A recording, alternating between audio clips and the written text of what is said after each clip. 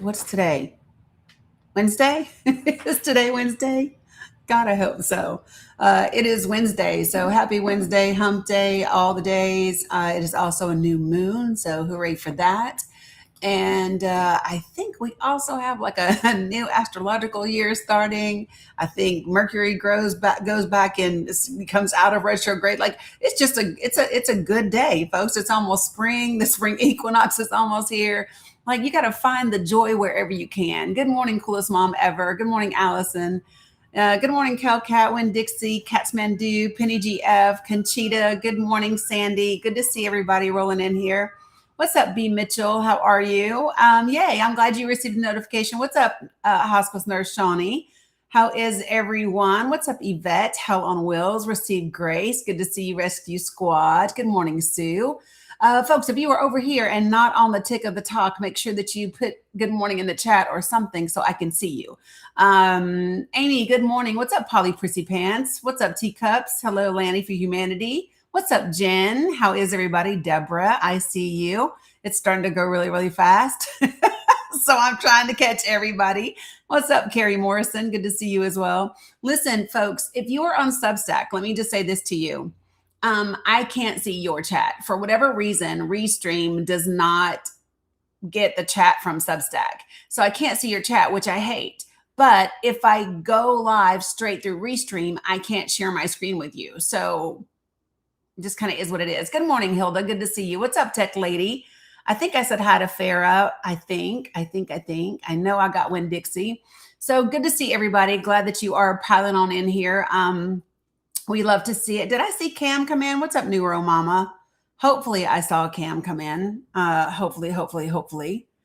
I hope so. But anyway, yeah. So if you all can't tell, you just got here. Love that. What's up, Cam? So if you can't tell, I'm in a good mood today as well as I was yesterday. What's up, David? Good to see you for several reasons. For several reasons.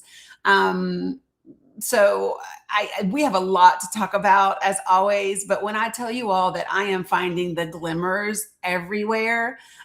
So one of the things that we talk about, what's up, Jen Yaya? One of the things that we talk about is with all of the crazy things that are happening in this world, find your glimmers, those things that make you smile, those things that make you happy, find them wherever you can, right? So you might find them. What's up, Taz? You might find them in the judge yesterday saying to the DOJ, yeah, Pam Bondi, you don't time travel and you did not properly whatever that it's called, put in Lindsay Halligan. And then the judge said, listen, the bottom line is still this.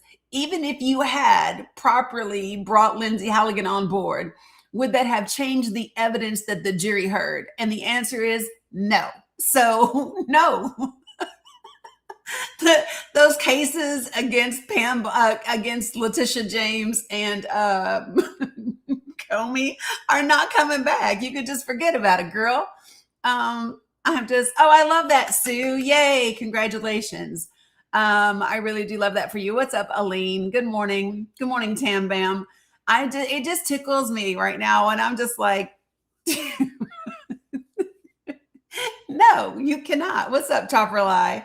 It just really tickles me. Hey, Carmen, because you all do realize this DOJ is absolutely off its rocker. Good morning, Chopper Lie. So let me also, I want to mention this. So if you guys do not follow Liz Oyer, her last name is spelled Oyer, Liz Oyer. She is the former, oh, thanks, Yvette. She is the former pardon attorney for the DOJ, right? And she tracks a bunch of cases and a lot of things that is going on with the DOJ. And Pam Bondi is attempting to, Pam Bondi, good morning, Triplet. Yeah, she is amazing. I told you. Oh, good morning, Angela. Love that. Yeah, she gives great commentary. She tracks lots of cases, and she follows a lot of the stuff that is happening in the DOJ. And one of the things that she mentioned earlier this week that I want to make you all aware of is that Pam Bondi, because she thinks, I don't know what this woman thinks. I really don't know. which, by the way, can I slap the Democratic Party for introducing articles of impeachment on her? Now is not the fucking time. It's not going to work right now. Stop it. But anyway, I digress. Okay, so here's the thing. So Pam Bondi is introducing a new rule that would basically make it so that DOJ attorneys could not be investigated. And this is significant because there are quite a few of them under investigation right now. Good morning, Veronica. Good morning, Theo. And so it really does matter. So here's the thing: there is a comment period that has to take place, and this is where the public can go to the DO website, the DOJ website. The public can put in public comment. You can express your concern. Oh, I love that. You already have received grace. I love that. And you can kind of let them know what your thoughts are. And so the public comment will be part of the record, which is great. The second thing that you can do is it is up to state bar associations. So an attorney must have an accreditation from at least one state bar in order to practice. So you can actually look up the DOJ attorneys. So like Emil Bovee and Pam Bondi and Todd Blanche. Like Todd Blanche is under investigation right now, as he should be. Good morning, Nini. And you can see what state bar association has accredited them. And you can actually write a complaint and file a complaint on their website based on their behavior in the courtroom and as part of the DOJ. And so if enough people do that and it becomes part of the record, then the State Bar Association does have to take action. So those are two things that I wanted to make you aware of, just so everyone knows these are the things that they are attempting to do. This is how we put it on the record. Good morning, Miguel. And this is how we stop things from happening. Okay. So I also want to start with a little bit of for me, it's joy. Maybe for some people, it might not be joy, but for me, it's joy. I'm sorry, I keep laughing, but in the Illinois primaries, AIPAC spent $7 million on two particular races and they lost.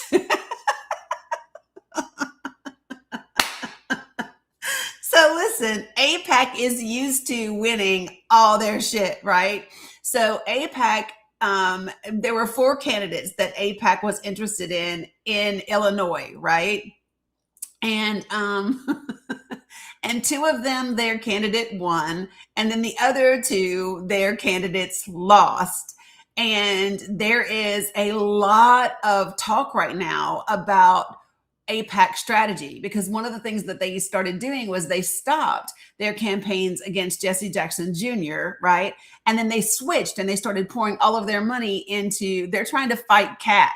Kat is a badass in Illinois that is running for office. And so they are trying to do their best to target Kat and take her down. And every time they try it, like they write emails using her name and she does social media posts reading the letters from AIPAC, which is just fucking fantastic in my opinion. I love it. So no, it's not about Kat's race. There were 4.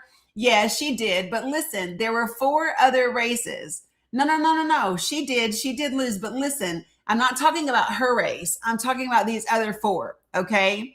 Yeah, Hilda, count it all joy. So let me give you these 4 other races really quickly. Not that one. As you all can tell, I have like a slew of things pulled up for you today. That one's not it. That one's not it. Wait, is it this one? Yes. I have so many things pulled up to talk to you guys about today. Good morning, Lisa. And yeah, Veronica, that's one of them. Okay, so listen. So 2 of AIPAC's supported candidates won their race, right? So Donna Miller, who's the Cook County Commissioner, she won her race. So listen, you have to ask yourself this question. Why is AIPAC interested in a county commissioner race? Because typically it's been a lot of Congress. Hey, Jay Nice, right? We know that AIPAC has owned Congress for a long time. Good morning, Red Hat. But the question now is, good morning, Visnut. What is AIPAC interested in a county commissioner position in Cook County? I'm just saying. So she won. And then in the second district, former Representative Melissa Bean won hers in the 8th district. But here's where it gets interesting. So they have gotten a lot of criticism from within the pro-Israel Democratic community. Okay. And in the 9th district, they spent $7 million to attack Evanston Mayor Daniel Biss, whose mother is Israeli, right? And he won. And the thing is, even though his mother's Israeli, he has been critical of Israel's actions in Gaza, even though previously he was willing to engage with AIPAC, right? So he's kind of turned that and said, you know what, affiliating with AIPAC is not a winning strategy. And maybe he also said, maybe a G site is a horrible thing and I shouldn't really deal with AIPAC anymore. Maybe he had that epiphany, but whatever it is, he has been critical of their actions in Gaza. Good morning, no going back. And yep, I know the confirmation hearing is this morning.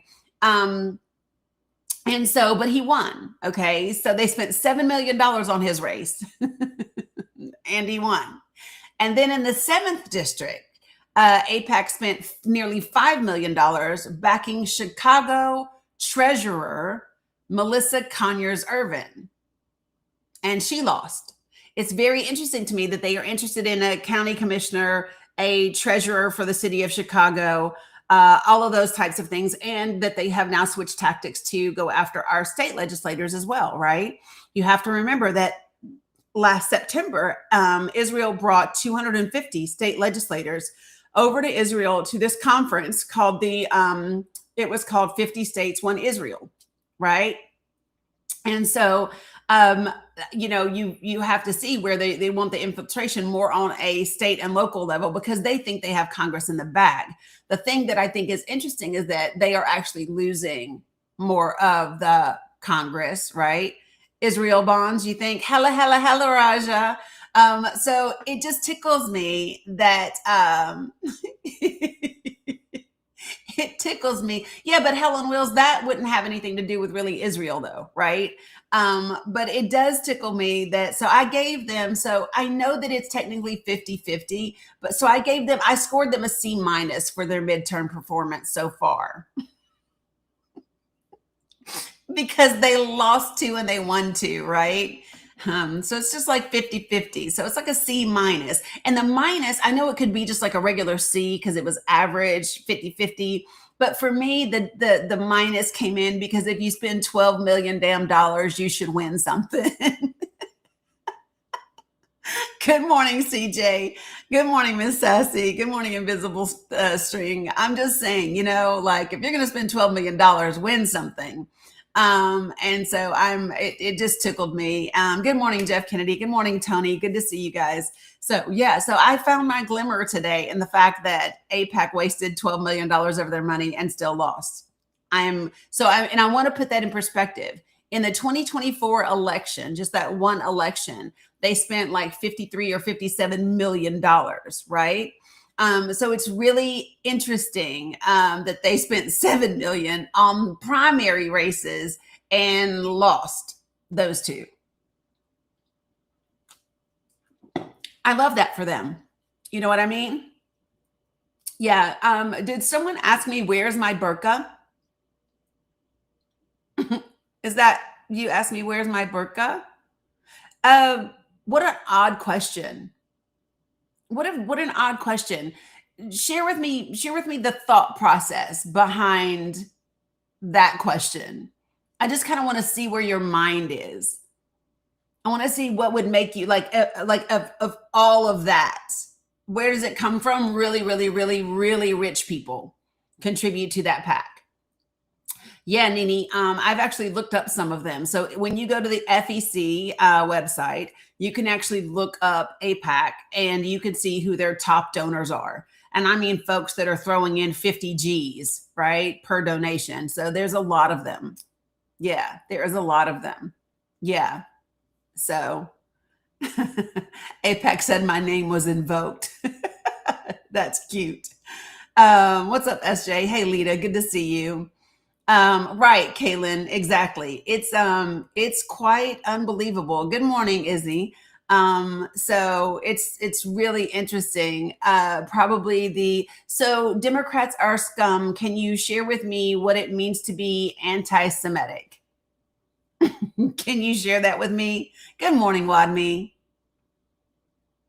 I'll even let you come up to the panel. Come on, Democrats are scum. Come talk to me today. Hi, Richard. Nice to see you. Richard says on Facebook, another lying demonic Democrat.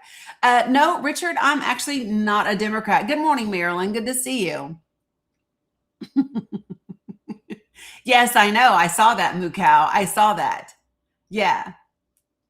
Richard, and can you share with me what your interpretation of demonic means?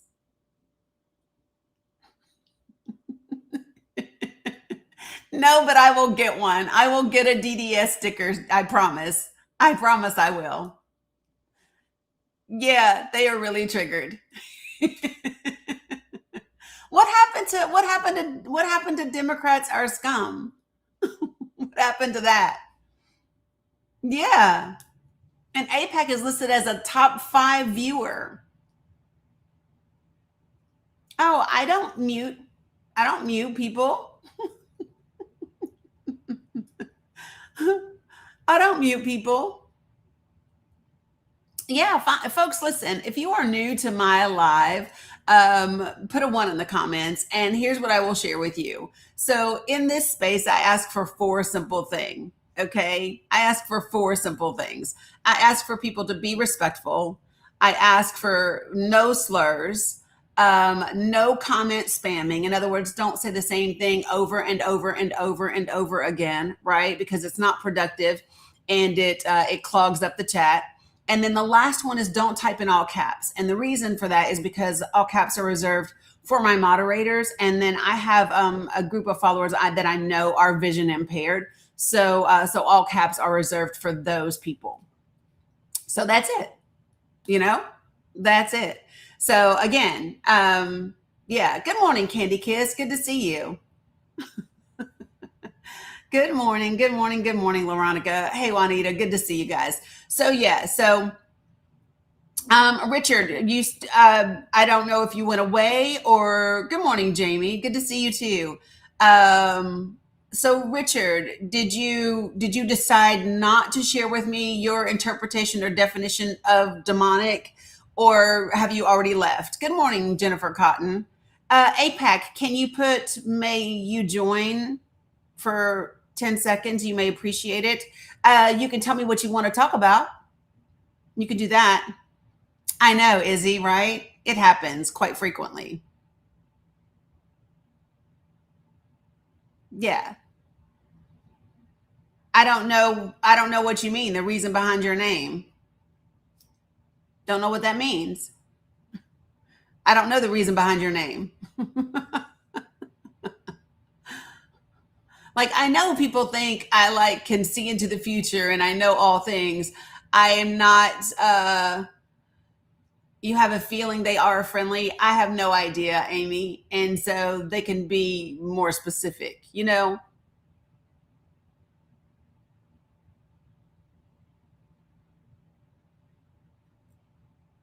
Oh, my laugh reminds you of Kamala Harris. Thank you, Ricardo. I appreciate that. I love that. I love the joy, right? Ricardo said, I would listen to you, but your laugh reminds me of Kamala Harris. Thank you. I love it. This is what Black woman joy looks like. Right. I appreciate the galaxy, APAC. Some people they cannot stand joy. Yeah. Well, Democrats, I see you're still here. You want to come on up? Come on. Come on. Come on, Democrats are joy. Look, I sent you an invite directly to you. All right, listen, APAC. This is the way that we're going to go. So I'm gonna let you come up to the panel. Just understand that I need you to follow the guidelines in this space. Okay, perfect. Mods, be ready in case this is not a friendly and we need to do something. You Asian Indian origin. I don't know. I don't know if that's a question, if that's like an accusation. Listen, APAC, the last person that said to me, "You'll love me," ended up crashing out and leaving after his bigotry was put on full display. So, so I don't know, but we'll see.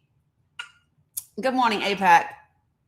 Hi, good morning. How are you? I'm fantastic. How are you? I'm doing okay. So I 35, New York. I did vote for Trump. It's if I just want to say this, right? Knowing what I know now about immigration in Iran, I wouldn't vote for Trump. But the reason I changed my name to AIPAC is so when I give people, the liberal hosts usually say, "Oh, thank you, AIPAC," and I'm like, "Oh, you're thanking AIPAC for fun." So it's a joke. It's a joke. I got it. Yeah, so, appreciate that. Yeah, and that's it. And that's all I wanted to say. Unless you had questions for me. No, I think it's in. I was laughing this morning because they spent $12 million in Illinois in the primaries, and they had 4 candidates that they were wanting to win. 2 of them lost, 2 of them won, and so I'm just celebrating the fact that they're 12 million in the hole this morning. So. Well, look, I mean, I'm conservative. I identify as conservative, but I do think that the Democrats will win the midterms. I'm not convinced that they would actually win the presidency, but I think that they will control the House and the Senate. So, can you share with me what is your definition? What does it mean to you to be conservative? Yeah, so I'm more aligned with the Republican Party as opposed to Trump. I think he's more of a populist, but for me to be conservative is to one, limit government, to lower taxes, to attract operating, investing, and financing activities from overseas to the U.S. I think with the AI boom, that's kind of necessary. So I do support like the One Big Beautiful Bill.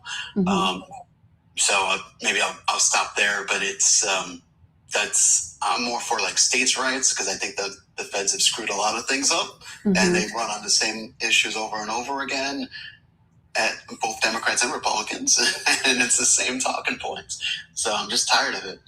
Empower the states. So let me share with you kind of maybe a different perspective. Okay. Yeah. So let me ask you first. When you say less government, which is what I hear a lot of Republicans say, do you believe that what this administration is doing is less government? I think it's a bit of both. It's less government, but it's also more aggressive. So I define less by how much money is actually, flowing in. But I'd rather that get allocated to the states. But we're losing money right now. We are drastically losing money, and appreciate you guys. And inflation is up.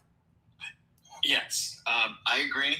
So I will concede a couple points here. I think that if the difference between a Kamala and a Trump administration is that under Kamala and Trump, we would have lost jobs because of AI, but under Trump, it's more significant because of the tariffs, right? So I'll concede that AI is disrupting a lot of industries. And I think the goal of this administration is one of an economic gamble. Right now, they're purposely trying to destroy the U.S. dollar to hurt our lenders. So we're $38 trillion in debt. Who does that hurt more? Japan, China. And that's why they keep investing in a lot of precious metals and digital currency because their hopes is that they can auction it off and then say, well, now that we reduce the purchasing power of the dollar, that hurts our lenders, and we can actually, auction gold, silver, and digital currency for more to get us out of that crisis. But I don't think it's going to pan out, especially before the midterms. So yeah. So I think for me, I don't see less government. I see a whole lot more money being spent in government. I have an issue with $175 million being bought for a plane. I have an issue with the insane amount of money that is going into ICE when 70% of the people that are in detention don't have criminal records at all, not here or anywhere else. And so for me, I don't see less government. I see more government. I see a whole lot more government than we've seen before, right? And I don't. For me, government isn't about how many people work in the government. It's about how much the government is infringing upon the rights of people, and maybe butting into where other people believe and function and live. And so I don't know that it's necessary for the government to do that, right? I don't think I need the government to tell me what I can or can't eat, or where I can and can't go, or any of those types of things. So that part bothers me. And I think the other part, I hear a lot of people talking about, and I've talked to a lot of Republicans who will talk about having less big government and giving things back to the states. And I would like to share my perspective and give you something else to think about. Okay.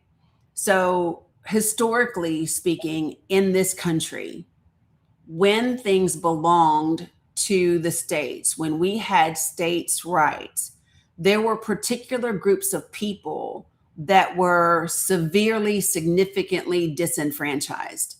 And there are groups of people in this country that the only way their civil rights gets protected is through the federal government. Without the federal government, women would still not be able to take certain classes, go to certain colleges, get credit, be able to buy their own homes. Without the federal government, we would have never had integration. We would still be segregated. We would have Black and brown people still not being able to go wherever they desire to go.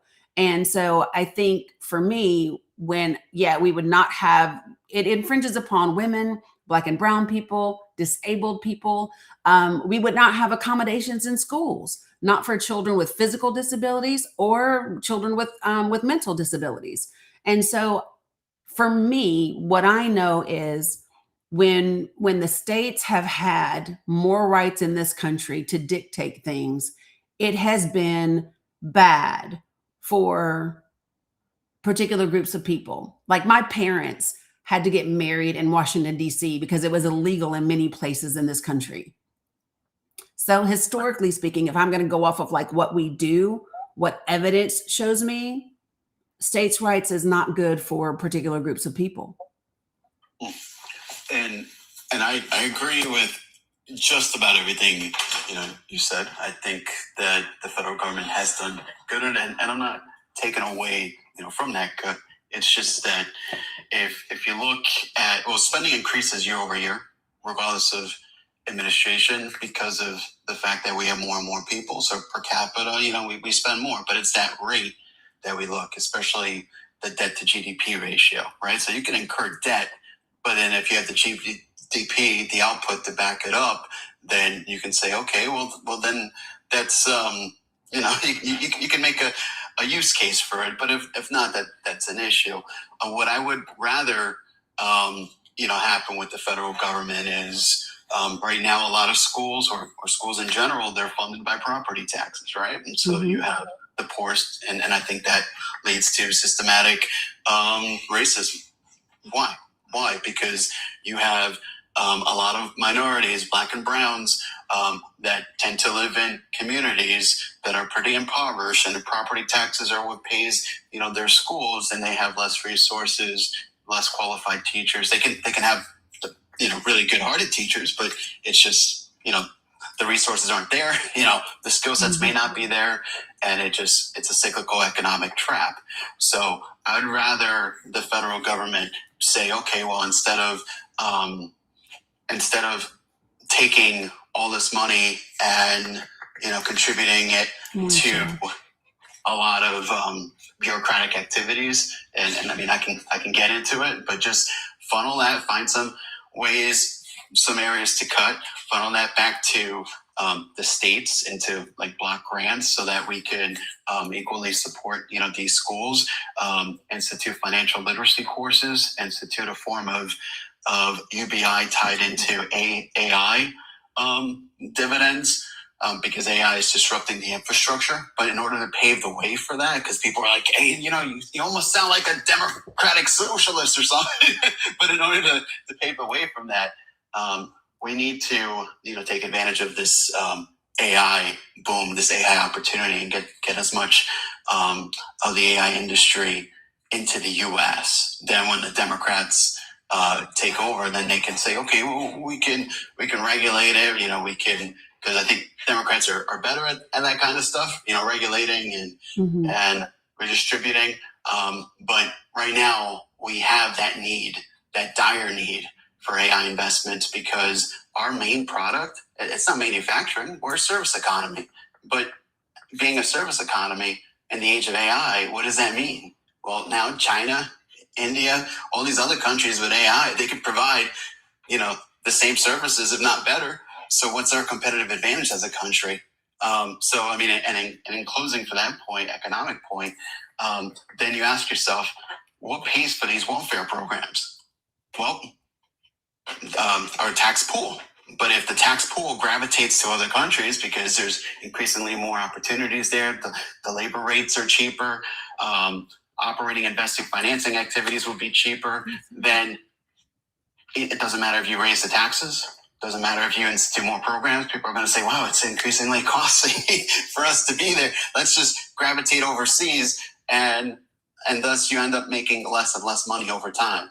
And I think that's why I'm Republican. I mean, it's, well, I shouldn't say I'm Republican, but I tend to align more with Republicans. But I'm a person who has voted Democrat. It just depends on the time that we're in. Right. So the thing that I would say is that one of the issues that we have with not properly funding education is states not actually allocating their dollars effectively and equitably across the state, right? So when we talk about funding education, obviously there needs to be more money put into education. But one of the things that happens, especially in rural communities tend to get 16%, and that's it. Across the board. And so what a lot of people don't realize, people think, and it is true, that historically what you will have Black and brown communities, but what you also have is poor white communities in there as well. You also have rural communities that are in there as well. And one of the reasons why you have Black and brown people in those communities is because of redlining, right? So it's not just Black and brown people choose to live in those communities.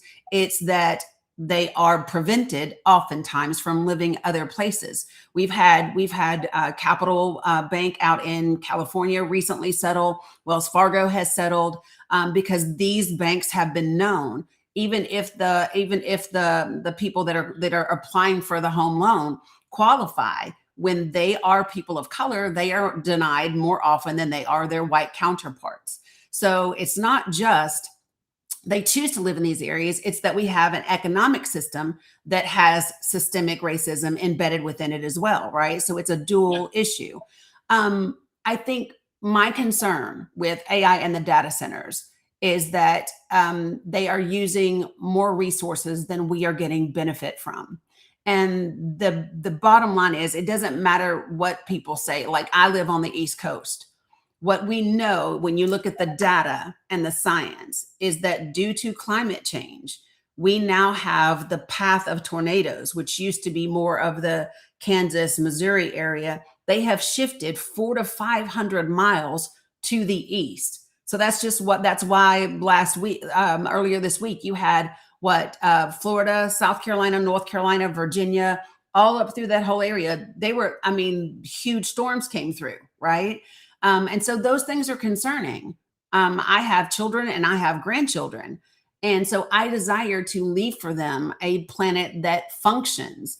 And if we do not properly regulate AI, it won't function. One of the other things that I think is a drawback to AI is how quickly it has made available to people the ability to steal other people's work. Like, even if you put in a watermark, right? People still can just literally with AI remove it just like that. That's concerning to me, right? And when you have an administration that wants a ton of deregulation, that's a problem. Another thing that bothers me is when we talk about not making it so difficult for companies. Again, I look at history. I know I'm assuming, which is not a great thing. I'm assuming I'm older than you, right? I'm 35.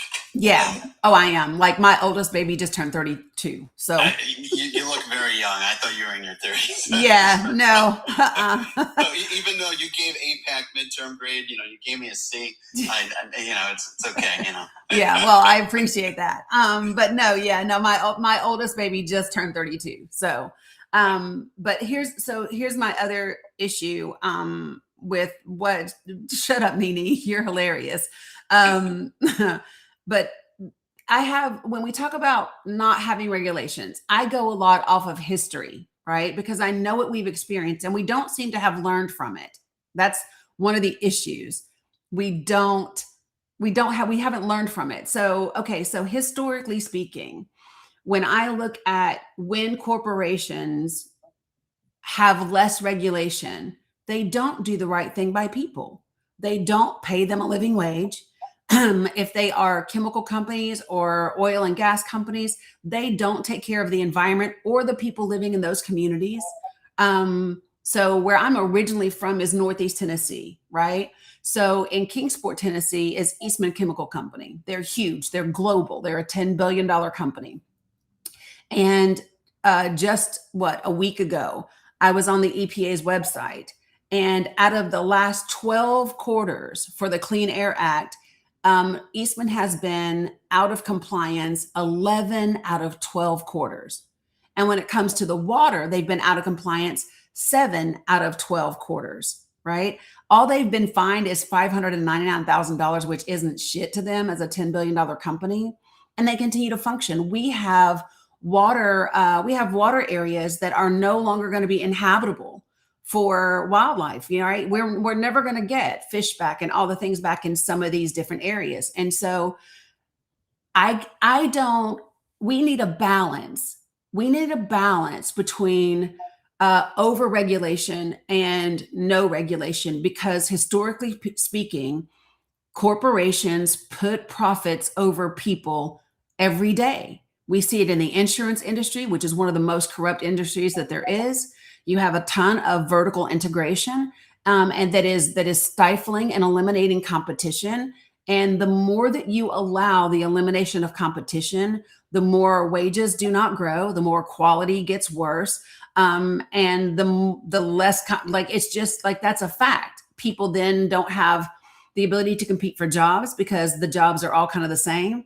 People don't get great benefits. People don't get good service. They don't get good quality. And we have that in some of our main industries in this country. We have it in healthcare. We have it in insurance. We have it in big tech. We have it in manufacturing. We have it in car. We have it everywhere. So I just see us going down a path that in the early 80s, we knew better. Like I remember when the government broke up MCI. You're way too young to know anything about that. But I remember when AT&T, which was Ma Bell at the time, and they were gonna all merge, and the FTC said absolutely not, because it would have been a complete domination of the. You remember Vashti? See, so yeah. I just have real concerns about the direction that we're going when we don't, at the same time. I'm for technological advancements but not at the expense of people or the environment. We have to have a balance, and currently we do not. We don't have a balance. Yeah, I agree. I agree with a lot of what you said. But here's the thing that I think is missing, respectfully, and I'm curious to hear your thoughts. I agree that trickle down, and this is someone who identifies as conservative, but I agree that trickle down doesn't work, right? Which is an inference I made based off of what you said. And here's why. Because it used to work in the 1970s, but then what happened? Well, the tax rates were already lower for corporations, but more importantly, globalization is a key factor. And now, if this were a domestic economy, it would work. But we're not a domestic economy. We're an international economy. So what tends to happen, especially with these multinational companies, which by definition operate in multiple countries, they can offshore labor. They could set up, plants, distribution, manufacturing, assembly centers elsewhere, and they could just allocate that money overseas. But here's a short-term solution for it. Because you correctly said, and I think you would agree, that even with the Tax Cuts and Jobs Act, what happened? The money went into not so much that the U.S. worker, but it went to the shareholders, right? Mm-hmm. So then, what I would say is this, and this is why financial literacy, I think, is so important, because we have half of a population that isn't really invested in stocks and bonds and here's an example. My grandmother has a portfolio, $130,000, and she makes $9,000 a month. Yeah, but that's because she's retired and she has lived life, and that's a different space for her to be in. Your grandmother's house is most likely paid off, correct? Yeah, no, but this is different. This is different. What I'm saying is this: if the money is going to go to the shareholder, because that's who the company is beholden to, the shareholders, if it's publicly traded, then become a shareholder. Right, but here's the thing. Become a shareholder. But the way that you say that, as if it is supposed to, like it's just that easy. Your grandmother's in a position when you say she makes $9,000 a year. Yeah, but her house is most likely paid off. Her car is most likely paid off. Yeah. But so let me also say this. Okay, when you said it used to work in the 70s because the tax rate was lower on corporations, it wasn't. In both the 70s and the 80s, the tax rate was between 46 and 48%. Right. It was the same. Today, it's a flat tax rate of 21% for corporations. So the tax rate on corporations is half today of what it was in the 70s and the 80s. Trickle down has never worked. And I'm someone that was born in the early 70s and lived her life through the 80s. Can I? Wasn't the top marginal rate in the 1970s 70%? No. You're talking about under Eisenhower. Hold on. No. Because it went from 70 to 50, and then it started. Yeah, no. In the 70s, it was 48. It was 52.9 in the 60s prior. But give me 1 second. I mean, it's not going to refute your point. I don't think it's no, just, but this is my point. So, yeah. So, So the 70% figure refers to the top individual tax margin, the individual marginal tax rate, which was at 70%, and that was in like 65. But that was not the corporate rate. That was an individual tax rate, yes. Right? Yeah, but that wasn't for every single person. And we didn't have millionaires. We didn't have billionaires and trillionaires in the 60s. We didn't have billionaires and trillionaires in the 60s. The day that we live in now is completely different. And so when you look at the highest it's ever been on corporations is 52 to 53%. That's the highest it's ever been. And today it is less than half of that. And I completely agree. So I'm in favor of a higher individual tax rate, but I'm in favor of a lower corporate tax rate. I'm not, because let me tell you why. Hold on. I'm sorry. I don't mean to interrupt, but You're fine. I'll tell you why I'm not okay with it. Because what happens is you have corporations like Walmart, like car dealerships, like manufacturing, whatever you want to say, huge corporations. They get these lower tax breaks. They do not pay a livable wage to their employees. those employees then rely on the federal government to make up the difference because they are working, but now they still need governmental assistance, whether that is WIC, whether that is SNAP, whether that is Medicaid, whatever it is, because they are not being paid a livable wage. So those corporations are getting a tax cut on the front end, and then they're having the government supplement what they're not paying their workers. Absolutely not. They do not deserve to double dip at the expense of the people. Yeah, I look, I get what you right. So it's rich are getting richer, poor getting poorer, right? I don't believe that there should be billionaires, right? And I think if capitalism had, you know, had a bunch more moral people and more competition, that wouldn't exist. But but hear me what I'm saying. When you say if it had more competition, so in order for us to have more competition, so in my opinion, this is what I think. So I think when the Democrats win the midterms and we have a Democratic majority in Congress, and let me just say, I'm not a Republican or a Democrat. I am, the way that I would define myself is I am absolutely a progressive populist. I believe that we should have, our government should work for absolutely everyone, whether regardless of your race, your religion, your who you love, how you love, whatever you do, like your zip code. I just don't care. We are all in this together, and so everyone deserves to have a government that works for them, right? So that's what, for me, that's what it means to be a populist. I don't believe Donald Trump is a populist because he favors corporations and stupid rich people, right? Not even rich people. They are stupid rich people, right?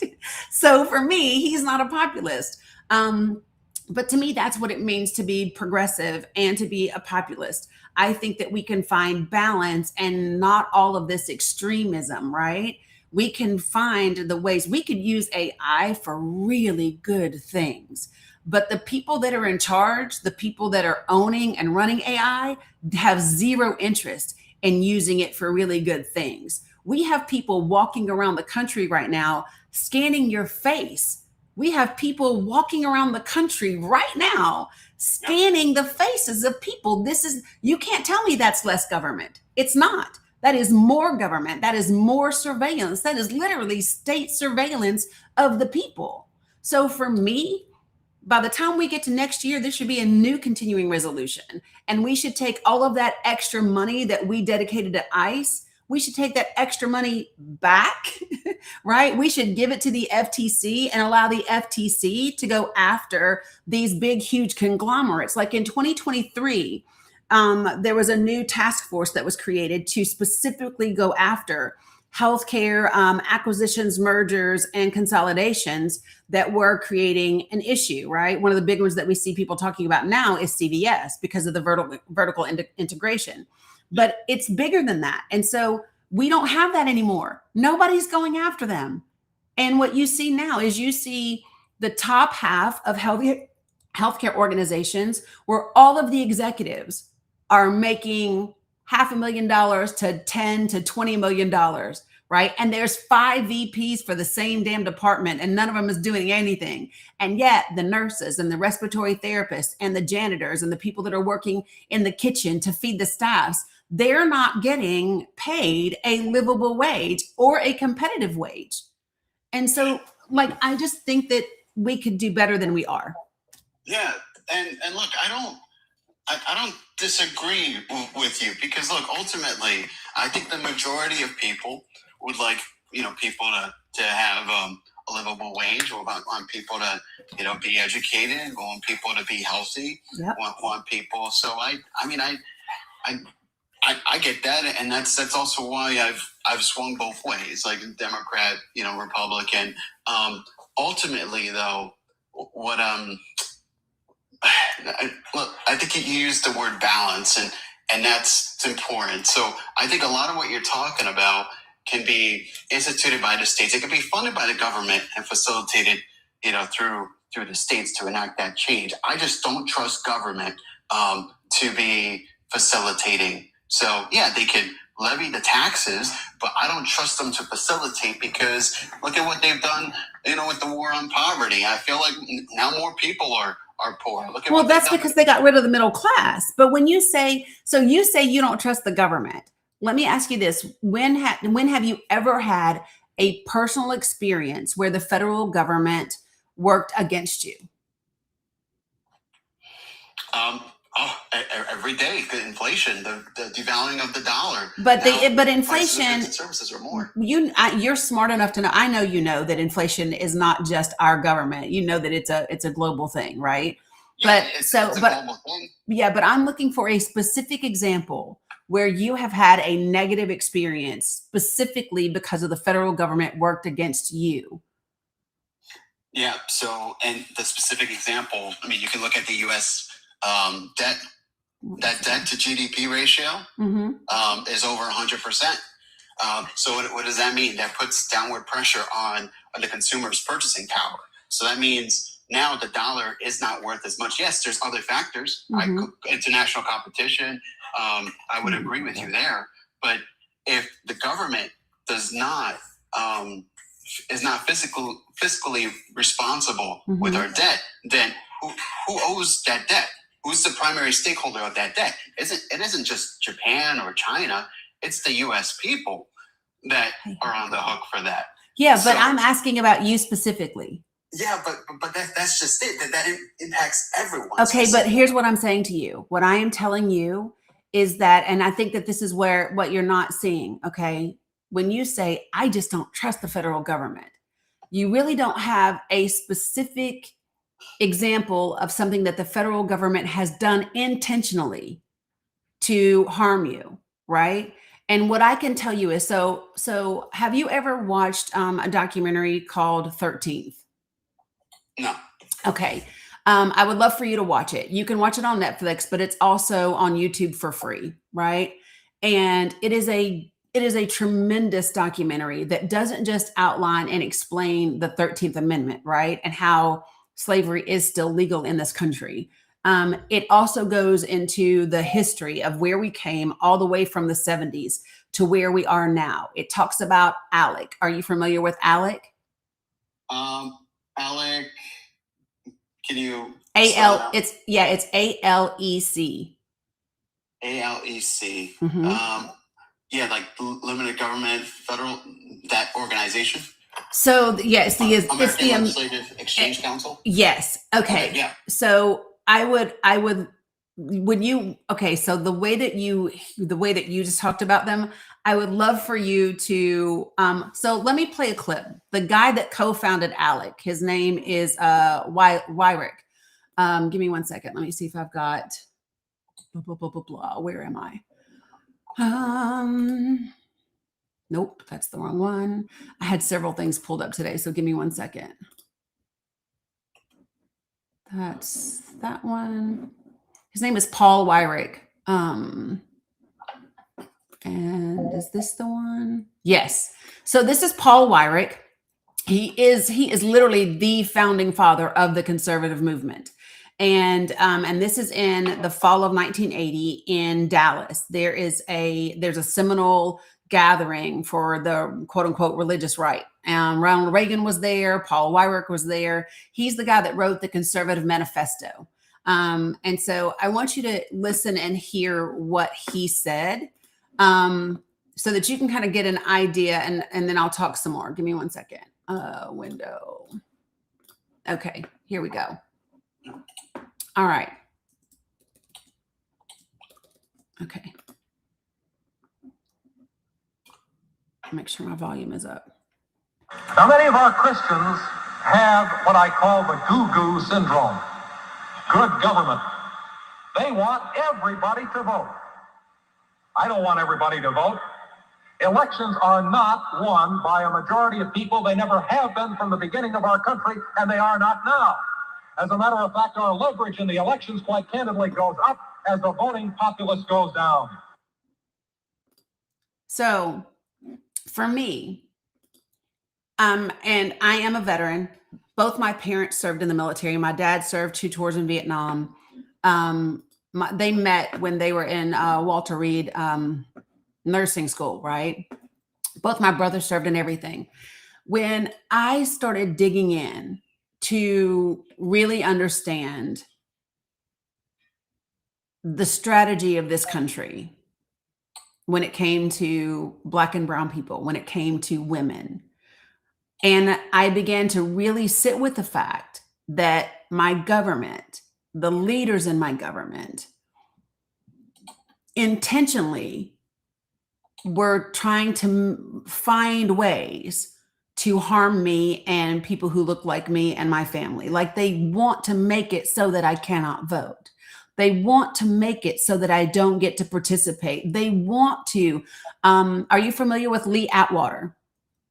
Name sounds familiar, but not He is one of the most prominent Republican consultants that ever lived. He worked for Nixon. He worked for Reagan. Like they adored him, just like Paul Weyrich, right? So for the person who asked me in the comments, that is Paul Weyrich. Buenos dias, Mr. Barrios. And so I want to play this for you.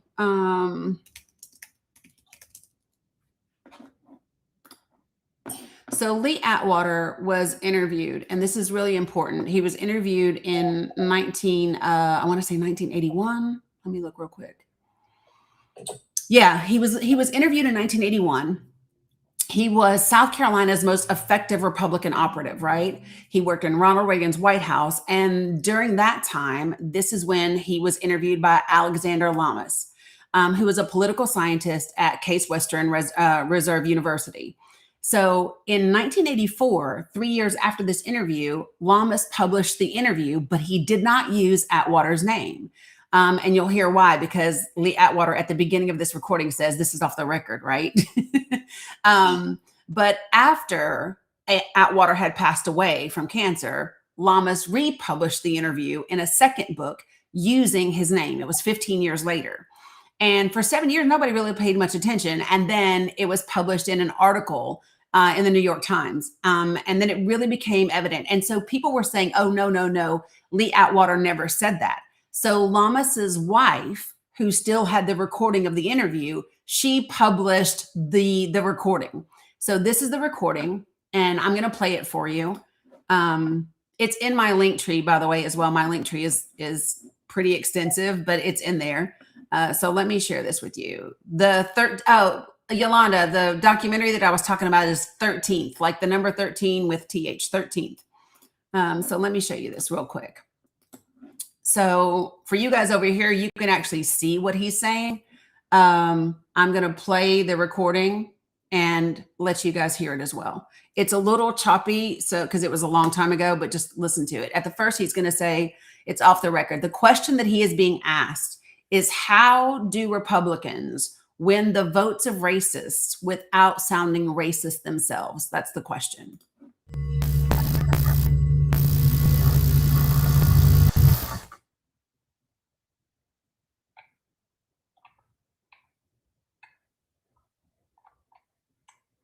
And here it comes. And I appreciate you listening. Here's how I would approach that issue as a statistician or a political scientist, or no, as a psychologist, which I'm not, is how abstract you handle the race thing. In other words, you start out, and now y'all aren't quoting me on this. All right, I won't do it. You start out in 1954 by saying nigger, nigger, nigger. By 1968, you can't say nigger. That hurts your backfire. So you say stuff like forced busing, states' rights, and all that stuff. And you're getting so abstract now. You're talking about cutting taxes, and all of these things you're talking about are totally economic things. And the byproduct of them is blacks get hurt worse than whites. And subconsciously, maybe that is part of it. I'm not saying that, but I'm saying that if it is getting that abstract and that coded, that we're doing away with the racial problem one way or the other. You follow me? Because obviously sitting around saying we want to cut taxes, we want to cut this, and we want is much more abstract than even the busing thing, and a hell of a lot more abstract than nigger, you know. So anyway. When I heard that he was talking about it, you start out in 1954 by saying N-word, N-word, N-word. but by 68 you can't say that. So you say things like forced busing and states' rights. I really would love for you to understand that from my perspective, states' rights for me is a dog whistle. And for many people in this country, states' rights is a dog whistle for racism. And that because historically that has been accurate, that has been the experience. And I just want you to fathom being me, someone who served her country. My dad died at the age of 32 after 2 tours in Vietnam from lung cancer from the Agent Orange, right? And I'm listening to a man sitting in the White House, and he's telling me how they intentionally win the votes of racists, and they know that it's going to harm people who look like me. It is really, really hurtful when you understand that a country that you're willing to die for hates you so much that in the highest office of the land, they are still working to cause you harm.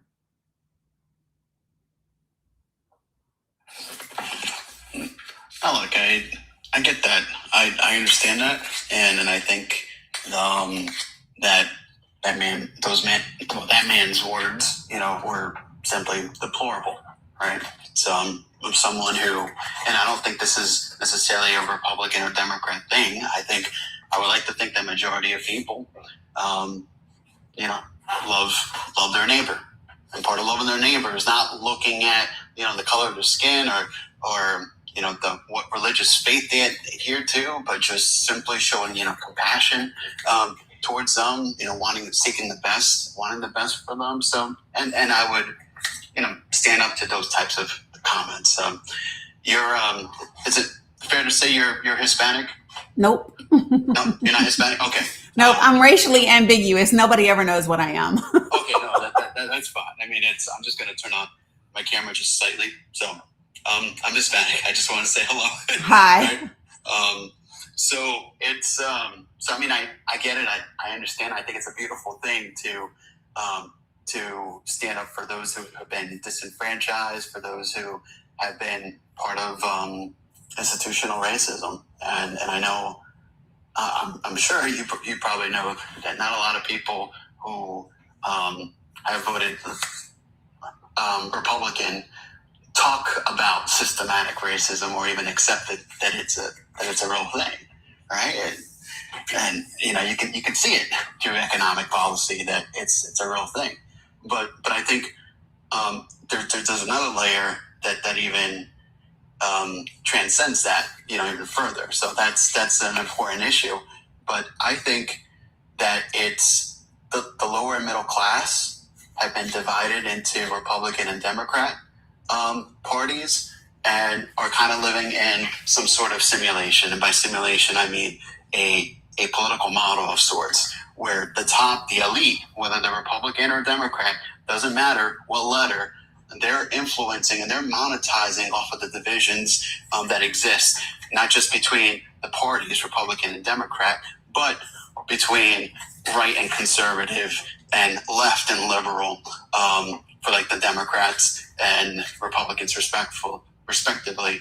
So, and I think that's just something that we should be aware of. So, I mean, I get what you're saying. But what's the tool that they used? What is the tool that they used to divide the lower and middle class and have them cause and split sides? What's the tool that they used? So I want you to think about the last decade in politics. I want you to think about the political rhetoric for the last 10 years in politics. And because for me, there are two tools that have been used specifically to divide people. Yeah.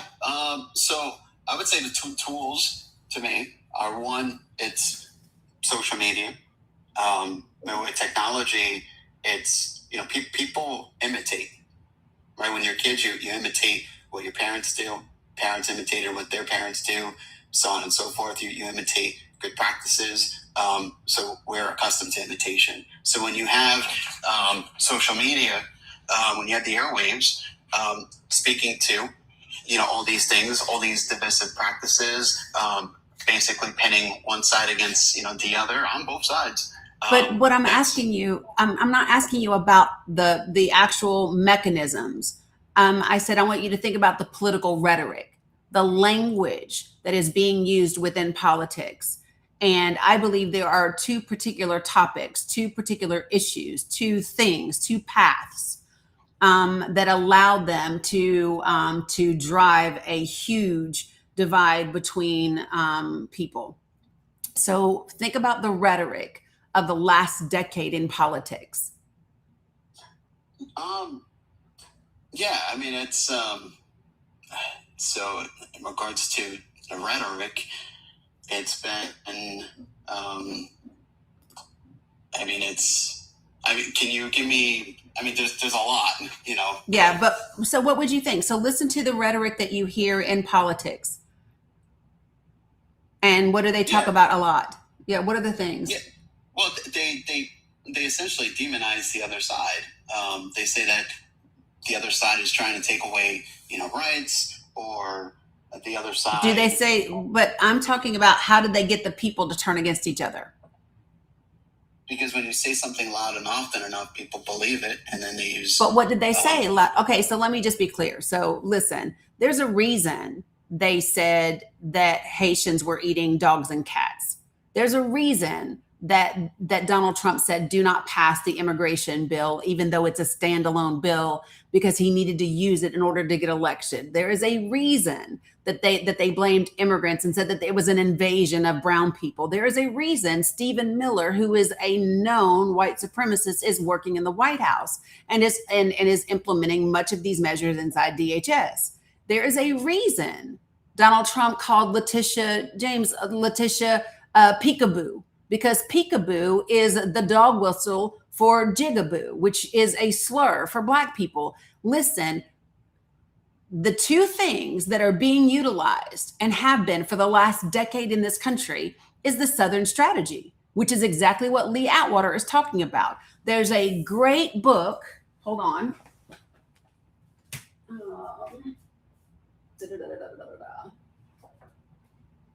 Oh, here it is.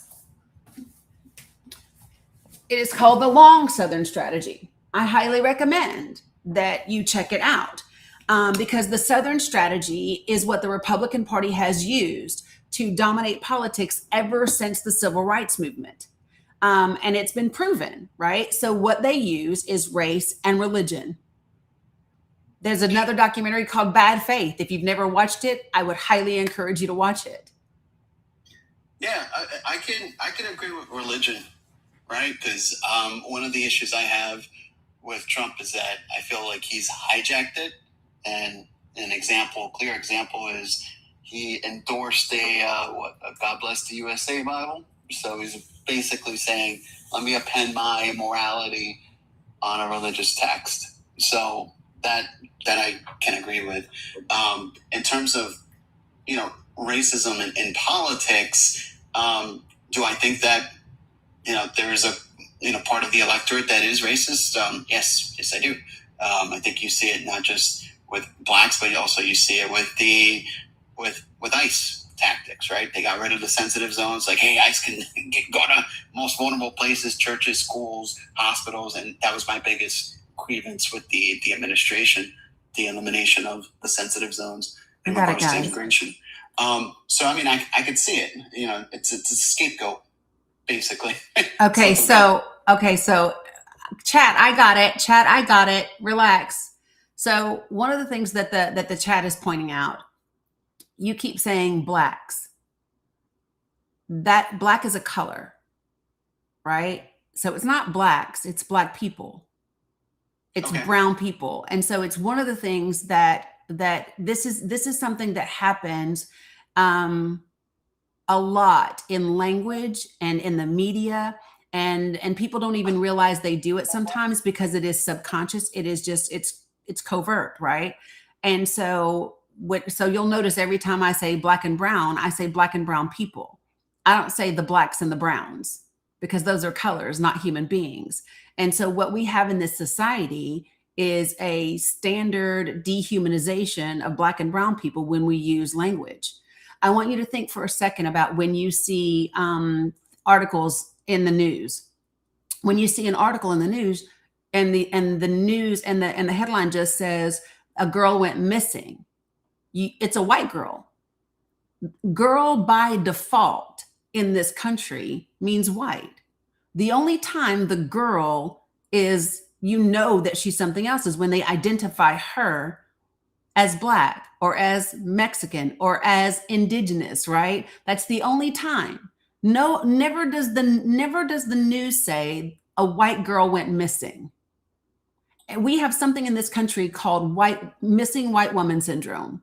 If you've never read any studies on it, I highly encourage you to do that. White women they make it into the news cycle more often when they go missing. They not only make it into a news cycle, they typically stay in a news cycle longer. Like I can demonstrate things. I'm just watch, for example. So folks in the chat, can you name for me, what's the name of the little girl that used to do pageants that went missing? What's the name of the little girl who used to do pageants that was missing and then was murdered? Look at the chat. They know her name, right?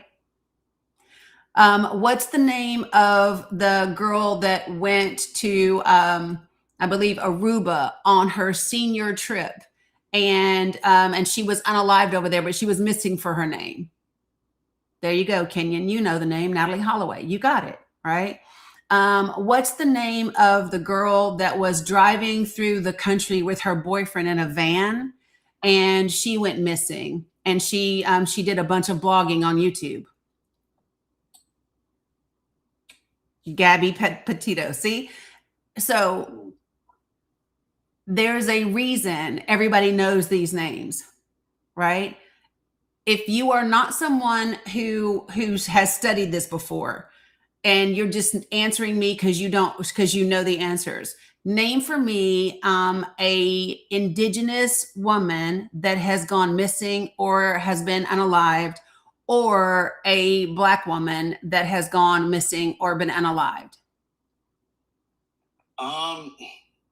I mean, that would be tough because it's not in the airwaves, as much. But it's not in the airwaves at all. Yeah. Right. Well, so no, so those are Black women unalived by police, and that's the only reason you know their names. The only reason you know their names is because they were unalived by police, but that's not them going missing, right? That's why in May I do a whole week where we talk about missing and MMIW. It's missing and murdered indigenous women, because it is an epidemic in this country. So let me I agree with you.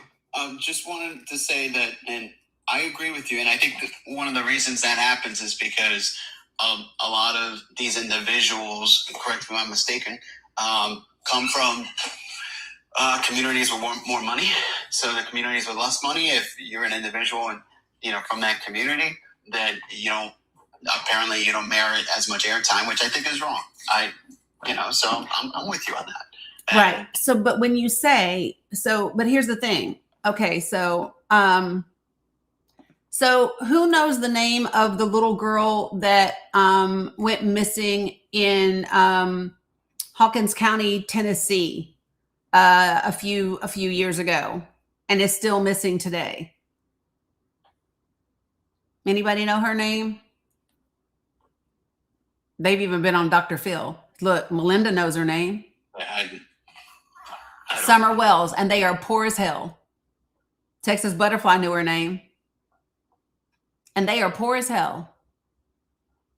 Summer Wells, that's her name. Shantae said Summer something. See?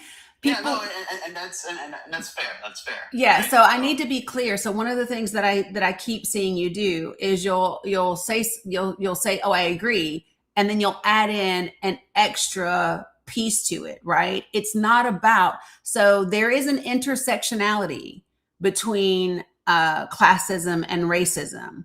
However, classism has never been the foundational issue that is an issue. So poor white people, if they're poor, it's not because they're white. They're just poor because of classism, like the rest of us. Right? And so there are layers. And so I think that it's really important that we don't say, you think that there are some racist people. We have to start to understand the difference between overt racism and covert racism. And one of the things that I want to point out is you said, that, yeah, there are racist people, and you said even blacks. But black people cannot be racist by definition. Well, I never said blacks were racist. I never made that claim. Yeah, you did. I mean, you said blacks, and then you went on to mention ICE and some other people. You did. No. I said that they're targets, right, of racism. So I said blacks and the people that ICE are targeting was my comment. I never said blacks were racist. Okay, so black people, do you know why I say that black people cannot be racist? No, I don't. Okay, so there is a wonderful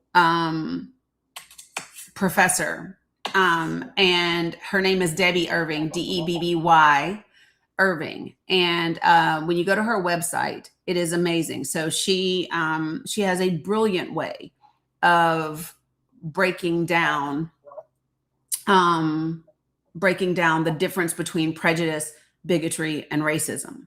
Okay. So prejudice, everybody has prejudice, right? It's a prejudgment on groups of people that you do not know before you get to know them. So we all prejudge, right? Hey, Nance. Hey, Gloria.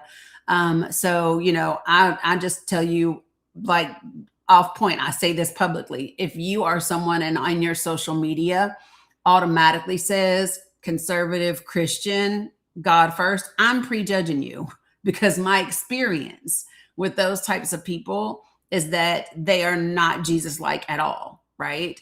My same thing, if I'm driving to town and I see a big ass pickup truck that has an American flag and a Trump flag, I am prejudging you, right? And that is based off my experience. So that is prejudice, and we all have prejudice, right? There is no power dynamic necessary to be prejudiced. Bigotry is a step kind of above or down, however you look at it, different than prejudice, because bigotry not only prejudges, but it has ill intent behind it. You want something bad to happen to that particular group of people. You vehemently do not like them. You are hostile towards them. There's a little, like, there's something extra to it. But again, there's no power dynamic.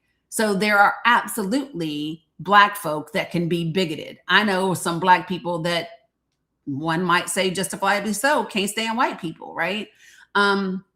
So anyone can be bigoted because there's no power dynamic necessary. The thing that is different, hey, the senior May, he's been very respectful and he's been really engaging in the conversation. So be respectful to him. Okay. So racism is different, because what racism says is you can take your prejudice and or your bigotry, and you have the power to put that into policy or into law. And in the United States of America, the only racial group that has ever had that power has been white people. And that's why Black people cannot be racist, right? Only white people can do that because of the power structure that is involved. And so that's the difference and the distinctions between prejudice, bigotry, and racism. They are not the same thing. Does that make sense? Yeah, no, that makes sense. And I guess, to the point, because I've been reading some of the comments on the chat. Just look, I understand. I'm not gonna know it all. Yeah. Right. I'm on these panels for educational, purposes. Yeah. Because there's always something to learn from people, especially someone who, may not be like-minded in some areas. And I think that's a good thing. Yep. Right. So, agreed. And I just hope, and I guess in closing, that it's, there's going to be things I say that are wrong. There may be some things that I say that, people find, to be deplorable. And, I would apologize for that. But at the same time, I mean, this is how people move. This is how people learn, 100%. grow, become better. Yeah. So Yeah. If I didn't think that you were listening and taking it in, right, we wouldn't still be having this conversation. What happens sometimes is so this is how I run my panels all the time, right? I will take time and discuss anything with anybody, always. And sometimes folks join my lives and they're not used to the way that I run my panel. And they are used to, within 5 minutes of someone talking, making a judgment about them and saying, get this guy off your panel. He doesn't really mean it. He's not here for this. Da, da, da, da. Because that's how a lot of other people run their panels. It's not how I run mine. And so for me, it's important to be able to have conversations and not be attached to the outcome. So the things that I would offer you to go watch the documentary 13th. Like really watch the documentary 13th. There is another documentary called An Uncomfortable Truth with Loki Mulholland that is fantastic as well. I would start there, right? And I think it would give you a different perspective because and I would also offer to remember that when you do talk about Black and brown people, make sure that you put the people behind it, because it is something that dehumanizes. So, like, for example, I tell this a lot. My mother hates Donald Trump. She cannot stand his ass at all. And I had to have a conversation with her. And this was during the first administration. And I said, Mom, listen, I said, I will not call him Cheeto. I will not call him orange. I won't even call him 45. And the reason why I won't is because 45 is a number, orange is a color, and Cheeto is food. None of those things have a spirit or a soul. None of those things are a human being. And when we begin to speak about each other using language that dehumanizes, we give ourselves permission to think, to treat people like they are less than human. And that is how we got people enslaved. So it's just a good practice to always remember. You might be a shitty person, right? Like an individual might be a horrible person, but at the end of the day, they are still a person. So I got to be really careful about language, you know? And that's fair. And I guess, in that vein, like I would refer to like white people as, as whites sometimes. I'm not saying that that's, correct or incorrect. I'm just saying that that's just kind of like how I'm used to. I mean, I'm correct with the term, Black people, but I mean, I commonly use, whites when I'm, referring to like the white population, and it's not to be denigrated to them in any, way, shape, or form. It's just that it's just how I was, taught. Mm-hmm. But I mean, it's just because we're taught something doesn't mean, that it may, be accurate. So. Yeah. So, I mean, and so let me just share. So it is what I find is when I'm having conversations with people within the Latinx community, it is different. Because like statistically in this country, you are included in the demographic category of white, right? So FBI statistics, you're included in white. That's why you'll see some information that says white only, right? And it doesn't include an ethnicity, right? Not Hispanic. Black only, not Hispanic. So in this country, your community is included in the white population. And I don't expect for you to have the same awareness and the same knowledge base of systemic racism in this country because you would have experienced it differently. And so the reason I'm offering it to you is because it is going to stick out to other people. If you do, whether you're saying white or whether you're saying blacks, whether you're saying browns, it would literally be, they are not whites. They are white people. They are black people. They are brown people. And if we don't put the people in it, whether we realize it or not, subconsciously, it takes away from their humanity in the conversation.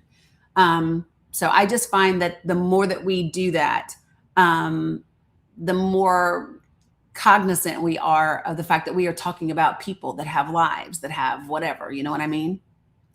No, that's fair. And honestly, I'd be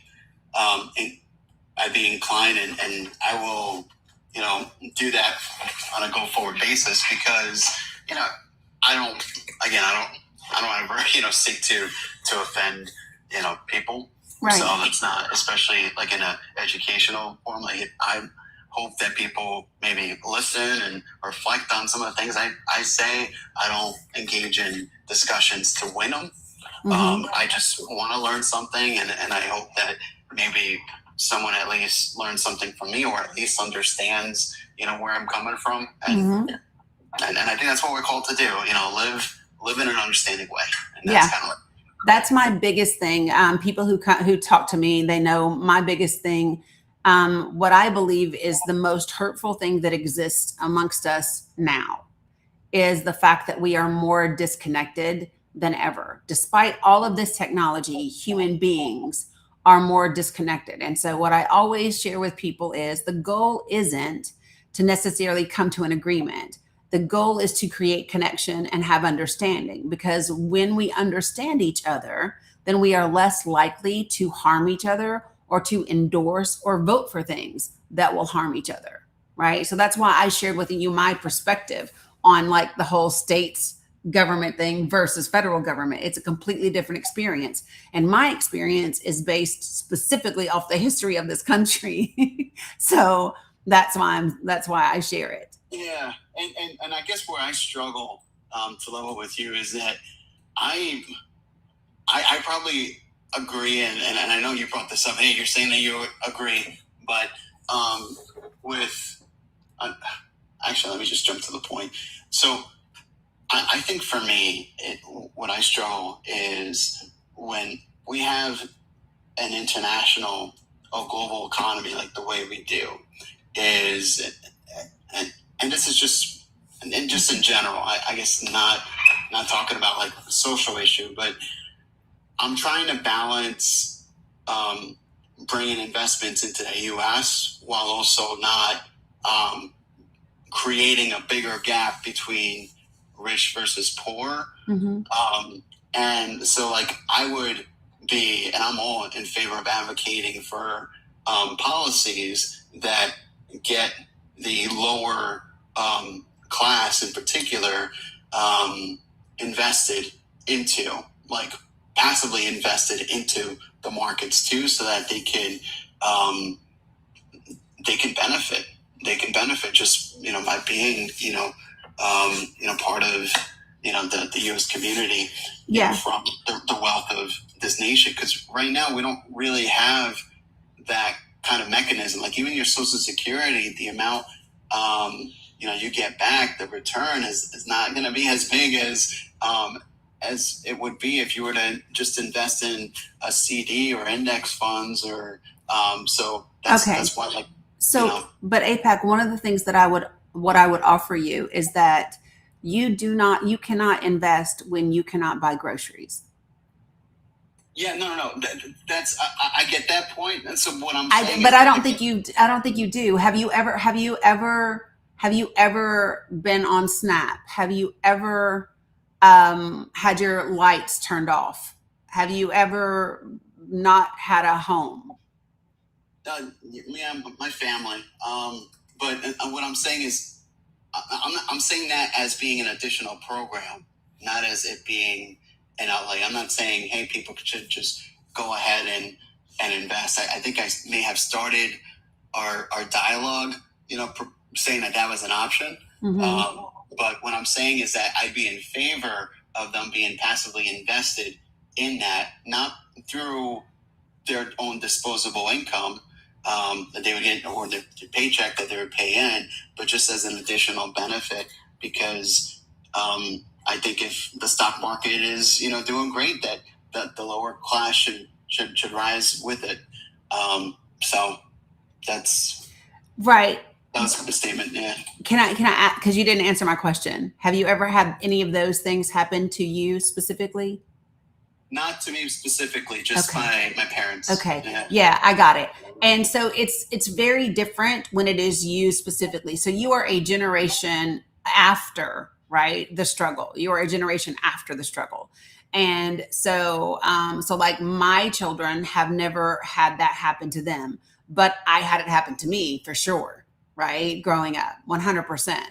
And so I think that there is, and keep in mind that when it happened to me, we had a middle class, right?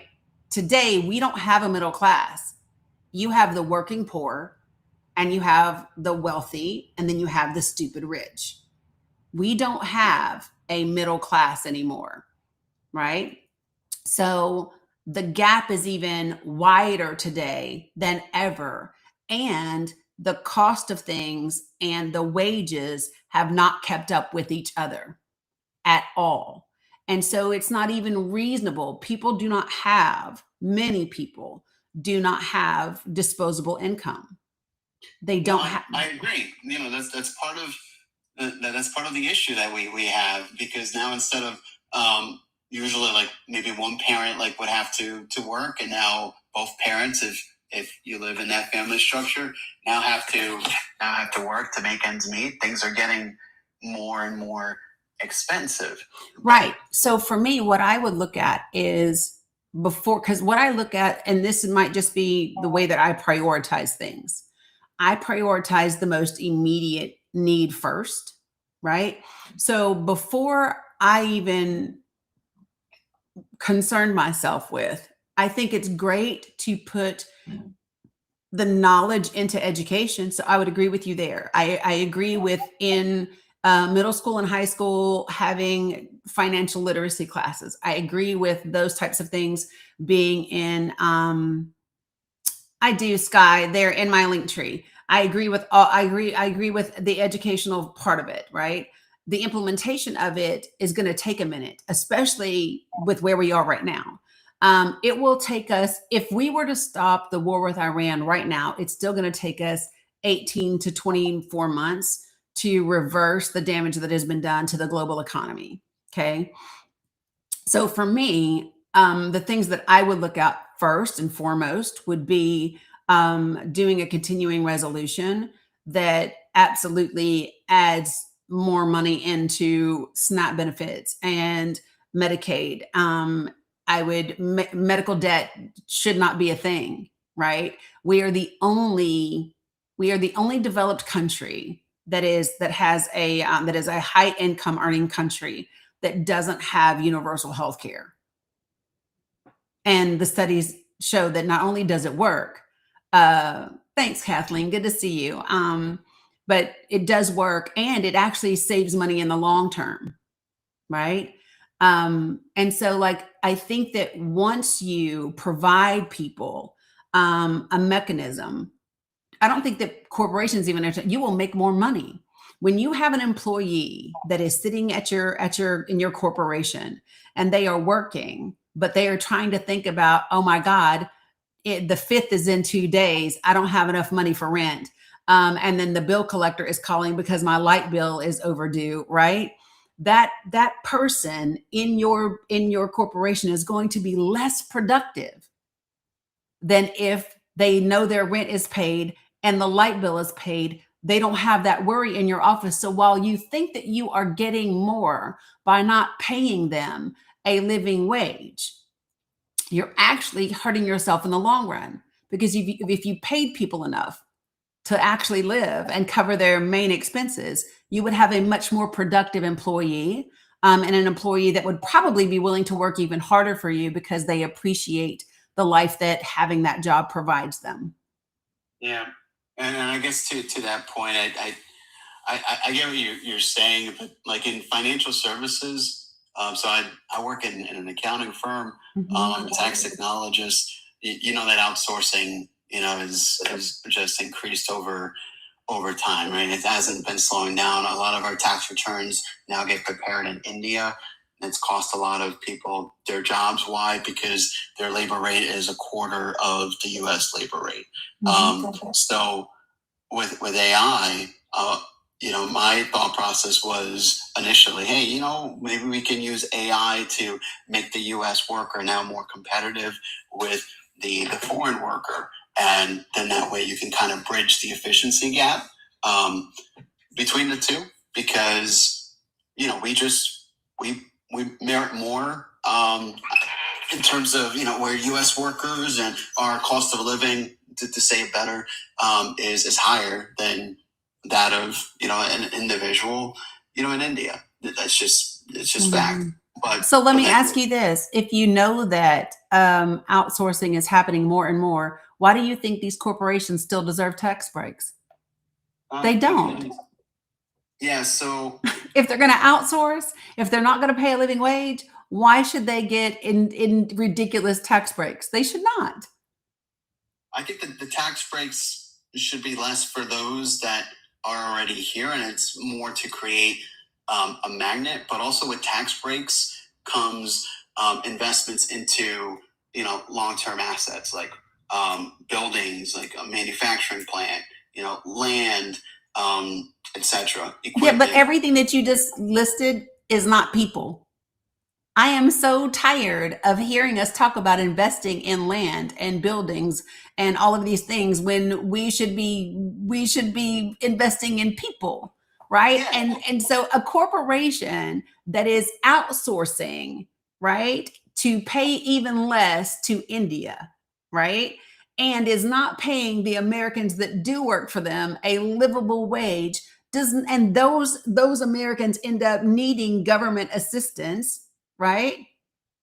Yeah. Why does that corporation deserves nothing? Now they're not just double dipping; they are triple dipping. Yeah. No, that's look. I agree with you that that a better model, or at least in my opinion, a better model would be to have credits and deductions that can bring the tax rate down lower, as opposed to reducing the rate as is. So, for example, let's just radical example, but if the corporate tax rate was 50%, but you invested in the U.S. worker, then that could bring your effective tax rate all the way down to like 15%, because of you're engaging in activities that are pro U.S. worker. But it's just I don't think it tackles the main concern and the main issue, that the cost to do business in the U.S., even though we have the consumer base, is just higher. So I think the answer is, how do we tackle the rising costs? Not necessarily how do we increase revenue or outlay, because if you tackle the cost, so if milk were like $4, $5, $6 a gallon, it continues to go up. If it were $1 or $2, then we wouldn't really have that issue. Yeah, so you're still focused on the product and not the people, right? You're still focused on the product and not ensuring that people can buy what they need, right?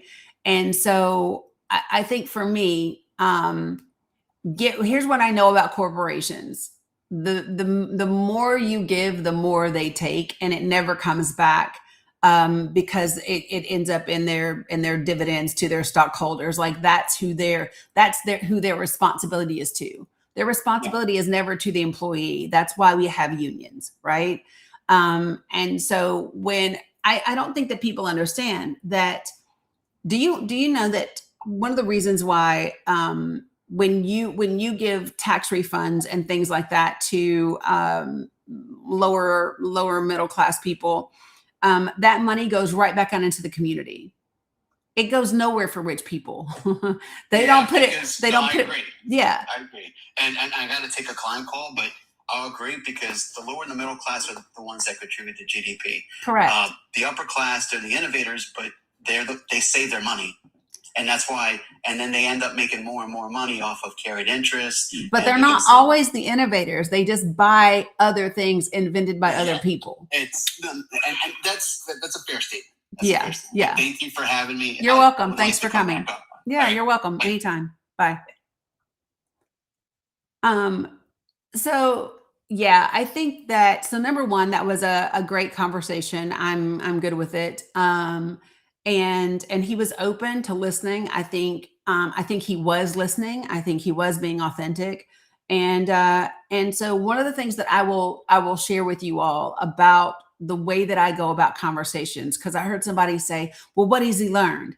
I don't ever ask people, I won't say ever, but I generally do not ask people, well, what have you learned sitting here with me today? Do you want to know why? Because that's not my responsibility. And he's not the only person in this room. There are hundreds of people that are in this room right now, right? So he did seem very receptive. He did seem, but I am not attached to the outcome, right? And so, but I mean, I heard him think about some things, and that is what it is. You know what I mean? So that's what conversations are all about to me. I love tigers. I appreciate that. Um, yeah, he does have. Now, here's the thing. He's also 30. What did he say he was? 34? He said he was 34, 35, something like that. Um, I got him by almost 20 years, not quite 20 years, but, he's got some more living to do and some more growth to do and some more experience to gain. And so it's very different at different stages of life. And so I think for me, I love the fact that at his age, in his middle 30s, he's still open to learning and living and all of those things, right? So, and I think that people forget that, for some reason, they are able to get people in this country to be really, really angry when we bail out people, but we don't get angry when we bail out corporations. Like if we want people to be responsible and to be able to manage their funds, why don't corporations have to do the same? Why aren't corporations responsible for what they do and how they manage their money? Right? Why do they get to double dip all the time at the expense of the federal government and the people? Like it just isn't, it shouldn't be that way. And I think, when people say, oh, well, they provide you jobs. Well, we provide you the ability to not have to work. The only reason you don't have to work, Mr. CEO, is because we are all working for you. And the moment we all stop working for you, your ass doesn't get to not work. That is the power of unions. I don't know if you all saw yesterday, but a bunch of folks walked out on CBS, right? Yesterday, their union absolutely walked out of CBS yesterday. And Nance, I saw you make a comment, and you didn't know why people that are biracial are automatically why they call themselves Black people when they are half white. And I will tell you why. It's because white people call us that. So there's such a thing in the history of this country as the one drop rule. One drop of Black blood made you Black in this country. And society teaches you very quickly, see BS as in boy, B as in boy. Society teaches you very quickly that you are not white. People don't know what I am. You saw him. He said, are you Hispanic? And I said, no. Listen, here's what I learned very early. And I learned it by the time I was in kindergarten. White people taught me who I was. So just to be clear, right? People might not know what I am, what my racial makeup is. What they know for sure is I am not 100% white, nor am I white passing. Right? And so that is why. That is why. The first time I was 5 years old and got called the N-word at school, I knew I was 100%. I knew the world was going to see me as a Black woman. Now, do I have light skin privilege? Sure, absolutely. But make no mistake, I am a biracial woman that experiences the world around me as a Black woman. That's the way that it works. So to be very, very, very clear, yeah, that's why. Okay. So I love the fact that we had a great conversation with AIPAC. I do want to say this to folks. I told Sunny, so right now I have 2 national journalists that are reviewing the summary of her story and talking it over with an editor. And before I have her on with me, I want to see if one of them is going to do it, because sometimes they prefer to break the story. And I want Sunny to get the most coverage possible. Even though I would love to be, the first person to help her tell her story, right? It is less important for me to be the first and more important to me for her to get the best exposure possible. So I spoke with her this morning and I asked her to just hold off for a minute. And right, Cheryl. So yeah, I just want to let you guys know why she wouldn't be here today. I do want to talk about, before I jump into RFK Jr., I'm going to jump down to did Donald Trump underestimate Iran? Did Bibi Netanyahu underestimate Iran? And I do believe so. I do believe so. And one of the reasons I believe so is because Iran has the global economy in a chokehold. While your link tree is, I don't have a running list. We talked about that yesterday, Sky, but I don't have a running list of Democratic wins. But yeah, the link tree is pretty extensive. I love that, Sandra. So yeah, they have the global economy in a chokehold. And I think some of the things that I believe that this administration and many people in the United States don't get is that Iran has been, I have one, Cam, but I haven't updated all that shit. But listen, one of the things that I don't think that people really and truly understand is that Iran has been planning for this moment for decades. They have known that this moment is coming for decades. One of the Iranian leaders was on NPR in 2015, the dude that they unalived yesterday. And in 2015, he said, it's like every day the Secretary of Defense, he wakes up and they say, well, we might go to war. He said, why all this talk? Why all this talk about we might go to war? He said, let's just war. Let's just war. Why all this talk? Every day the Secretary of Defense wakes up and threatens war. Why all the threats? Just let's go. Just do the war. Y'all, people don't say, why you threatening all the time? Let's just do the damn thing, unless they are confident they can do the damn thing. Appreciate you, Bowie Leg. Right? And so I really don't think that people understand that Iran has been planning for this moment for a long, long time. The other thing that is different, if we were fighting a traditional war, right? If we were fighting a traditional fight, you know how everybody keeps going, the US keeps going, oh, we killed so-and-so, like we did with bin Laden. Y'all remember that? Oh, we unalived so-and-so, like they're celebrating. You don't understand. Each of these leaders has already chosen their successors, and they have 3, 4, and 5 of them in line waiting to take their position. They already know who's going to, they understand that at any moment in time, they can be unalived, and they have already picked 3, 4, 5 people that can step in and replace them. You are not going to cut the head off the dragon. It's not going to work.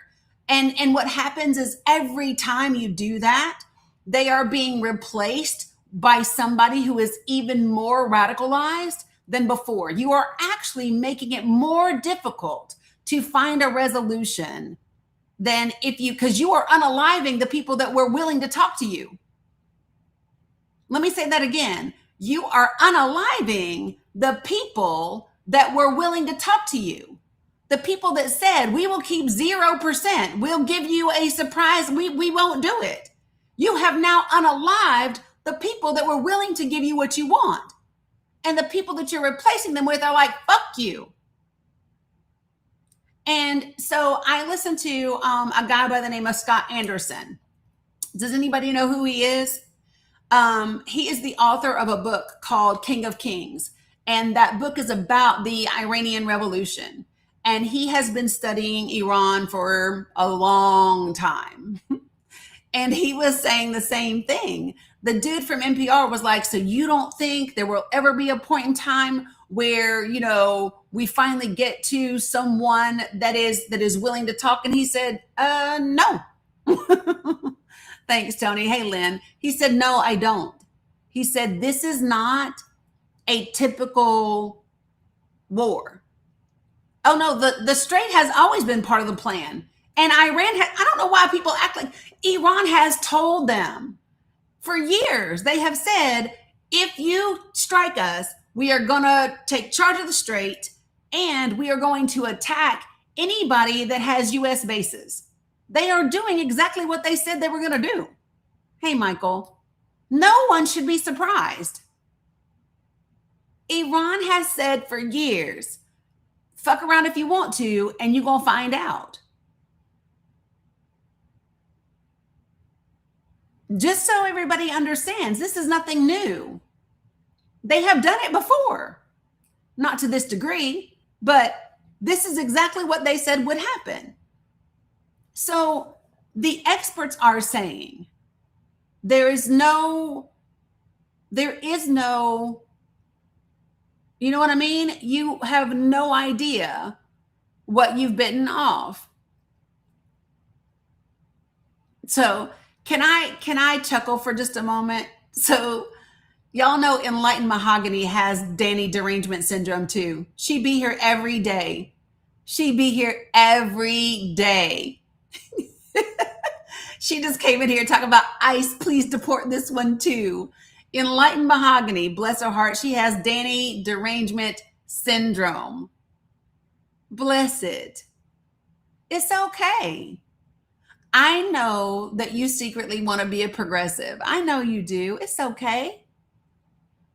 And just so you know, listen, now I am completely inclusive, right? But my personal door only swings one way. So if you've got that in mind, Enlightened, you're not my type. You're not my type. Just so you know.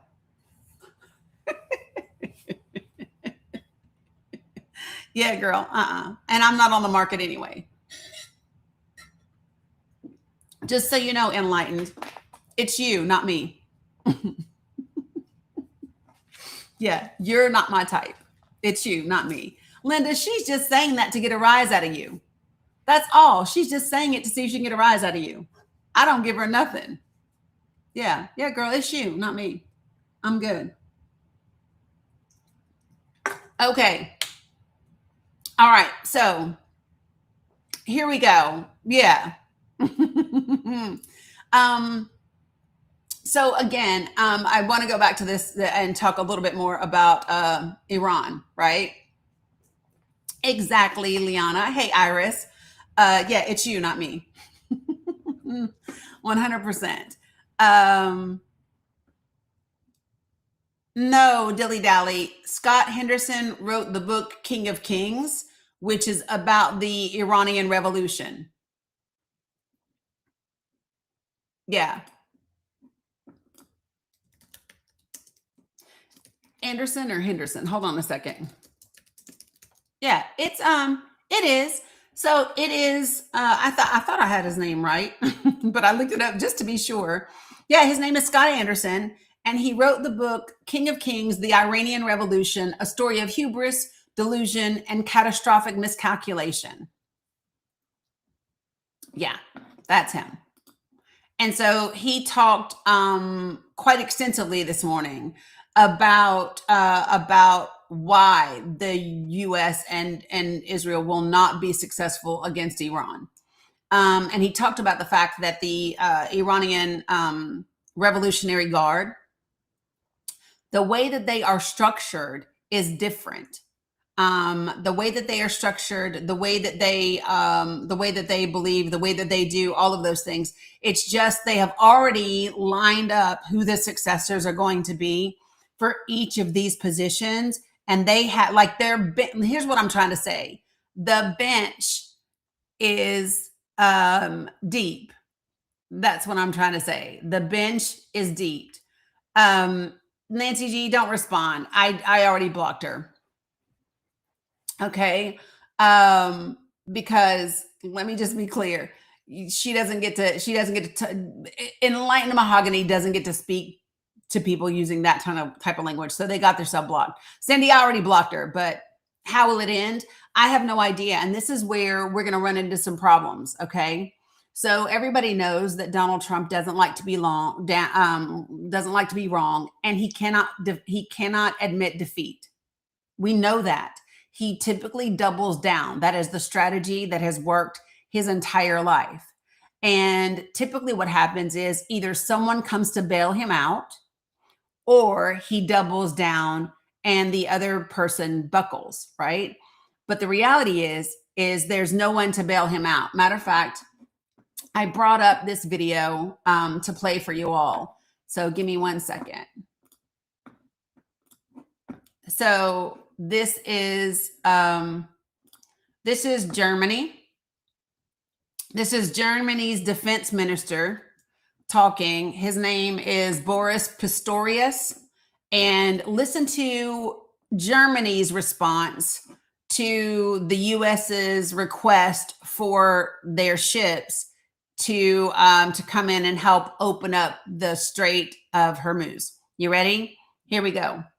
Ready to ensure safe passage. Oh, wait, here we go.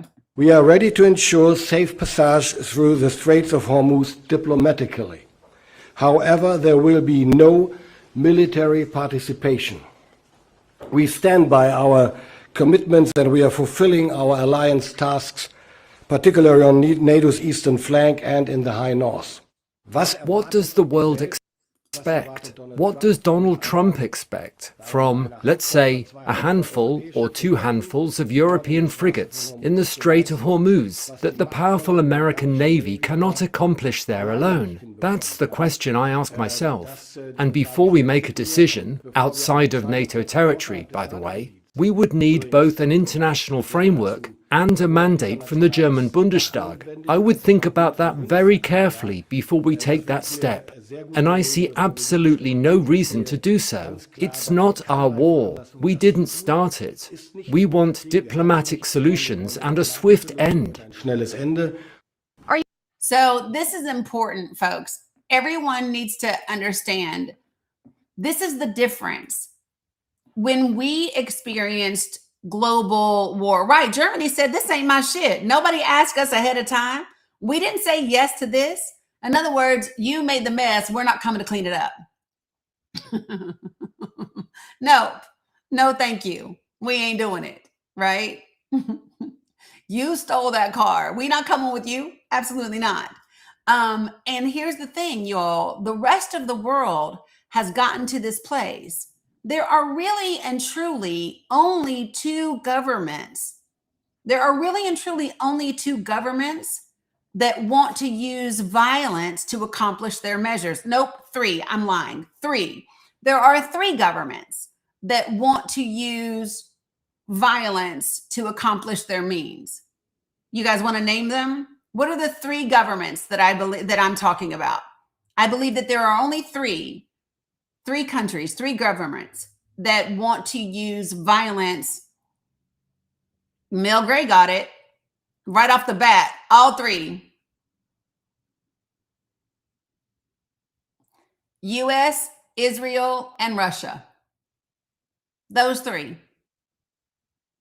It's those three. Let me just say this, you all. Iran has tried for a really, really long time to fix their relations with us. And the United States of America has instead done the bidding of Israel. And the only time that we have been nice to Iran is when we wanted to manipulate them and when we sold them weapons while we were giving intelligence to Iraq, right? So we sold them weapons while we are also helping Iraq fight them, only for us to take that money from the sale of those weapons and give it to the Contras, right? Who were involved in trafficking booger sugar, right? That is believed to have contributed to the crack booger sugar issue in this country. Just to be clear, the rest of the world wants diplomatic solutions so that everyone can thrive.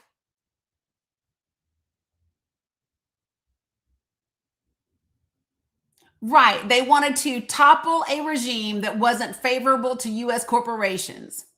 The Sandinistas. That's who they wanted to topple. Yeah, Reagan just flat out broke the law, which is a theme with Republican presidents, by the way. Nixon, Reagan, Trump. It's a thing that they do. Just saying, right? No, and never went to jail.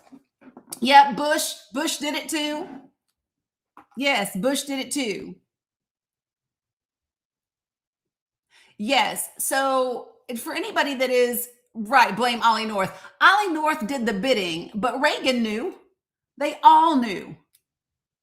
Ollie was just the one dumb enough to actually go like facilitate it all. Do you know who else helped Iran fight Iraq? Do y'all know who else helped Iran fight Iraq? Do y'all know who? I mean, Russia, yeah, but no. Think of one that would surprise the shit out of you. Yeah, Russia, but no. Iran, so who helped Iran fight Iraq? Israel. Israel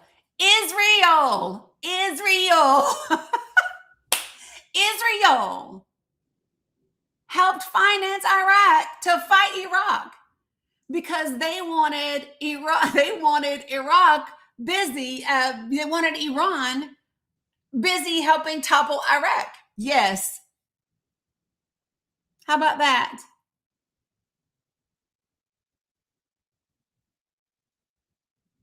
No, it was Israel, people. Yeah. So I want you to fast forward just a little bit, y'all. Okay.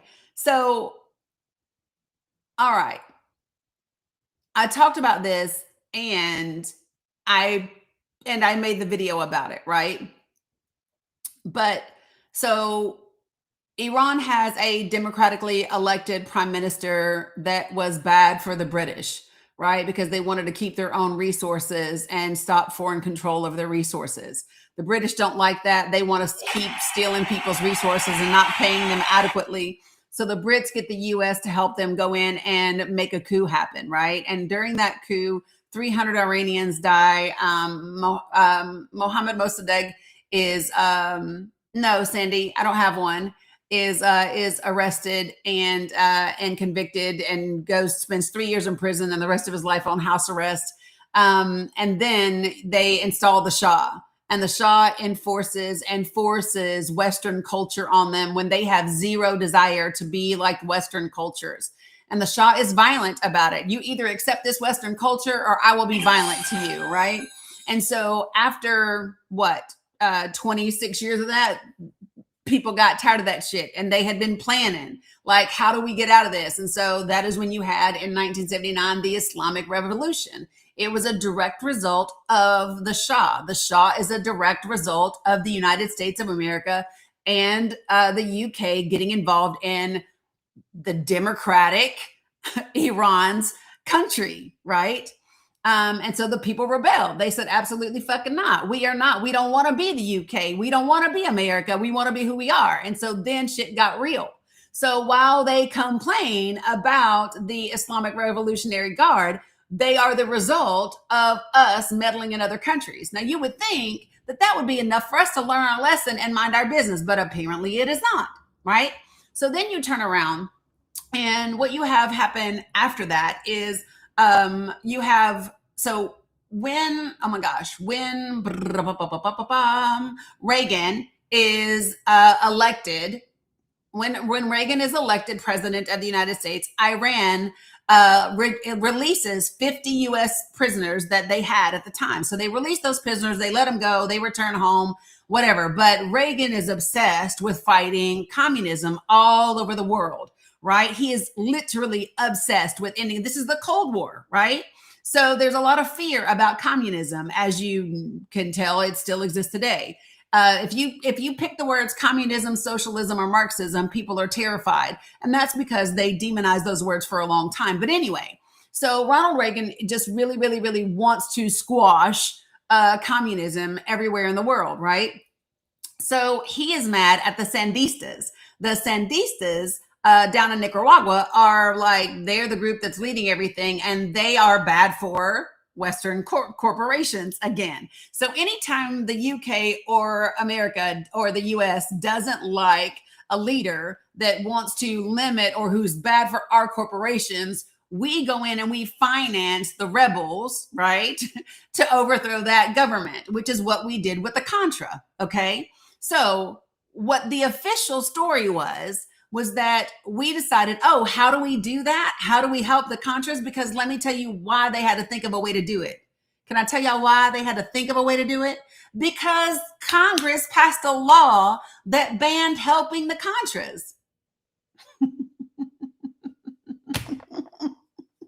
Congress passed a law and said, no, Ronald Reagan, you cannot fund the Contras. And Reagan said, you bet? You want to see? I bet I can. And he said, Ali, what do we do? And they was like, shit, let's just sell some weapons to Iran. Let's just do that. Because, yeah, that makes sense. And then we'll just tell people that, no, we're not funding terrorists. And we'll just tell them that it's because we want to get those 7 hostages that are in Lebanon, right? That Hezbollah has. That's what we'll do. So they sold weapons to Iran and said that the reason was to get those 7 U.S. hostages back, which, by the way, Iran was able to only get one of them released. But then that money that was supposed to come back to the United States of America, Ollie North took some of it and handed it over to the Contras. And he said, hey, I'm going to fund y'all so that you can overthrow the Sandinistas who still exist today. The problem is the Contras, the reason we were not going to fund them and the reason Congress said no to funding them is because they were known to traffic in booger sugar, right? Now, allegedly, while we were doing that, allegedly, hey, Rosalind, if I didn't say hi, allegedly, our 3-letter agency knew what was happening, helped facilitate it, and keep the money off the books. Now, that part's fact. But then the next part that is the alleged part is that not only did they help the United States of America, Ronald Reagan and Ollie North keep the money off the books, they also made a deal with the Contras to traffic the booger sugar into the United States of America. And that is what contributed to and created the crack booger sugar issue that we had in this country in certain communities. Okay. So there were a bunch of hearings upon this. If you don't know about it, the government did a bunch of hearings on this. And while they'll say there's no direct evidence, there are things that indicate that they were absolutely complicit in it, and go from there. So if you are Iran and you understand, so let me also show you, right? Hollywood was hoping. Hold on, let me show this.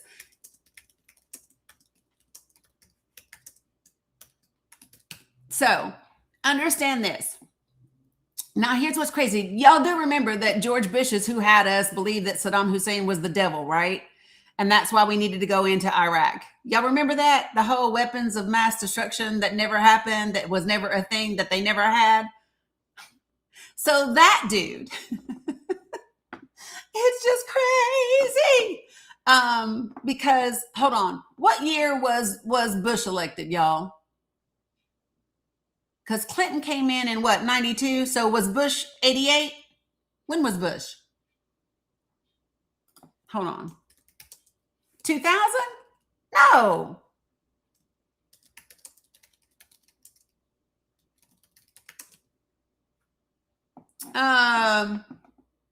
No, it was, hold on. Okay, so that was 2000, but Bush Sr. though. Bush Sr., the first lying ass. That Bush. It was 88. See, I was right. I said 88. Thank you. Okay. So he was elected in 88, right? After being Ronald Reagan's vice president. And so understand that years later, they told us Saddam Hussein was the devil, right? Right. We had two Bushes and neither one of them was about shit. Neither one of them was about shit. Neither one.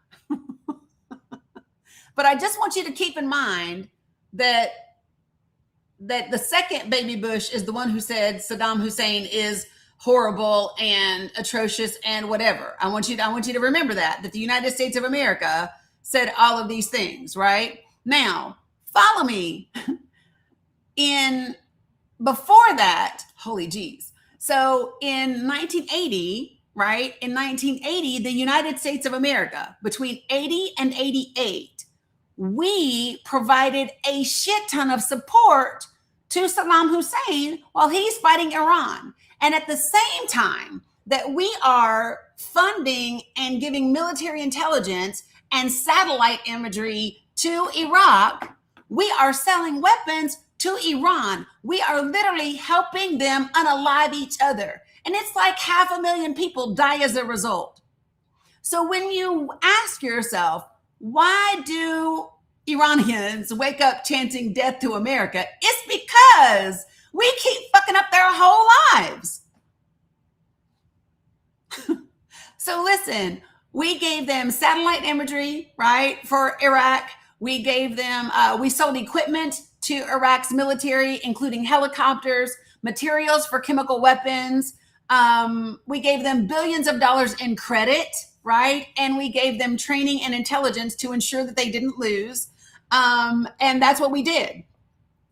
But at the same time, we are selling Iran weapons and giving money to the Contras. What? It is no wonder they hate us, people. It's no wonder. So let me see if I can get the right number, the exact number. There we go. That's what I want. Yep, I told you. So it is estimated, depending upon whoever's estimating, between 1980 and 1988, the Iran-Iraq war is estimated to have unalived between 500,000 to 1 million people.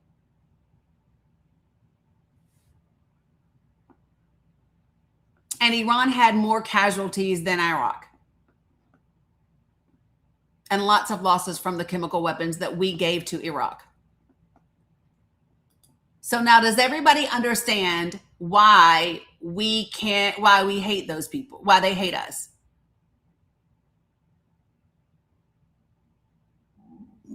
$500,000 to 1 million. And Iran, it was a stalemate, but Iran lost more people than Iraq did. And they had losses from the chemical weapons that we gave to Iraq. And you have to remember that we gave weapons to Israel that they used to literally evaporate almost 3,000 Palestinians. I believe it's an M94, I think. I'd have to look it up. But yeah.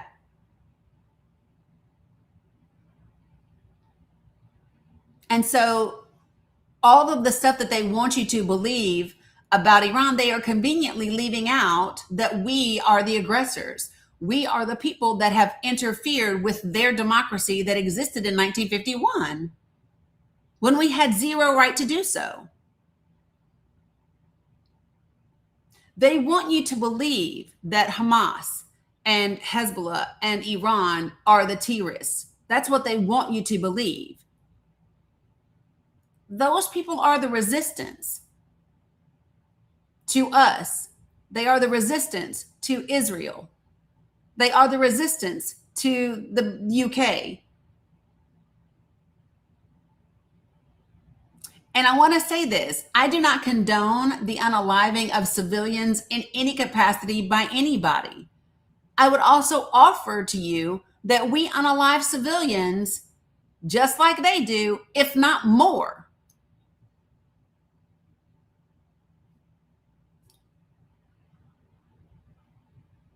Right, Rebel. They want us to believe that these groups came into existence in a vacuum. They didn't.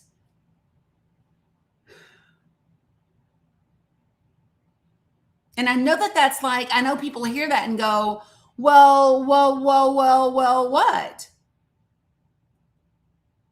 We do it. And what you find is that we do it in Black and brown countries, so the Western world typically doesn't give a shit. And this is my thing. I am not okay with the unaliving of civilians and innocent people by anybody. And I also can't fault one group and not acknowledge that the other group is doing it and that the other group was doing it first.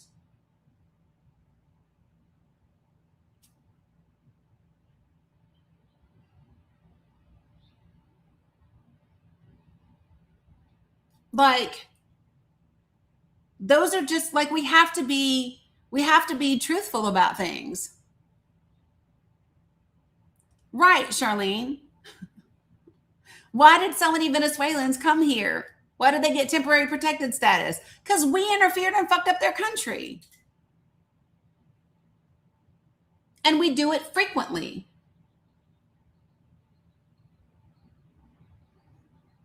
Like, that's just a fact.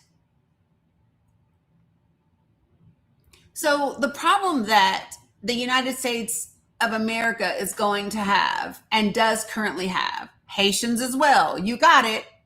Pick brown people that came here.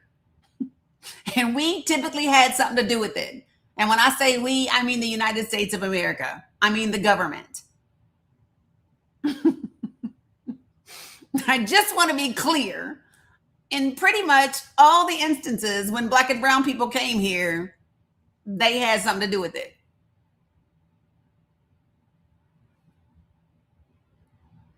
Right? Have you seen the beaches in Black and brown countries? Have you seen the people in Black and brown countries? They'd be fine as fuck. Have you seen the weather? Right? I'm just saying. You got Somalis living in Minnesota. Do y'all know how cold Minnesota gets? Do y'all know how cold Minnesota gets? Hey, Tiffany, good to see you. Too damn cold. That's right, Scotty. I'm just saying. So I want people to think, whoo, Charlene, really? You want to talk about that one? Charlene just brought up Rwanda. Maybe we'll go into that one day. Holy jeez. Right. Minnesota gets disrespectfully cold. Right, Scotty, she went way back.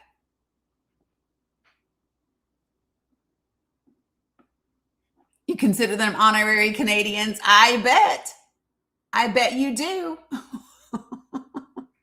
Y'all, listen, my last duty station was Alaska. I don't ever desire to be cold again in my life. Ever. I just don't. I just don't. Like, I love New York, and I'm like, y'all just get cold as hell. Y'all get real cold. So I'm just like, no, thank you. So anyway, all right. So let me pull a couple of these things that I wanted to share with you all. I definitely wanted to share the German video that I just did. Are you gonna refresh for me, please? Oh, damn.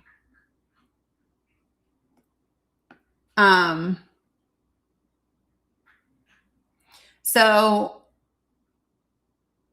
Iran is quote unquote very angry over the targeting of energy facilities.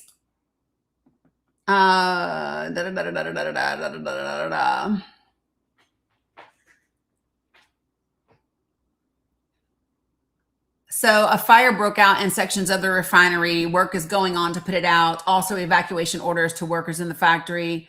Authorities are saying they have the situation under control, but they are very, very angry about this incident and are saying that they are going to retaliate. It's a very serious warning, and they say the retaliation is going to take place in the next few hours. They are angry about the children, Sky. They were angry about them the first day it happened.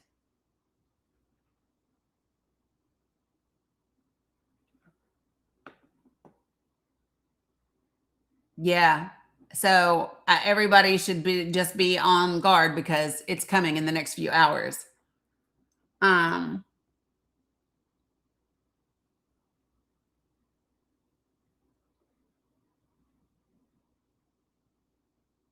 So,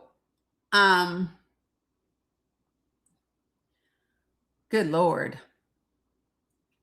So damage is being reported in central Israel from the latest Iranian missile attacks. Their last wave of missile attacks at Israel caused damage in multiple locations, Israeli media is reporting. The Israeli Broadcasting Authority showed footage of significant damage to a building in Ramat Gan, which is east of Tel Aviv. They hit Tel Aviv yesterday. The Times of Israel reported, citing emergency services, that damage had been caused at several sites in central Israel by cluster munitions from an Iranian missile, one of which caused damage to a home. No injuries reported from the latest strikes.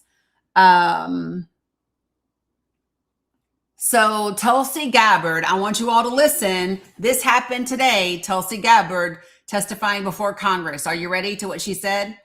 Tulsi Gabbard, the U.S. Director of National Intelligence, has told the U.S. Senate's intelligence community that Iran's nuclear enrichment program was obliterated in strikes in June last year, and that the U.S. had seen no efforts by Tehran to rebuild its enrichment capabilities since then.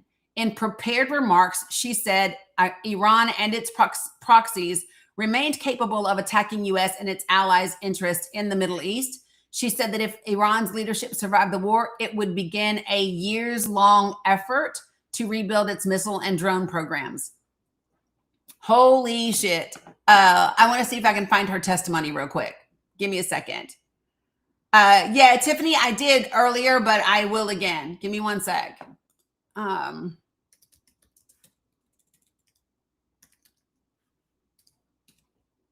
Woo!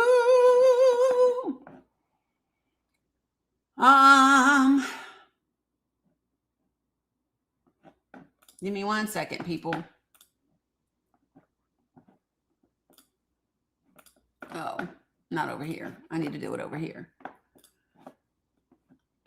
Okay. I have way too much stuff up. Okay, I got to think about what I was doing. Give me a second. I don't think Tulsi cares if she goes bye-bye. I think Tulsi understands the direction that the country's going, and she understands that impeach, remove, and prosecute is a real thing that will be happening sooner rather than later. And she might not want to lie to Congress this go around because she already did once, right? So I think she's playing the long game, and she's doing what Tulsi has always done, and which is save her own ass. That's what I think. Just saying. I know that Mark Wayne Mullen is testifying. Here's my thing. I would rather play the clips later than listen to that whole thing because I might throw up and not be able to stand myself. Let me see who's testifying now, if this is still Tulsi.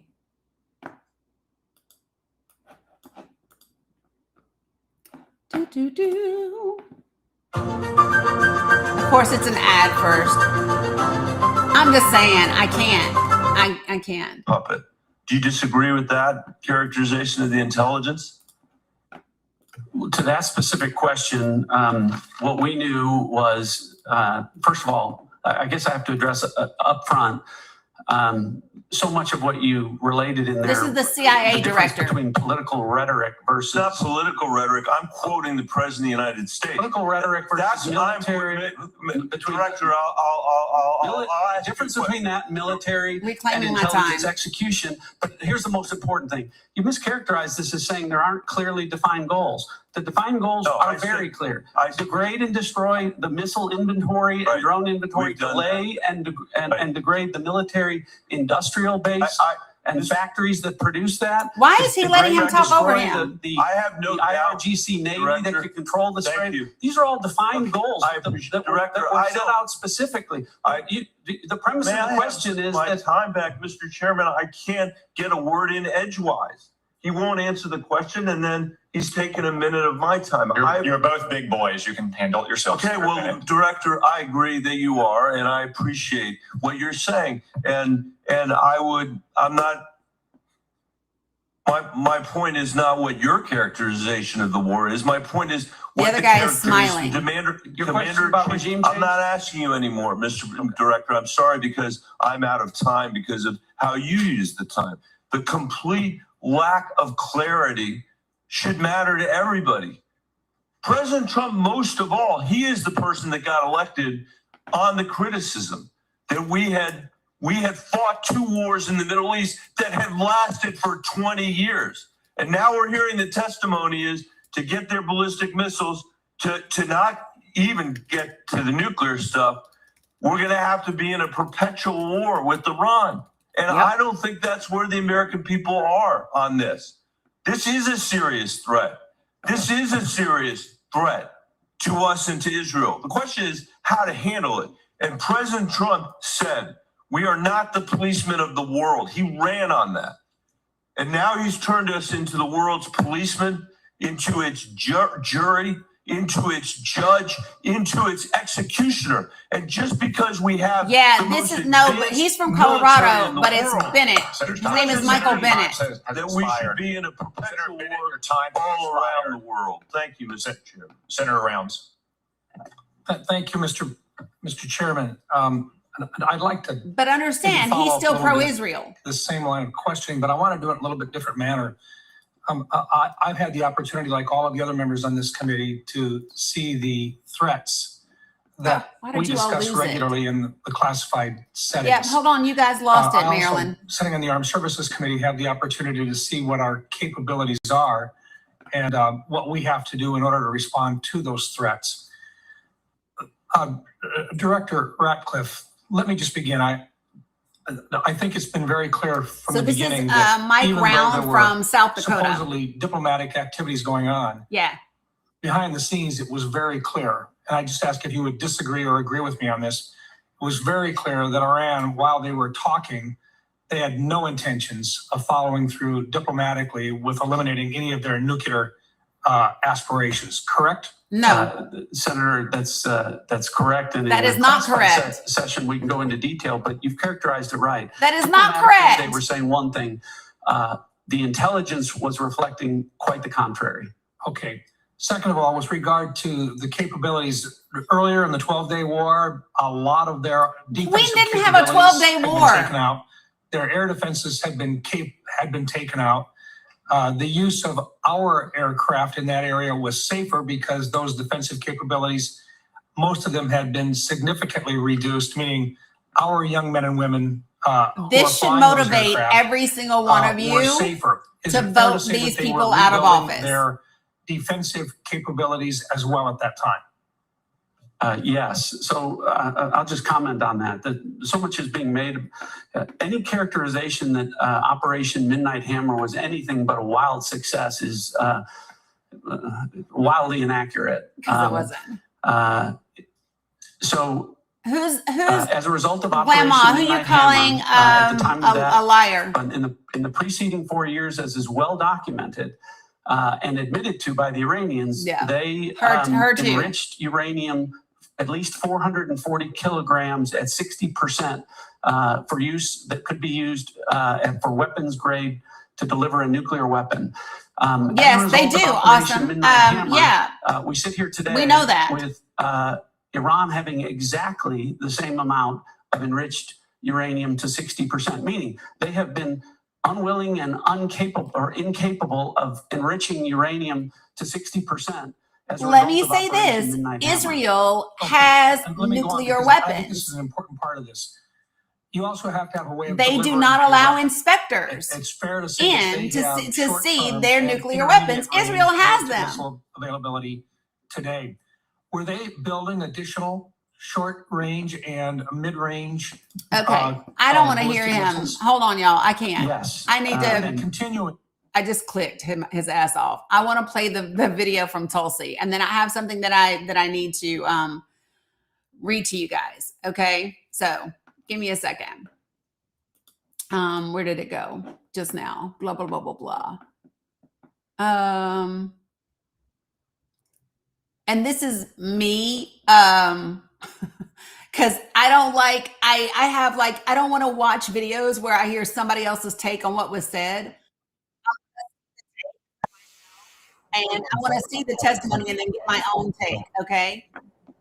Okay, so we're going to listen to Tulsi Gabbard's opening statement to the Senate Intelligence Committee, okay? So give me a second. I am going to switch this out for you guys so that you can watch Tulsi over here. And then here we go. You ready? Thanks, Clemma. Appreciate it. Here we go. Sure. Warner, members of the committee, good morning. I'm here today to present the 2026 Annual Threat Assessment, joined by the directors of the CIA, FBI, DIA, and NSA. Before I continue, on behalf of the intelligence community, I want to extend our thanks to General Hartman for his 37 years of service in uniform and closing out his 37 years with tremendous leadership of the NSA. This briefing is being provided in accordance with ODNI's statutory responsibility. I'd like to remind those who are watching what I am briefing here today conveys the intelligence community's assessment of the threats facing U.S. citizens, our homeland, and our interests, not my personal views or opinions. In this assessment, we're following the structure of priorities that were laid out in the President's national security strategy, starting with threats to our homeland and then shifting to global risks. I'm going to play this part one more time because I don't know if you all caught what she said. She said, what I am saying here today is based on the actual intelligence from our intelligence communities. This is not my personal view. This is not my personal opinion. And I think that that's incredibly important because she said, listen, I'm delivering to you the facts, what we have in evidence, what is coming from our intelligence communities. And this is what it is. It's not my opinion. It's not what I think about it. This is what it is based on the actual intelligence. So let's see what she said. I'd like to remind those who are watching what I am briefing here today conveys the intelligence community's assessment of the threats facing U.S. citizens, our homeland, and our interests, not my personal views or opinions. In this assessment, we're following the structure of priorities that were laid out in the President's national security strategy, starting with threats to our homeland and then shifting to global risks. Hey, Kat. The defense of our homeland is of the utmost importance to the American people, and efforts by this administration have shown over the last year the results of bolstering homeland defense in the security of the American people. For example, the strict enforcement of U.S. policies at the U.S.-Mexico border and regionally have served as a deterrent, drastically reducing illegal immigration. Based on Customs and Border Patrol data, January 2026's monthly encounters are down 83.8% compared to January 2025. Encounters declined 79% compared to 2024. The drivers of migration are likely to continue. Potential worsening instability in countries like Cuba and Haiti risk triggering migration surges, and smugglers who have long operated as transnational criminal organizations continue to view chaos as an opportunity for profit and will continue to look to profit from illegal immigration flows. These transnational criminal organizations continue to pose a daily and direct threat to the health and safety of millions of U.S. citizens, primarily and directly by producing and trafficking in illegal drugs. Under President Trump's leadership, fentanyl overdose deaths have seen a 30% decrease from September 2024 to September 2025. President Trump's aggressive efforts to more directly and actively target these transnational criminal organizations and reduce the inflow of fentanyl precursors has already had a significant impact, which is likely to continue. We've seen fentanyl potency also decrease, likely due to disruptions to the production supply chain. U.S. efforts to work with China and India to halt the flow of fentanyl precursor chemicals to North America are demonstrating some improvement, but there is more work to be done. Some improvement. As sadly, there are still tens of thousands of fentanyl-related deaths in America every year. Mexico-based TCOs like the Sinaloa cartel and Jalisco New Generation cartel dominate the production and smuggling of fentanyl, heroin, Banana clip. meth, and cocaine into the United States. It's don't type Colombia-based DCOs and That's illegal not armed like groups like the Revolutionary Armed You do Forces that, of you'll be Colombia booted. and the National Liberation Army are responsible for producing and trafficking large volumes of cocaine to the U.S. and European markets, with now some indicators of attempts to expand their market to the Asia-Pacific region. Colombia remains the world's largest producer of cocaine, and Colombian criminal groups have expanded their trafficking relationships with neighboring Ecuadorian and Brazilian gangs. As you know, MS-13 is well established in cells within the United States and uses violence to intimidate the Salvadoran diaspora, engaging in murder, extortion, retail drug trafficking, firearms offenses, and prostitution, fueling increased violence and instability. These and other TCOs continue to present a very tangible and individualized risk of violent crime to everyday Americans and contribute to regional instability. As the president increases his focus on counter-drug and counter-cartel pressures, they are likely to seek ways to try to adapt their operations, including shifting production locations and trafficking routes and methods. The United States continues to face a complex and evolving threat landscape with a geographically diverse set of Islamist terrorist actors seeking to propagate their ideology globally and harm Americans, even as Okay, I have to pause for a second because I need to address something that she stated. So it's really, really interesting. And I don't have the 2025 numbers like right off the bat, but I will give you this number for just a moment because I really want you to hear what I'm saying to you. So you heard her talk about this significant, hey, Chris, how you feeling? You heard her talk about this significant decline in the fent unalivings, right? Well, I want you to hear this. In 2023, they declined 1.2% down from 2022, right? In 2024, they declined, let me do the math real quick. Hold on, because it was significant. From 2023 to 2024, the decline is absolutely incredible. Give me 1 second, y'all, because holy geez. Oops. Okay, where's my thing? Okay, thank you. There you go. That's what I want.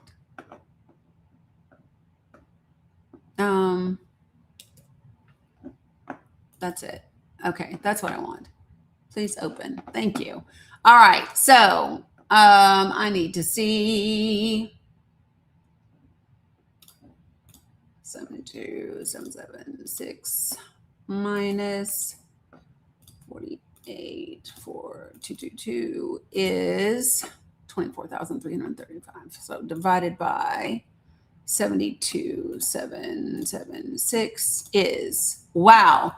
So from 2023 to 2024, fent unalivings in this country declined by 33%. I just want you to hear that.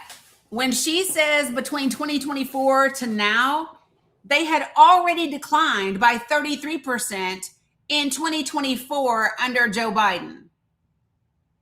Did y'all hear me?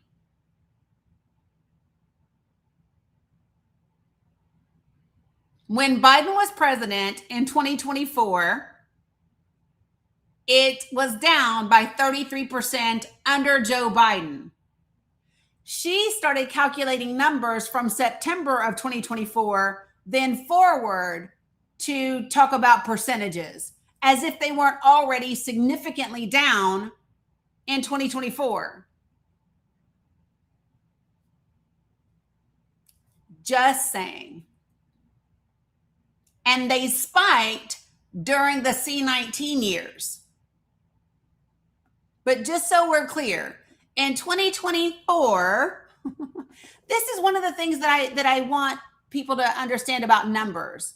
Numbers don't lie, but numbers can be manipulated. Okay? So I want to say that again. Numbers don't lie, but they can be manipulated by the way that you represent them. And we see that done a lot. Yep, per capita, percentage of, all the things, they can be manipulated. And it's really important for people to keep that in mind. What I want to hear her talk about is Iran and the threat. So hold on. As Al-Qaeda and ISIS remain weaker today than they were at their respective peaks.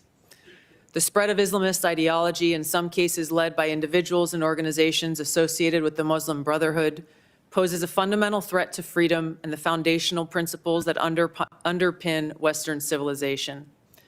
Islamist groups and individuals use this ideology for recruiting and financial support for terrorist groups and individuals around the world, and to advance their political objectives of establishing an Islamist caliphate which governs based on Sharia. There are increasing examples of this in various European countries, and President Trump's designation of certain Muslim Brotherhood chapters as foreign terrorist organizations is a mechanism to secure Americans against this threat. That's bullshit. In response to setbacks to their capabilities of conducting large-scale complex attacks, Oh my God. Islamist terrorist groups have shifted toward focusing on Can we talk about Christian nationalist terrorist groups and to the degree that they have grown in this country and the threat that they pose, that they also pose to the West? Oh, I knew they were going to confirm Wayne. That was a given. But I need you all to hear me say this, okay? Okay? We have Christian nationalist extremists, white Christian nationalist extremism, and that poses a greater threat to Western society than any Muslim Brotherhood or Islam, period. And if the West would stay out of fucking Muslim countries and allow them to manage themselves, nobody would be worried about us. But we want what they have. And again, I'm going to say this, folks. Listen, we keep referring to them as terrorists. We are terrorists just as much as they are. I keep saying this. You do not get to blow up a school and unalive 175 girls and then call somebody else the terrorist. What the fuck is that? You do not get to destabilize countries, right? Decide you don't like who's in charge. So then you want to fund the rebellion. And then when the rebellion defeats the government, now you want to support the new government to hold down any other rebellion because this particular government does what you want them to do. And the minute that government stops doing what you want them to do, then you will now stop funding this government and you will then fund the newest rebel so that they can then go ahead and overthrow that government. That is what the West does all the time in black and brown countries. They do it in Africa. They do it in the Middle East. They do it in India. They do it everywhere. They do it in Latin America. And then you want to talk about everyone else being a terrorist. What in the absolute fuck? Hold the definition and apply that definition to everyone who fits it. And you will find that the United States of America and the UK fit that definition better than anybody.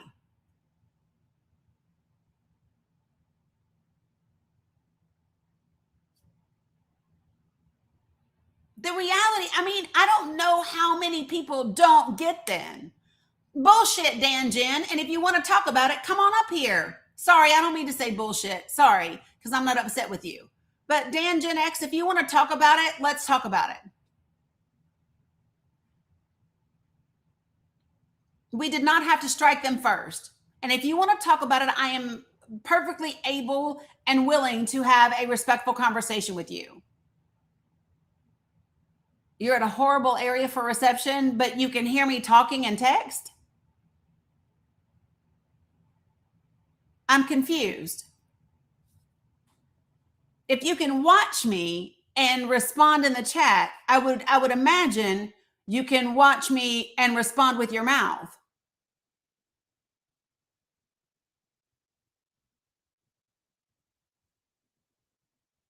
I mean, I'm just saying.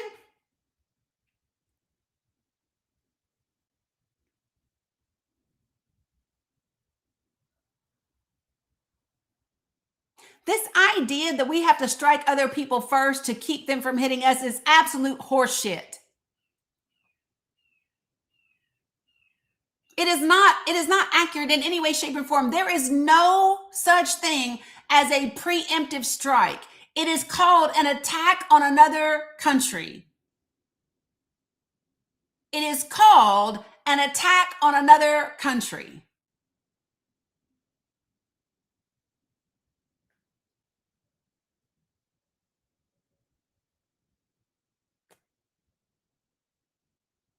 So let's just be clear about what it is.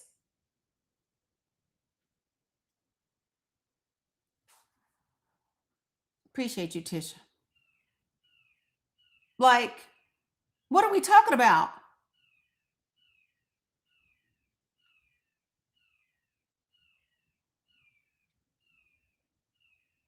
Dan Gen X, I'm still waiting for you. I will happily talk to you. And I will respectfully talk to you. No kidding. Yes, Jay Bird, that was a bird outside.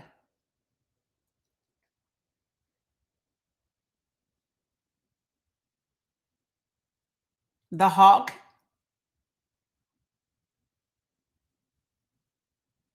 Mm-hmm. Very much so. I'm still waiting. Is Dad Gen X still here? No, that was my house. Which, by the way, did you see yesterday when I was talking to when I was interviewing Jerry Green? Did you see the lights flicker yesterday?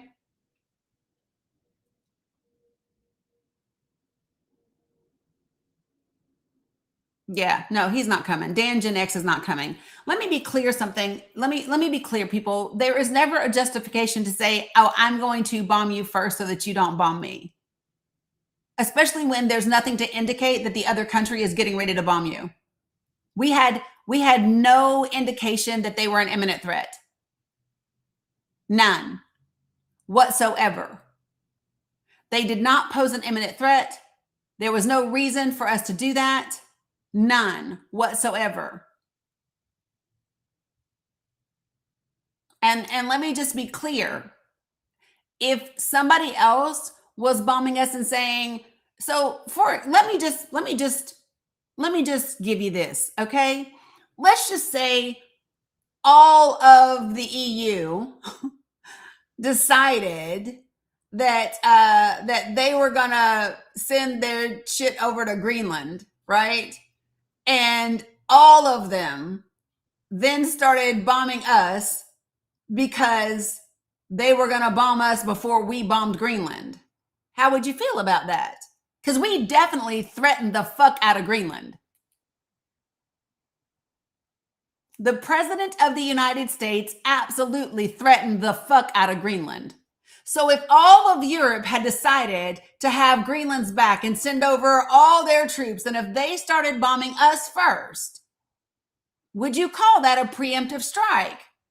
Or would you say that they had attacked us?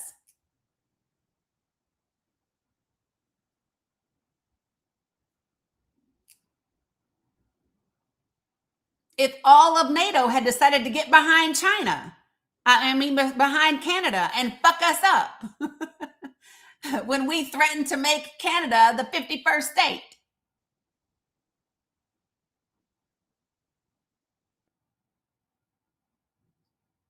This is not rocket science, people. This is just common sense. There is a Super Fan subscription up for grabs, folks. When it gets to 0, you can take it.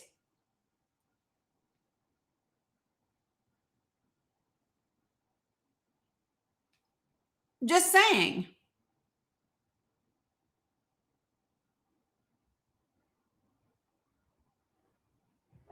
Like, I think it's really important for people to own. I keep saying this, y'all. We cannot change what we do not accept. We cannot accept what we do not acknowledge. This is our shit. We have to own it. This is our government. These are the people that we put in office. I mean, I didn't put their ass in office, but this country, the people put them in office, right? And so because they are in office, we have to hold them accountable, which means we have to admit what we are doing.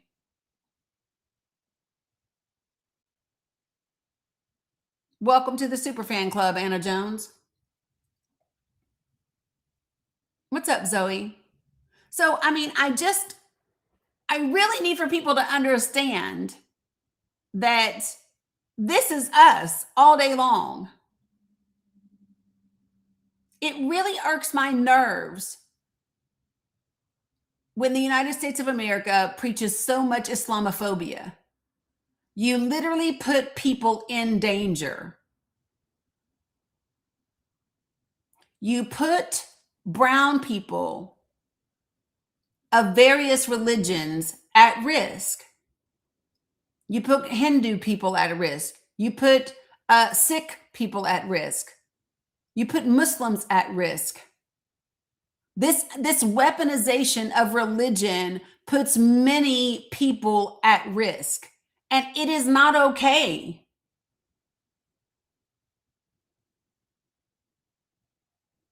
Any religion can have extremists. Most religions have people who are extreme. Salam Abu Siraj. Guys, listen, we have churches here in the United States of America that are extreme as fuck. We got churches in the United States of America that had a damn a raffle for an AR-15. Did y'all know that? That was in Johnson City, Tennessee, right down the street from where I'm from. I want to be clear. Did y'all know that? There was a church in Johnson City, Tennessee that had a raffle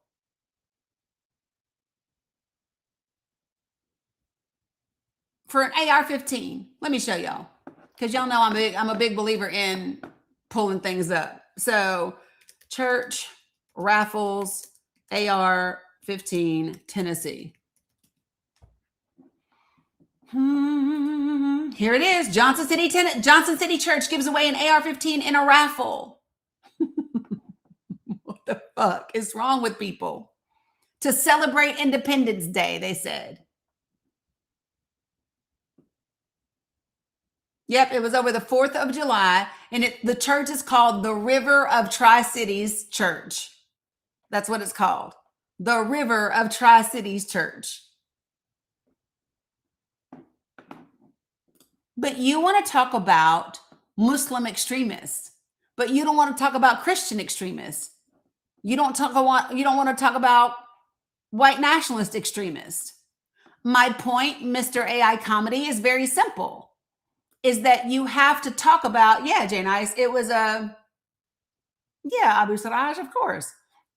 My point is very simple. The United States of America needs to stop promoting Islamophobia and acting as if that is that terrorism is representative of that entire religion, because it is not. and the United States of America needs to talk in the same sentence. If we are going to have a briefing, if we're going to have a security briefing, an international intelligence, a national intelligence briefing before the Senate Intelligence Committee, and we are going to talk about terrorist threats to this country, then it needs to be all of them. Islam does not promote hate. Go ahead and come on up here. I doubt that you will, though. And if you don't come on up here, you'll end up being muted or booted. Not because you disagree with me, but because you'll be lying and unwilling to have a conversation about it.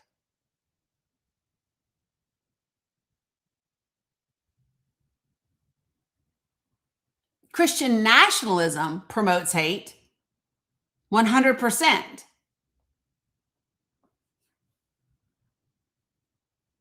He ain't coming on up. You know it and I know it.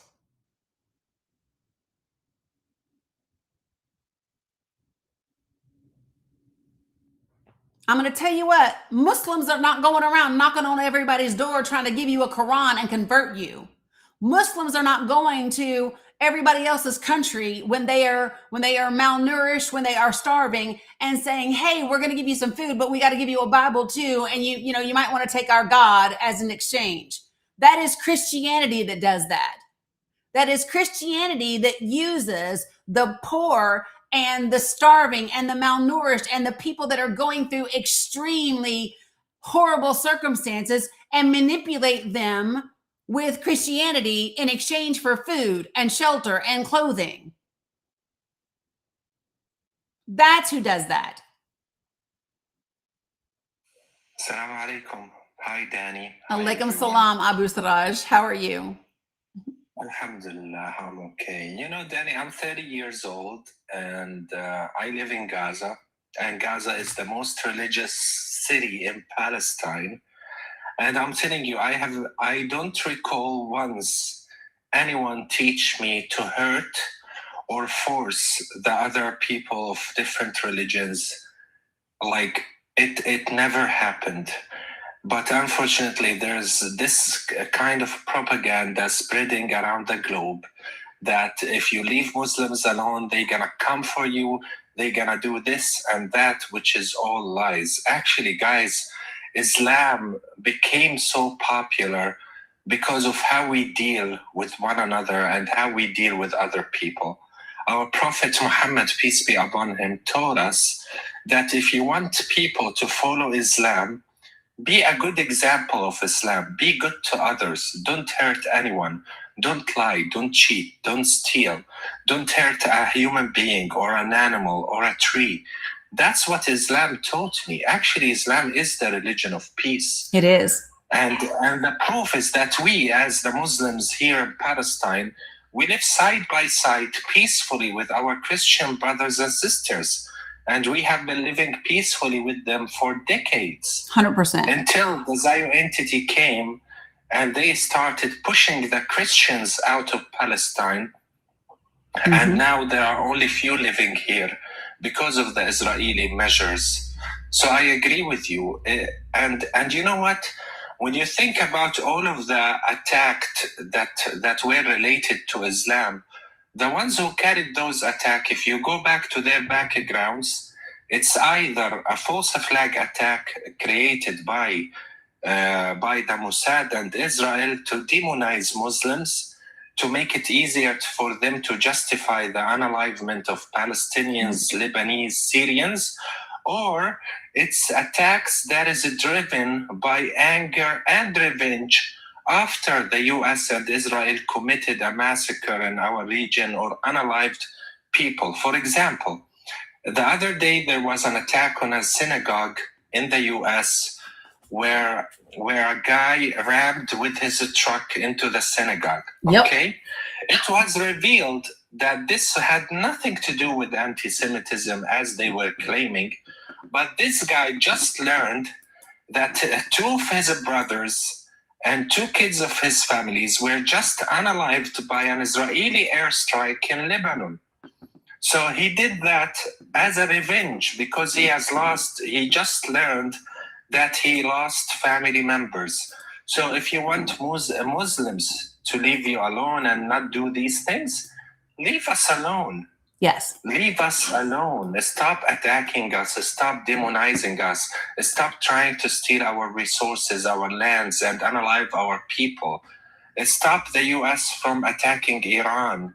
Stop Israel from attacking the Palestinians and stealing more of their land. Yep. 100%. And, you know, one of the things that, so we were listening to Tulsi Gabbard give her testimony before the Senate Intelligence Committee, and it irritated me and it pissed me off, and I had to pause her because she proceeded to talk about the Muslim Brotherhood and Muslims and Islam being a threat to the, and it really made me angry because the greatest threat that we have in the United States of America right now is white Christian nationalism. It is the greatest threat to this country. It is super extreme. I mean, it's part of what led to the damn January 6th. That is what we have. And so it makes me very angry and upset that when we talk about terrorists and terrorism, we never talk about it when it comes to the West. We never talk about the UK. We never talk about the US. We never talk about what we do. And much of what happens, we instigate it. We strike first. And then we act as if people are not supposed to do anything back. We act like, you know, somehow, you know, Hezbollah and the Houthis and Hamas, we act like they just came to be in a vacuum for some reason. No, they came up as a resistance to what was being done to the people in their country. It's that simple. And it makes me really, really angry when we can't acknowledge the things that we do. America says what? What does America say? Okay, Aline, appreciate that. Right, and Germany said absolutely not. Germany said we're not participating in something that we weren't consulted on, that we had nothing to do with. Yes, I just said that that's what America does. I literally said that that's what America does. Right. If there is no oppression, there is no resistance. Yep, I played his video when he said that. I just played it like, I don't know, 10, 15 minutes ago. Folks, it's really important for people to understand and own what we do and what we have done as a country for decades upon decades upon decades. And I said this earlier. So I listened this morning to a guy by the name of Scott Anderson. And he wrote the book King of Kings, and it's on the Iranian Revolution. And so he's like very, very knowledgeable about Iran, right? And so he's being interviewed this morning on NPR, and they asked him, does he believe that America is going to be able to win the war in Iran? And he said, no. He said, number one, there's no clearly stated objective. He said, number two, America thinks that, you know, that you can just cut the head off this thing and all of a sudden that's going to end things. And he said, they don't understand that the Islamic Revolutionary Guard has been preparing for this for years and years and years. And each of those guys that are in leadership positions, they have people that have been nominated as their successors, and they have 3, 4, and 5 of them. So when you cut the head off, another one comes up, and the one that comes up to take the place is typically more radicalized, more militant than the other, because you are unaliving their brothers. And no, she didn't say anything about Iran. And so it is really important for people to understand this is not a typical war. This is not something that you approach and say, like when they say, oh, we hit this leader. You did not eliminate that position. All you did was change it so that somebody else is in that position, so that somebody else take that seat. They have planned for this. And I don't think that people really adequately get that. That's why this prompt says, did Trump underestimate Iran? And my answer is unequivocally, absolutely yes. I believe that totally. Yeah. Dani, did you talk about what Israel did in Iran targeting the gas facility? I did briefly, but you can go ahead and talk about it. Okay. So, guys, since the beginning of the aggression, Iran was crystal clear that if Israel or the US decided to attack oil or gas facilities in Iran, that they will do the same in the Gulf countries and in Israel. Despite that, today, Israel Katz, the Israeli Minister of Defense, declared that they targeted one of the largest gas facilities in Iran. As a result, the gas coming out of Iran for countries like Iraq completely stopped. And now Iran is going to retaliate, which means that the destruction of oil and gas will be affected in the region dramatically and significantly. Now we are moving to a new phase of the confrontation in which Iran is going to expand its list of targets to oil and gas facilities in the region. What does that mean, and why did they do that? Because they have been assassinating new leaders in Iran, and they have been escalating. Why? Because they don't want the US to reach to any kind of political settlement with Iran. They want this war to last. They want to weaken the Iranian country as much as possible, and they want to drag the US even to more escalation by doing so. And guess what? Trump gave them the green light to carry out this attack.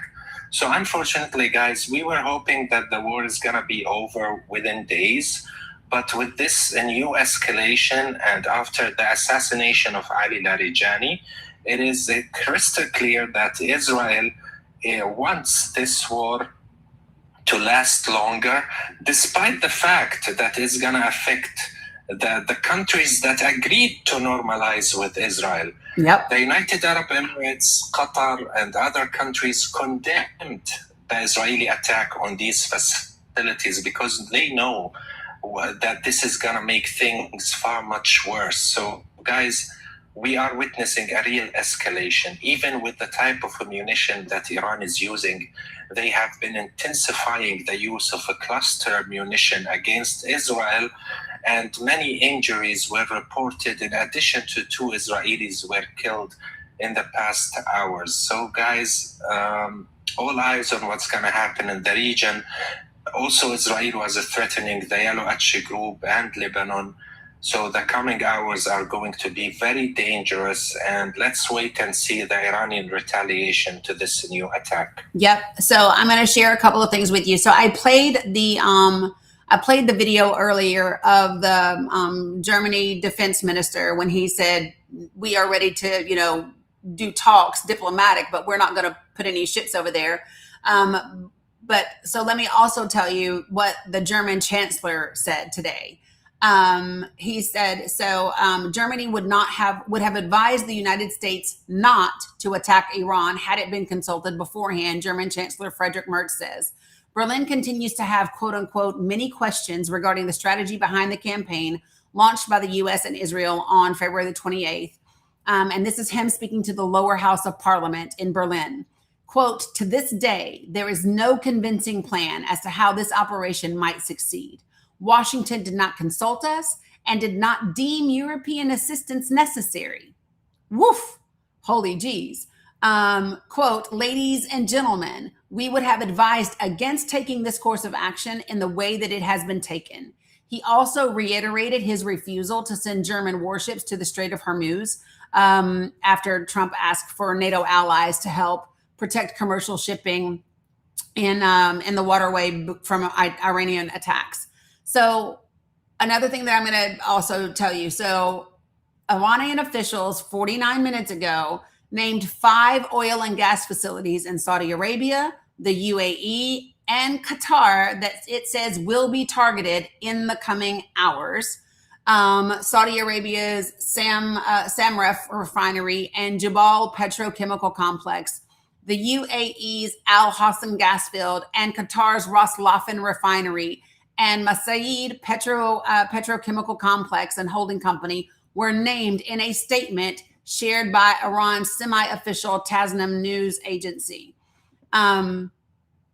Also, what has happened is the UAE came out and condemned Israel for their attack on Iran's gas field. So UAE warns, and so this was 10 minutes ago. The UAE said the Ministry of Foreign Affairs has condemned Israel's attack on Iran's South Pars gas field in a rare rebuke since the U.S.-Israeli war on Iran began. In a statement, the ministry said that targeting the energy facilities, quote, constitutes a dangerous escalation and that, quote, poses a direct threat to global energy security as well as to the security and stability of the region and its people, end quote. The rest of the quote says, the state stressed the need to avoid targeting vital facilities under any circumstances, emphasizing the importance of adhering to international law, end quote.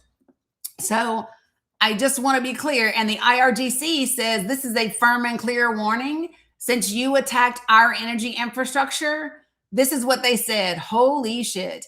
They said, quote, the fuel, energy, and gas infrastructures of those who attacked Iran's energy and oil facilities, quote, will be burned and turned to ashes at the earliest opportunity. Quote, this is a firm and clear warning to the criminals who attacked part of Iran's fuel and energy infrastructures in the south of the country, end quote. We declare to the cowardly and aggressive army of the criminal America and the barbaric and child-killing Zionist regime that you will have to throw your soldiers into the water and throw your dignity into the wind, end quote. Holy fuck, y'all. Dani, they're not gonna let this pass. No, I know they're not. Iran depends on gas and oil. 90% of their income. It's how they were able to build their arsenal. It's very important for them. They are not going to let this pass without hitting back and hitting hard.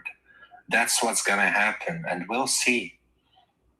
Yeah, it's really, so Qatar's Ministry of Foreign Affairs also made a statement, and he also condemned Israel for targeting South Pars, noting that the Iranian gas field is an extension of Qatar's North Field. And he said, quote, the attack marks a dangerous and irresponsible step amid the current military escalation in the region. Targeting energy infrastructure constitutes a threat to global energy security as well as to the peoples of the region and its environment. I'm going to read to you the entire statement from the Qatar minister. Here's what he says. The Israeli targeting of facilities linked to Iran's South Pars field, an extension of Qatar's North Field, is a dangerous and irresponsible step amid the current military escalation in the region. Targeting energy infrastructure constitutes a threat to global energy security, as well as to the people of the region and its environment. We reiterate, as we have repeatedly emphasized, the necessity of avoiding the targeting of vital facilities. We call on all parties to exercise restraint, adhere to international law, and work toward de-escalation in a manner that preserves the security and stability of the region. They're going to strike back. They are going to strike back. They are going to strike back, y'all. And I really, hold on. Let me see hold on. I almost said words. Let me see what the president of the United States may be saying on his social media. Yeah. Just really quick, guys, so that you know that after the Israeli targeting of the gas facility, the prices of oil went up by 5% already.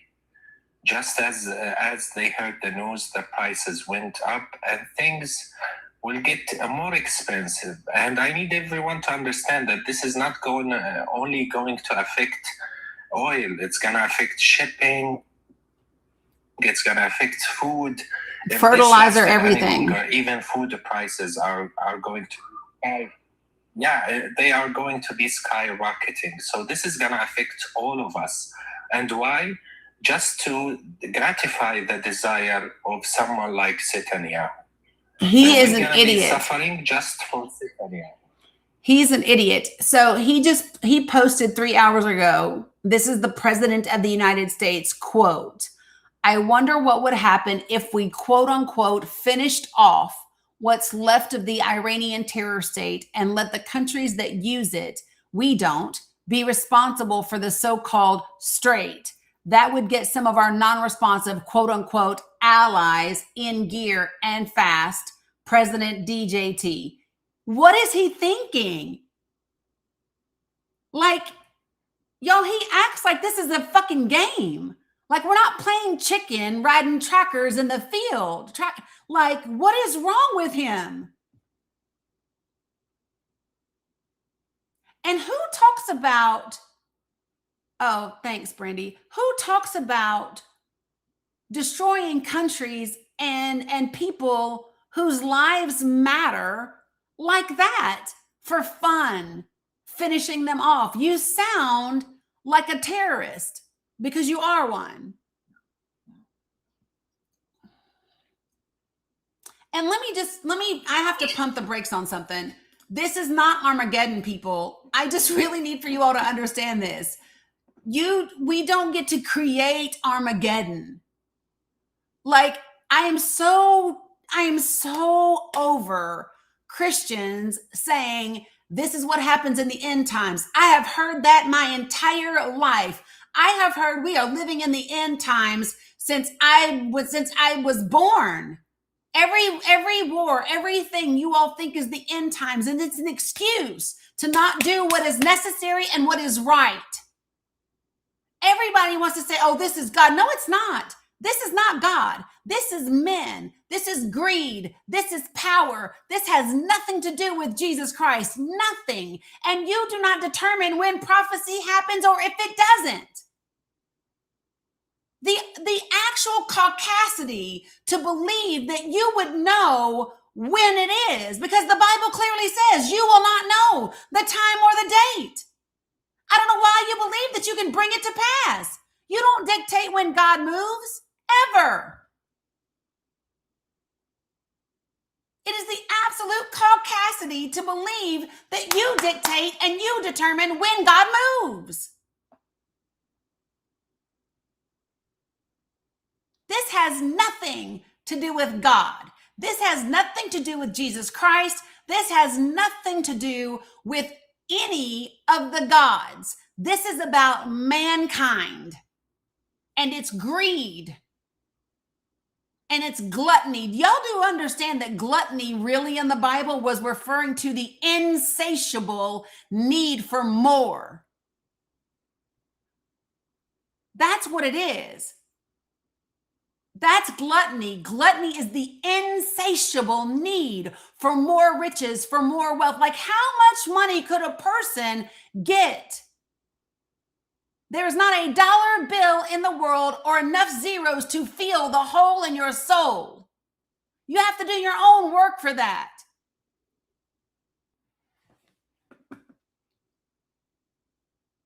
Sorry, y'all.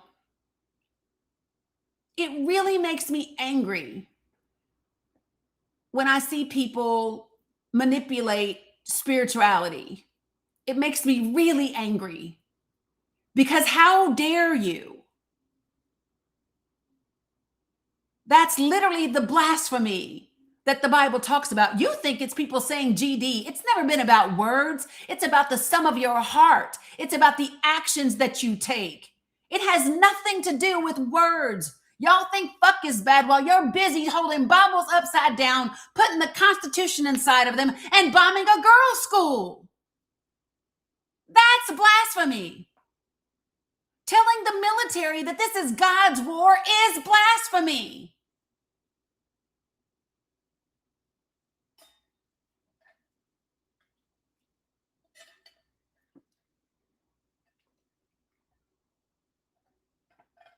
You know, Abu Siraj, I was on a panel the other day, and this man was talking about Palestinians. and how they were gonna give up soon. Whenever the rebuilding starts of Gaza, they're gonna, when you do this to people, when they live in tents for so long, when they do this for so long, they're gonna give up. And it really made me angry, because you cannot possibly understand the plight of Palestinians for damn near 80 years to think that this thing right here is going to be the thing that breaks them. It will not. It will not be the thing that changes the hearts and minds of Palestinians to maintain their space, to keep up their resistance, to plant their feet in land that belongs to them. It will not happen. It will not happen. And I said this before, and I will continue to say it. The world will not be right until Palestine is free. America will not be its best until indigenous people and African American people have received everything that is due to them. This world will not be right until we do right by all of the lands that we have devastated, until Africa gets theirs, until, I'm telling you, you cannot grow good things out of bad soil. And the entire existence of the United States of America was birthed out of theft and robbery and murder and rape. It was birthed out of those actions. You cannot grow good things from that soil. You must pay recompense.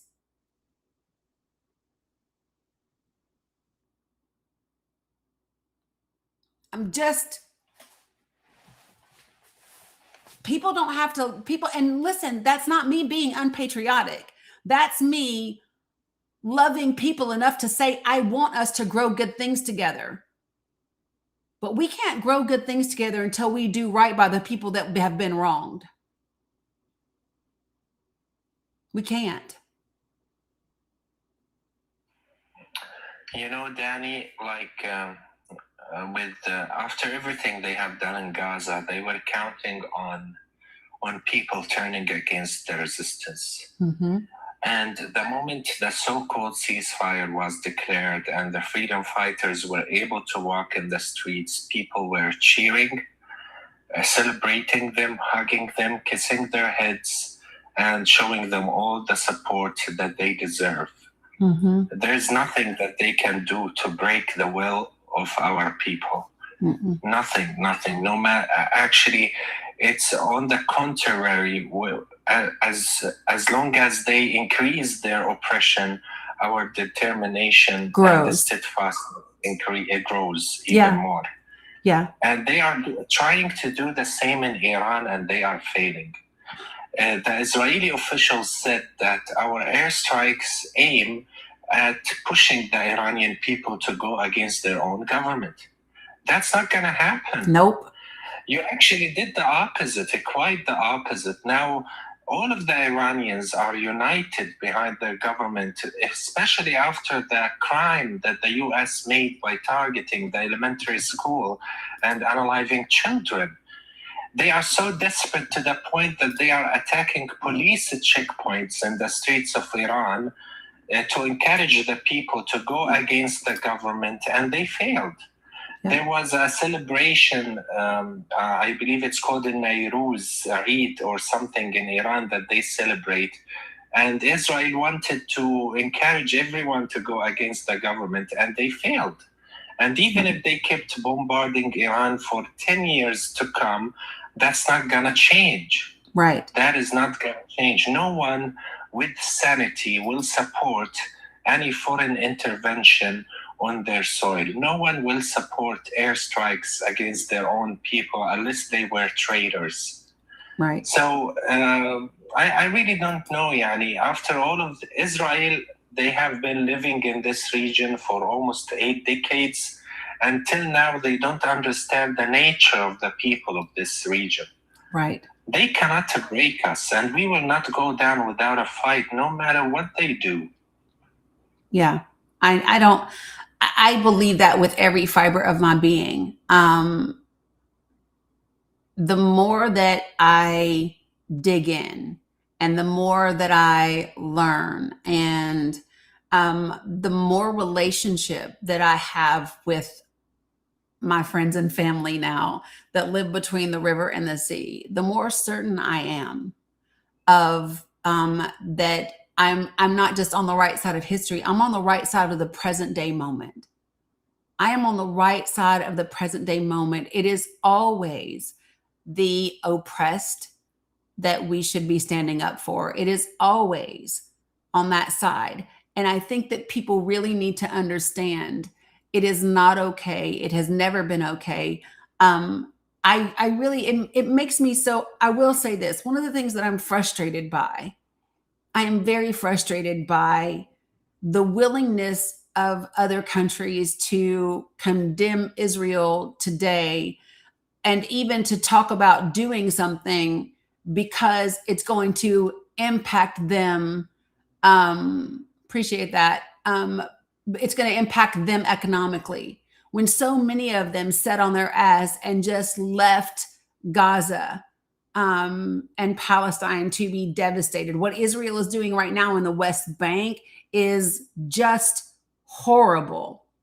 And I am very frustrated at, it's almost like, well, because Palestine doesn't have any resources that we can steal or that we can own or that we can whatever, then we don't really care if those 2 million people are devastated or obliterated from the earth.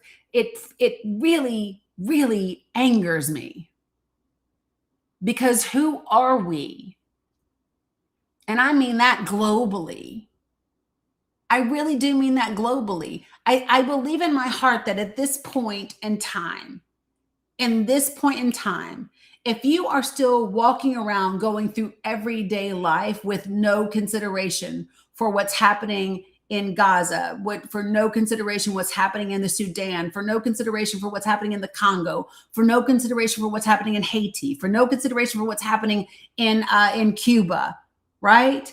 If you are literally my question for you is, who are you? And what kind of human being are you? How do you exist as if you live in a bubble and you are not connected to other people? If I remember correctly, Abu Siraj, you are 30 years old and you have lost 28 members of your family. Do I remember that correctly? It may be more now. 23. 23. Okay. Yeah. I just want you all to sit with that for a moment. He's 30 and he's lost 23 members of his family. Can you imagine being 30 years old and having lost 23 members of your family?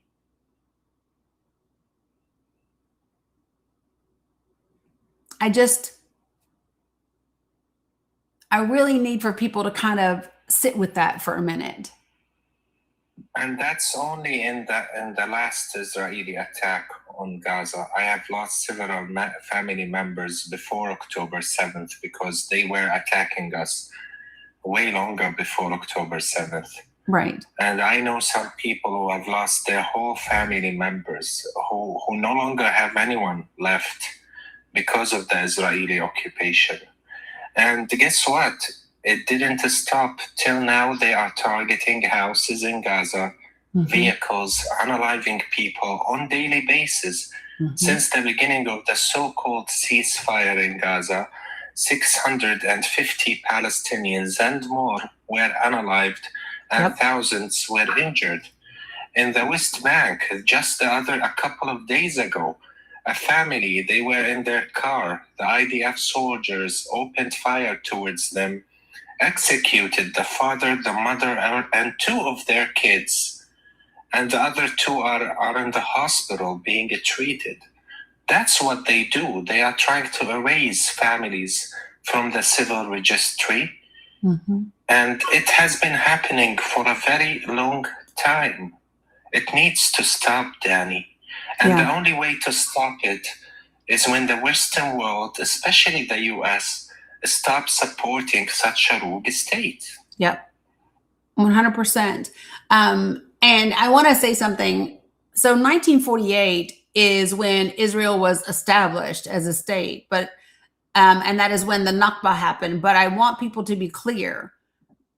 This plan began, well, the permission for it to happen, the permission for the existence of Israel started in 1917. I need for people to really understand that. It's even further back than 1948, just so that we can be clear as to when this shit started. And it started why? Because the West interfered. That's why it happened. And I think that people really need to own that this is who the United States of America is. It's not all that we are. It's not all that we are, but this is definitely who we are. And what's sad also is that this is who we are on foreign soil. But we're not that better. We're not that much better to people on our own soil. We're not. I want you all to think about this. So on foreign soil, we know what they do. On this soil, they choose corporations over us. What does our government do for its people? Like willingly. What does this government give to us willingly that we don't have to fight tooth and fucking nail for? Nothing. I literally want you all to sit with that for a minute. What does the government give to us freely that we don't have to fight tooth and nail for? This is not a country that takes care of its people. This is not a country that takes care of its veterans. This is not a country that takes care of its elders. This is not a country that takes care of its children. This is not a country that takes care of its babies. I really want you all to sit with that. This is not a country that takes care of its people. And while other countries may do bad things, many of them take care of their people way better than we do. And we have been taught the propaganda that we are better than everyone else. And in reality, we are not. We are not. And it is time to elect people that are better. Yeah, I'm a veteran too, DYI. I need y'all to hear me.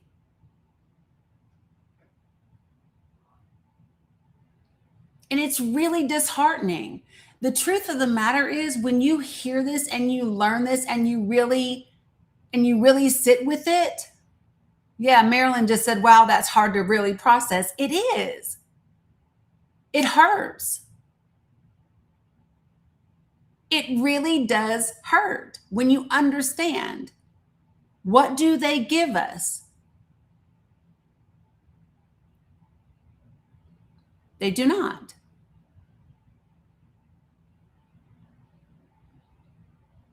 They do not.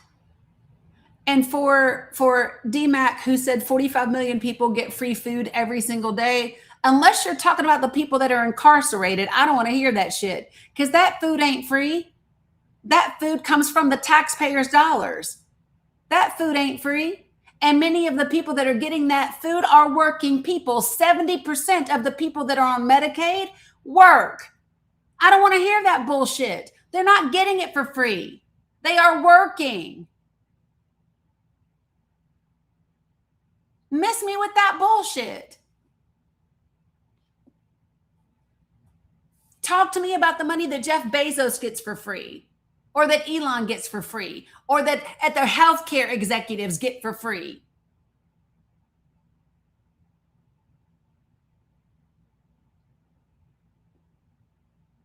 Yes, there's a work requirement to get SNAP benefits.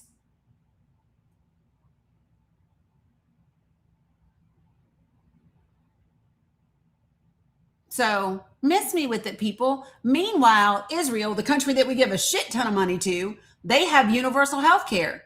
They have free education. They have everything over there. And then they drag us into war. Thanks, Kimmy J. I'm just like, this is really it, folks. And this is when it really has to become up to the American people to change things. If we want something different, we must require something different.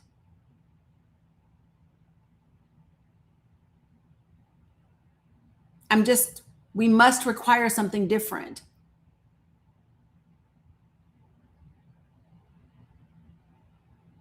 I can't ignore what's happening in the world. Y'all will think I'm crazy. So yesterday when we were live, and do you remember? So at the end of yesterday's live, Abu Saraj, we were doing our River to the Sea time, and we had a bunch of our Pali friends and family coming up, and all of that. And the maintenance guy had come to help fix my dishwasher, and I'm talking to everybody, and we're talking, and I'm telling, you know how I do. I say, well, this person has X number of children and her husband was martyred. This person has cancer and they need this. This person has whatever. And so I get off the live, and yesterday was a really good day. I was excited because everybody that joined the panel yesterday got between like 3,000 and 10,000 coins. So it was a great day. And so I got off the live, and my maintenance man is standing in my kitchen because I wondered why he didn't leave when he fixed it. He was just standing there. And then he said, I didn't mean to like listen in or eavesdrop, but it sounds like you're doing a really good thing, right? And we started to talk about Gaza and Palestine. And he didn't know about the Balfour Declaration. He didn't know about the 1922 League of Nations and the British Mandate. He didn't know about the Nakba in 1948. He didn't understand. He didn't know. And so literally he walks over with me, and we're in front of the computer, and I'm showing it to him. He didn't know that we overturned the democratically elected Iranian prime minister in 1953. He didn't know. And so he's taking all of it in, and he was like, oh, wow, I'm going to go look at this, and I'm going to go look at that. And it was, you know what I mean? Like, that's what we have to be doing all the time. He's in my circle of influence, right? And so he brought it up, and so we had the conversation. I took Bella to the pediatric pulmonologist, and I was wearing my Free Palestine shirt, and she mentioned something. So we had a conversation about Gaza, right? It's literally about knowing and understanding. I pulled out pictures of Raja and his kids, and Mohammed OS and baby Osama and the newborn twins, and Bilal and Allah Shak and Wasim and Mo, and I'm telling him who everybody is. And to me, that's what we need to be doing all the time. All the time. You know, Dani, you are definitely making a difference. And I really hope that everyone here listening to us would do the same. Guys, when we try to let you know about the things that are happening in the region, and when we try to raise awareness, we do it under the hope that you will be sharing this information with the people in your circle. Now we have almost 500 people watching. If each one of you informed 3 or 4 people of the things we share, this means that the live will get out to more people, and that's the end goal here. So don't let it stop like with you only. share these information, share everything you learn from such panels to the people in your circle so that we can make a difference. Like I am here in Gaza, trapped. There were times where I didn't have internet connection. I felt silenced because no one was able to hear what I have to say. But now, alhamdulillah, people are listening and they can hear my voice. We count on you guys to be our voices, the voice of the voiceless. And I am here speaking in the name of the people of Gaza who don't have phones, who don't have internet, who don't have the luxury to be here with us and tell you about their stories and their suffering. So my message to all of you, please amplify our voices and let everyone know about the crimes committed against the people of this region so that we can work together to make it stop, inshallah. Inshallah. If you guys haven't, if you go back to my YouTube, you will see the interview that I did with Dr. Mimi Saeed. She is a U.S. citizen and she's a doctor. And she went to Gaza twice. Israel denied her coming back the third time. And there are things that she shared with me that I will never forget. The pictures that she shares on her Instagram, I can never unsee. And I won't not look. There are many people that are listening and you won't look because you don't want to know. But I am telling you that it is your responsibility to look. It is your responsibility to look at the children in Gaza that have died because they're not being fed. It is your responsibility to look at the children of Gaza that are being shot by snipers. Like literally, it's a headshot or a chest shot or a groin shot. Hold on, Dag. She's Dr. Mimi ER. Hold on, I'll tell it to you. This is your responsibility. Things that I will never forget is when she shared with me, she kept a log for herself of her patients. And I want you all to guess for me the number of her patients that were children. What percentage of her patients do you think were children? Just take a guess. What percentage? Y'all are close. It was 86%. 86% of her children, of her patients were children.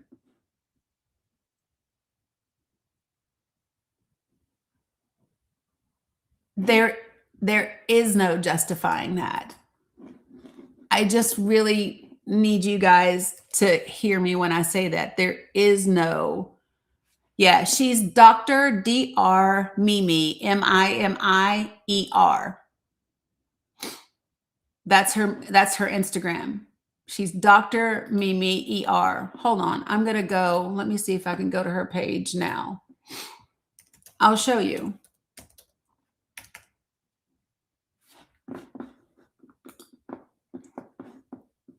So, yeah, you remember when I interviewed her?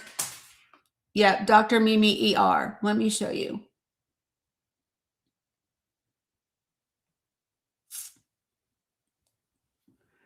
So this is her.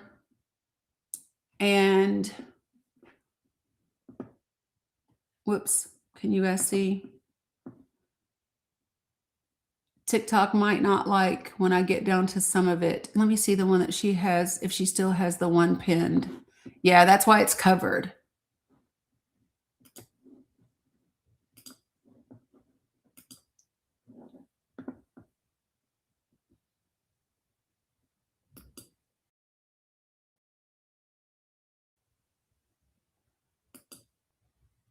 There today. You guys need to go look at it so that you can see. She shares all of these things. She tells you about what's happening. You guys can't see over here. Sorry. Let me show you guys over here. My bad. My bad. My bad.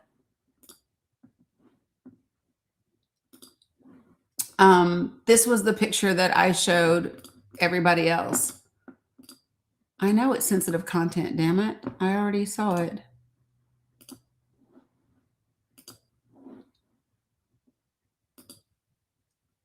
It's not an accident. This is her now. That's her now. آلاء وافي Saved her life. طفلة من آلاف الأطفال اللي تعرضوا للقتال الإسرائيلي خلال هاي الحرب المستمرة، وزي ما احنا شايفين كيف كانت آلاء لحظة إصابتها، وآلاء معنا اليوم. آلاء ما زالت بتعاني من اللي هو التهابات ما زالت مستمرة معها في إثر الجرح الذي أصيبت منه في رأسها. آلاء كيف حالك؟ كيف حالك؟ الله يسلمك. كيف لحظة الإصابة؟ أنا كنت بقرأ قرآن وبعديها أغمى علي، قعدت في المستشفى تبع ناصر، قعدت 5 أيام، ولما صحيت لقيت غرز في راسي، أنا بتوجع من راسي وبدوخ من قلة الأكل، وبيقولوا لي الدكاترة إنه في عملية هان، بس العملية اللي هان خطيرة. So this is Dr. Mimi's profile. I really encourage you guys to follow her. You can tell her I sent you. She'll know it's me.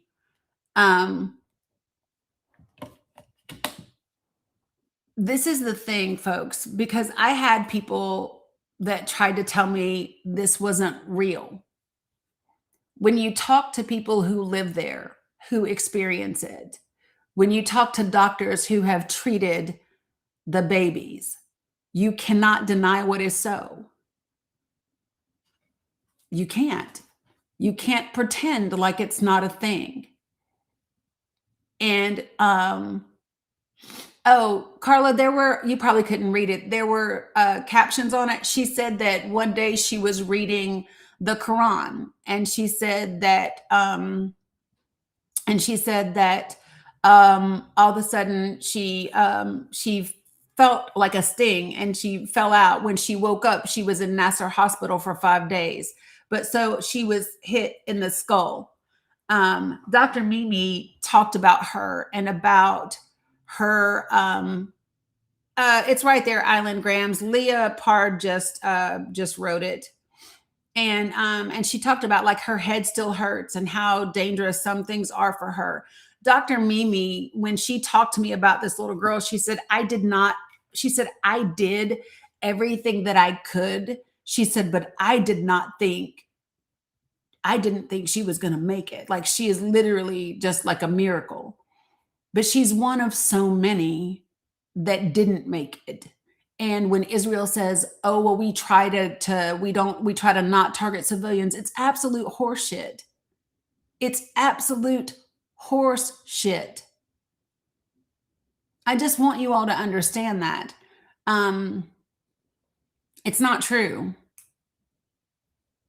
So, and I'm not saying that you have to be like me about it.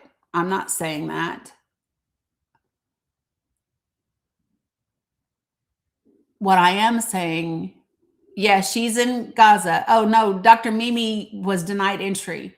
She would love to go back. And by the way, did Abu Siraj, did you see from Geraldine that another flotilla is coming? Yeah, I saw that. It is supposed to move, I believe, at the beginning of April or by the end of this month. Yep. But the problem is that the current situation in the region might disrupt it because, now the seas in the region are on tense because of the war with Iran. So I don't know if they're going to be able to make it, to be honest. Yeah, I know. It is, I love the fact, here's the thing, if at the very least, it will it will get eyes. You know what I mean? Like, for me, even if the flotilla doesn't make it, we need eyes back on Gaza. And the fake ceasefire was very effective at turning the eyes away from Gaza. And so I'm up for anything that brings those eyes back to what's happening in Palestine. The UN just issued something which what's up, Jessica Simone? Which I'm tired of hearing them issue warnings. But the UN just talked about what Israel is doing in the West Bank. For those of you all that don't know. So a flotilla, it's spelled Flotilla. And so several months and months ago, there was a group of boats. You may remember that it had Greta. It had Greta. Greta was on one of the boats.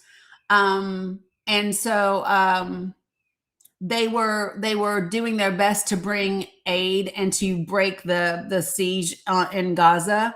And so it was all over the news when we were at that time for them to be close and to be intercepted by Israel and all of that. Geraldine is on here under she's the Scribe Flotilla. She is there. Yeah, we did stay up all night. We sure did. For those of y'all that are wondering, the United States of America didn't send anyone for the Americans that were taken into Israeli custody. When Geraldine was released, she was not greeted by an American individual or Flotilla Scribe. That's her TikTok name, Cam. But no, other people from other countries, they had a representative that met them, that brought clothes or blankets or food. No one greeted them. So I think it's just really important for everyone to grasp how much we bow to Israel. We had a 16-year-old American boy who also happens to be Palestinian, but he's an American citizen who was in Palestine visiting family, and he spent from February of 2025 until Thanksgiving Day of 2025 in an Israeli prison, a 16-year-old child. And he was there during the time that Donald Trump was there. He was there when Mark Rubio was there. He was there when 250 different state representatives were there. They were all there, and they did nothing to make Israel release him. Yeah, it was 9-10 months. He was there from February to November. Yeah, the American journalist. So she's from California. She did an interview when she was in Paris after being in Israeli custody. She was hung up by shackles, metal shackles on her arms and on her feet.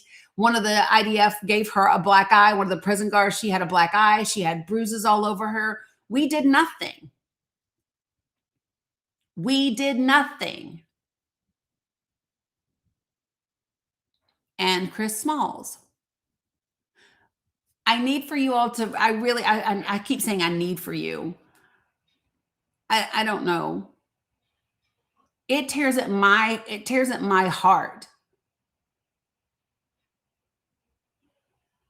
Why does the United States support Israel? Because we have many Christian Zionists in the United States of America. And it's because of their ideology that they support Israel. Yeah, Dani, I just want to say that the coming flotilla will have more than 100 ships, and we're talking about 3,000 participants. I love that. So it's going to be huge. It's going to be huge, inshallah, and I hope they succeed in attracting attention to what's happening here in Gaza. Because, guys, the Eid, or the Muslim holiday, is going to be after tomorrow. Yes. Tomorrow is the last day of Ramadan here in Palestine. And the prices are insane, in which the majority of the people here can hardly buy any food nowadays because of the war in Iran. Israel closed the crossing points. Aid that used to come in has been deducted to less than half. As a result, the situation is getting really tough here. That's why we need to attract attention back to Gaza, because people here are still suffering, and the UN is warning that if this continued any longer, we might be witnessing a new famine hitting the Gaza Strip. Yeah. I think it's just, and I know that things are rough in the States, and I know that things are getting really,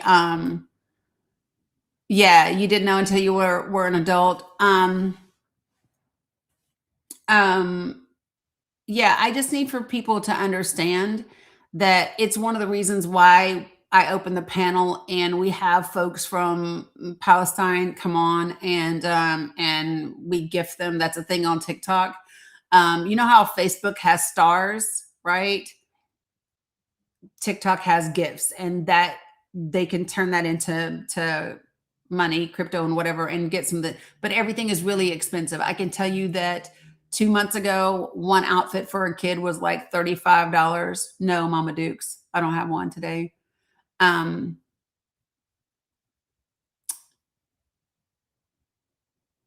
Dani, someone asked a question in the comments. If I can answer, please.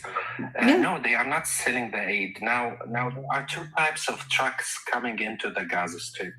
The aid trucks, and the aid is being delivered for free.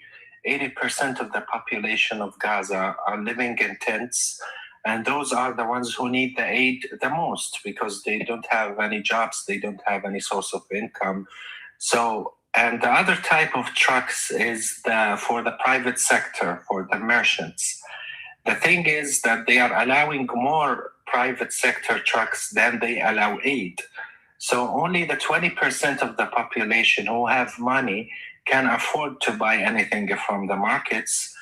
But the majority of the population here in Gaza who don't have any money, they go to the markets, they see stuff, but they cannot afford to buy them.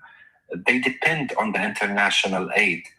And nowadays, they only receive like one box of aid every month, which is not enough to cover their needs or help them survive.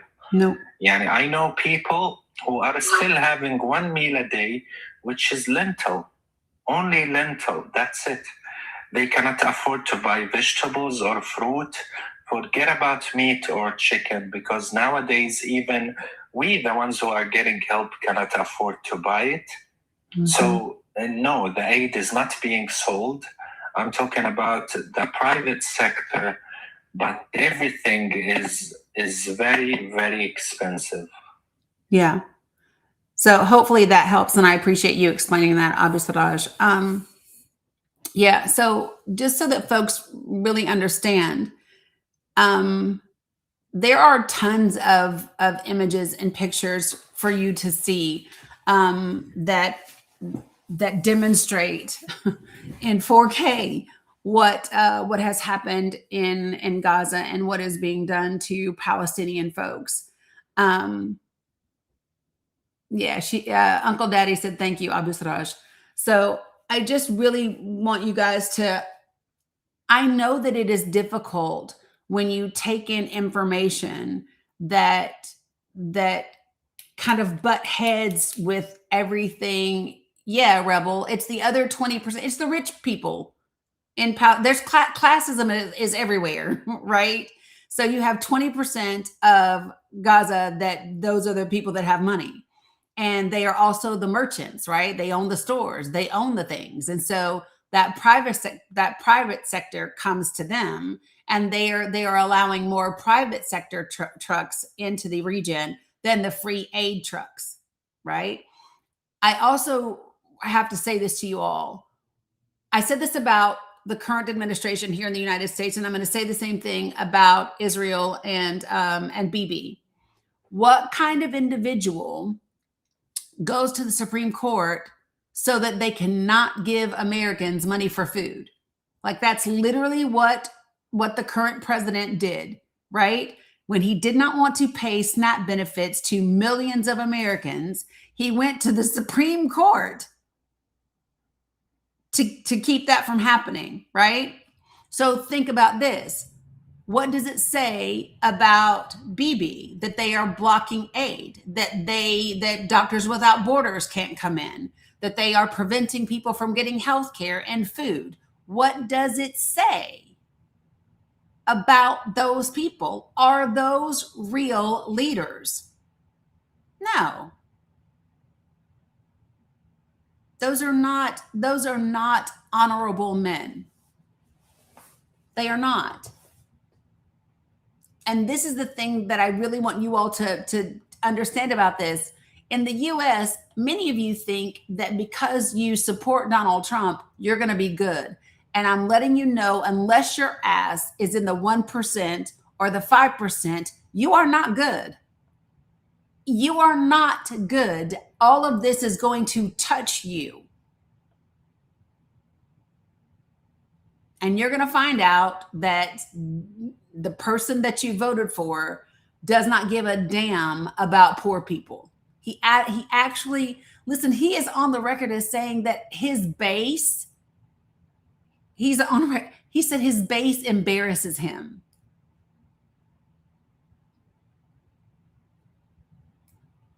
Just so you know. When you can turn on your best friend, your mentor, when they're dying, you can turn on anybody. He did, hocus pocus. You don't have to like it. Yeah, Dani, thank you for having me. I have to go now. Yeah. Thank you all for joining Dani's live. Keep up the good work, guys, and keep us in your prayers. And inshallah, we will continue raising awareness till Palestine is free from the river to the sea. Assalamu alaikum, everyone. I'll see you later. Alaikum salam. Appreciate you. All right. So,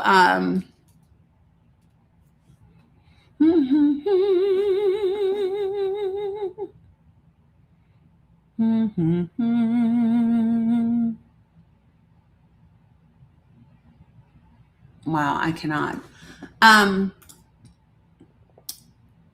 Right. So I am not seeing comments over here, but right. We did love Abu Siraj. Yeah, make sure that you guys follow Abu Siraj. He goes live every day. Of course, Khadijah. He goes live every day at 3 p.m. Eastern Standard Time, and he does lots of updates on what's happening in the Middle East, especially what's happening in Gaza and in Palestine, but also in other places. Hi, Tracy. Holy geez. Yeah, I guess I just do it without thinking, right? Probably. Tracy goes, you're singing again. That's why TikTok thinks you sing. I guess. But anyway, let me check out this update real quick and just to see if all right, let's see. Wow. Okay. Saudi Arabia is now issuing danger warnings, and they're using their early warning platform. So I love this. Yay. Okay. I'm excited. My contact just said that they sent Sunny's story to several editors to get them to consider it. So that's amazing because that's national. So. Okay, so let me just say this. In a Telegram statement, Hezbollah has shared its latest attacks on Israeli forces throughout the day. Hezbollah fighters faced off against Israeli soldiers near a detention camp in southern Lebanon's Qaim town and engaged them with weapons, the group said. They also claimed to launch rocket barrages at Israeli forces in northern Israeli Shomera settlement, as well as in the Lebanese villages of Odessa and Tabay. In northern Israel's Kiryat Shmona city, Hezbollah targeted Israeli soldiers with a quote unquote swarm of attack drones, the group added.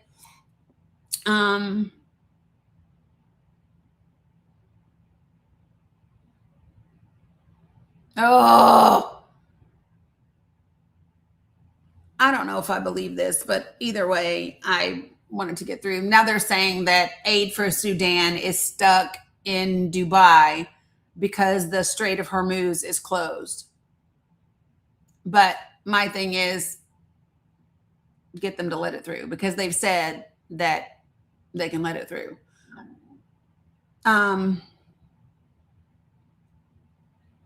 Yeah.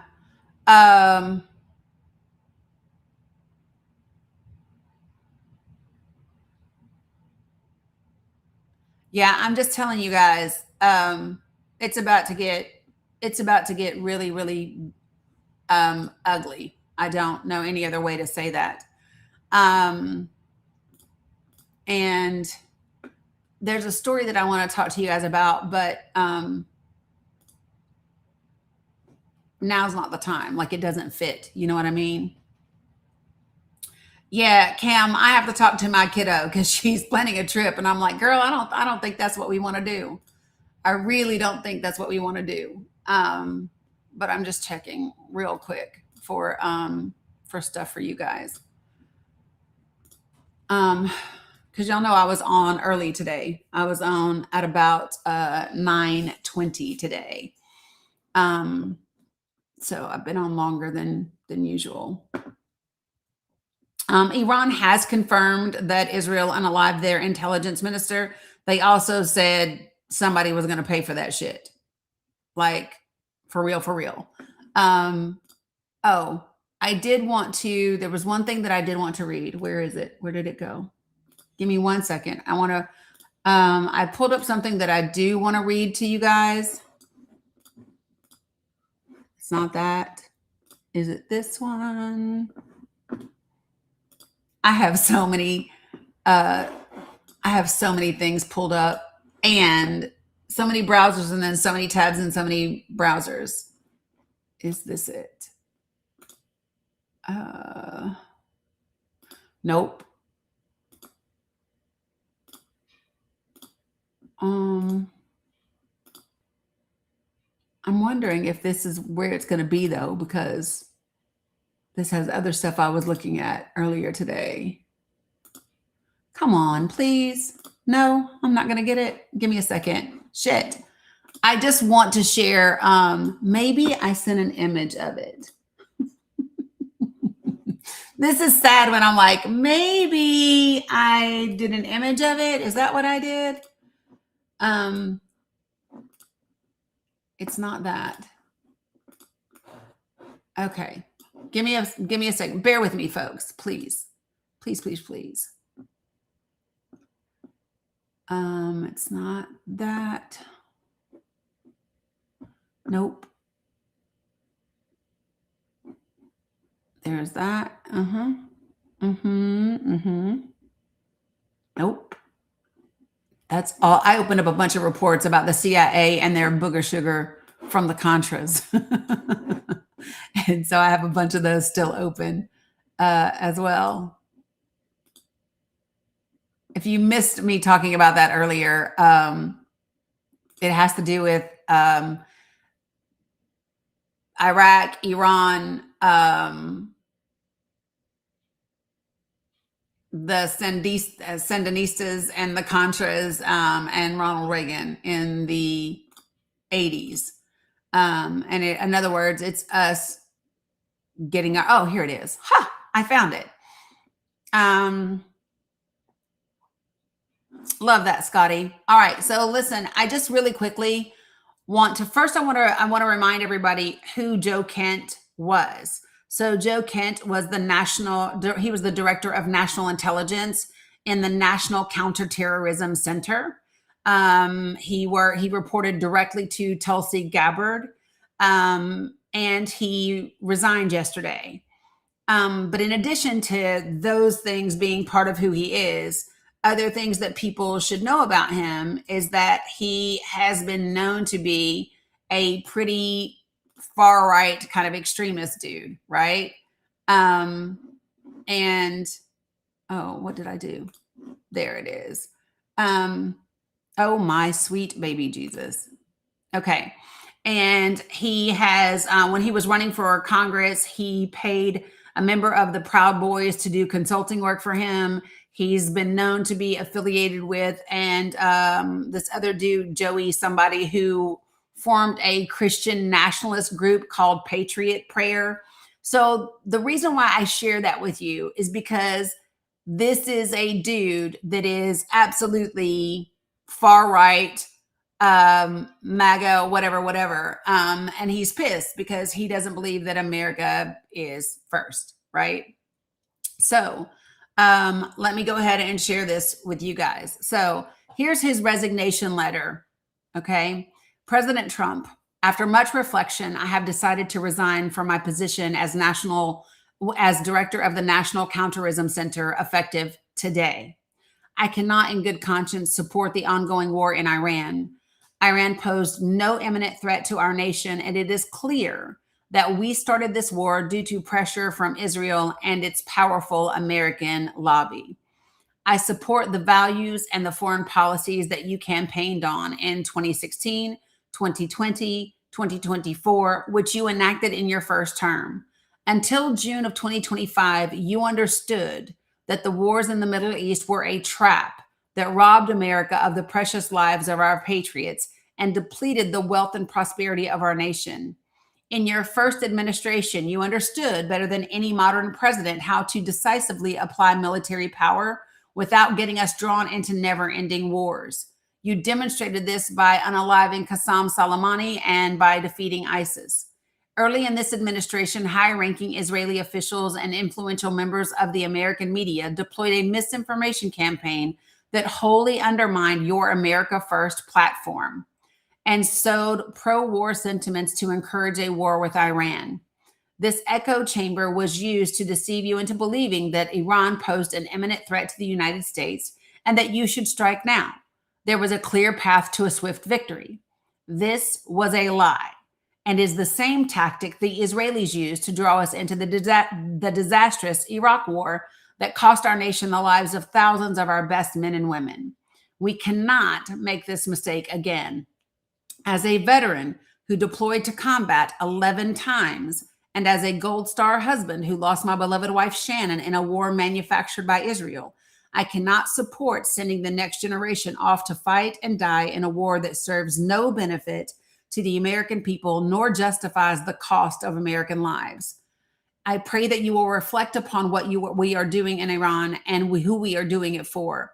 The time for bold action is now. You can reverse course and chart a new path for our nation, or you can allow us to slip further toward decline and chaos. You hold the cards. It was an honor to serve in your administration and to serve our great nation. Signed, Joseph Kent, Director, National Counterterrorism Center. So that is the full letter that he wrote yesterday when he resigned. And so as well, Lord, Trump's White House just threw Tulsi Gabbard under the bus, which is to be expected. They throw anybody under the bus. And so, like, just so that everyone is clear, this deal with Israel, right, has created a huge chasm within the Republican Party. There is a huge divide, and everyone should know that. And to be quite frank, progressives should capitalize on it. To be quite frank, progressives should capitalize and seize on this moment. The conversation should be about just how negatively this war is going to impact the people. There must be a conversation about the promise to not to get into any never-ending wars, to not start any more new wars. There has to be this conversation about the cost to the people, and we should be driving it home. Now, let me tell you where this is where it gets interesting, because we are aware that a good portion of the Democratic Party is also very pro-Israel. We understand that. And this is why I said progressives and not Democrats, because I don't expect significant numbers of the Democratic Party to come out and call a thing, because too many of them are also compromised. So this is why progressives need to be saying loud and proud that the United States of America is compromised and is doing the bidding of Israel. It is Israel first and not America first. And we need to be singing that all the way to the damn ballot box. I'm just telling you, we have to exploit the divide that already exists within that party. That's what needs to happen without question. Okay. So I just want to make sure that that I get all of those points out. Yeah, Margaret, we do need to mind our business. We do. You're concerned that so it's all about how you phrase that, right?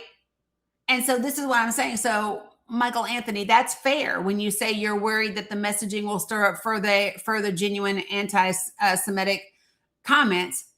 And here's what I'm saying. So there has to be messaging. There has to be framing that this is not Judaism. This is not about Jewish individuals.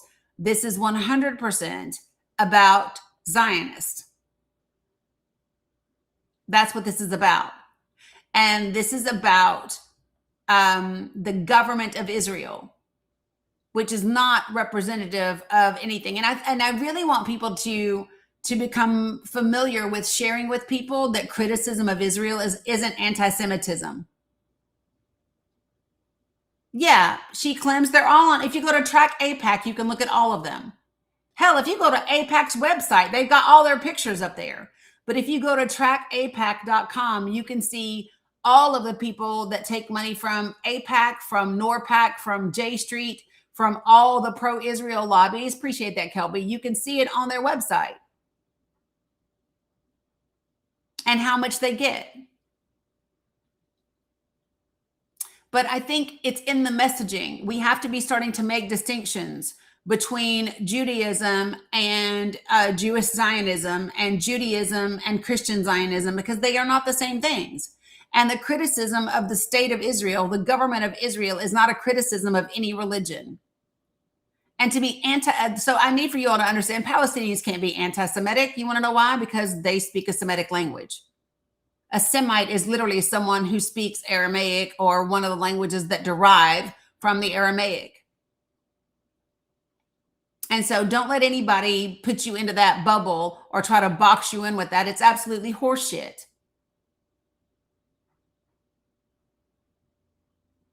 So you don't get to tell me what the fuck I mean by what I say. I'm going to tell you what I mean by what I say. Okay? So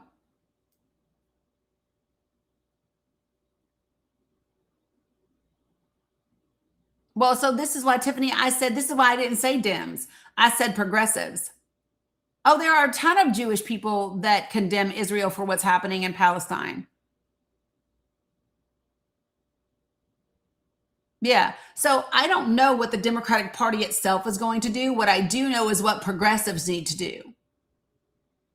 And progressives need to be about the business of exploiting the chasm that exists within the right, building relationship, connection, and understanding in our communities, and making sure that the public is actually armed and equipped with accurate information that isn't partisan, but is just simply the facts.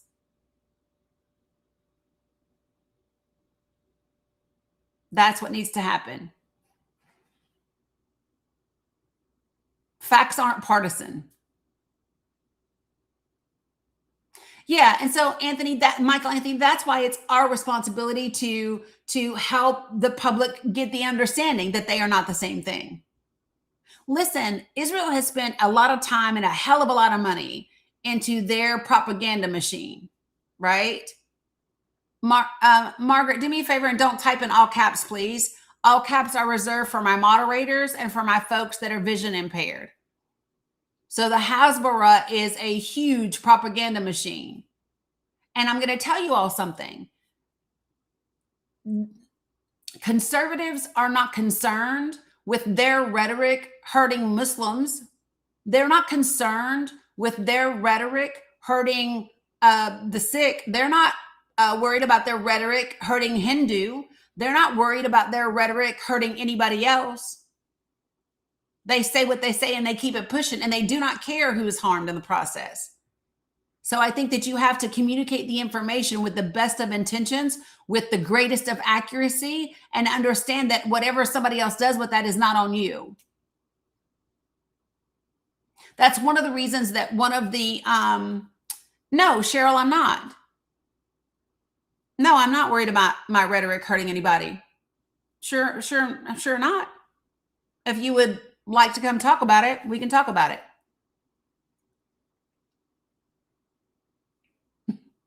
No, I'm not.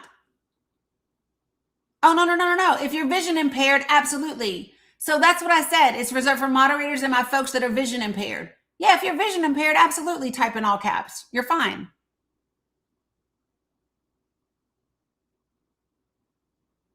Where'd she go? Come on now, Cheryl. I sent you an invite. All you got to do is hit, okay, matter of fact, here, let me make it easier for you.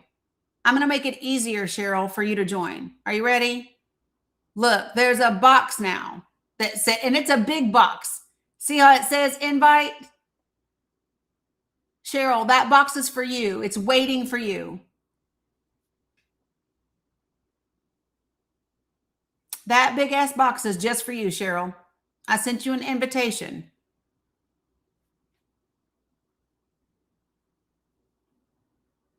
Yeah, girl, I gave you the big box. That's how much I want you to come on up in here.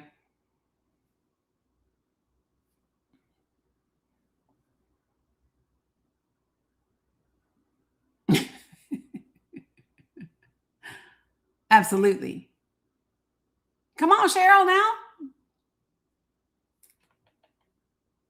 Yeah, you don't have to put a camera on. You don't got to, just come on up here. I know you see where it says request.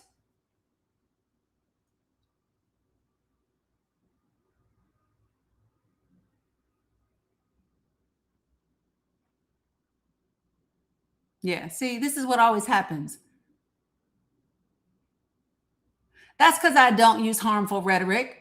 And that's why I call people out that say shit like this.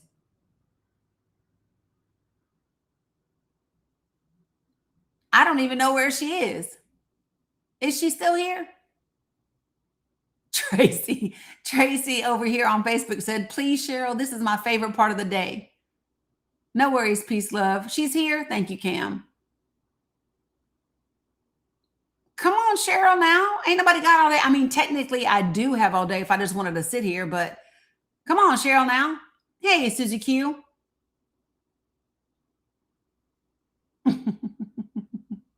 Salam Allah Shak Shak. Right, Mukau. They just say shit. They literally just come in here saying whatever they want to say. And typically they usually say things that they say to other creators, right? Hey, Disney girl, because of whatever. Oh, she left now? That's what I thought. That's what I thought now. She's a runner. She's a track star. And yes, Tracy, I just sang again. Oh, good gosh. Okay, so listen, for those of you guys that are participating and are part of our community and are for the people project, and you want to be notified when we are having our next workshop, which let me just go ahead and tell you the date and time for it. And I'm going to create the registration for it today. It is going to be actually a week from tomorrow. So today's Wednesday, right? Yes. So on the 26th, Thursday, the 26th at 6, should I do 6 or 6:30, y'all? 6 or 6:30 Eastern Standard Time. 6. I'm going to do 6. I know I asked y'all, but then I decided for myself.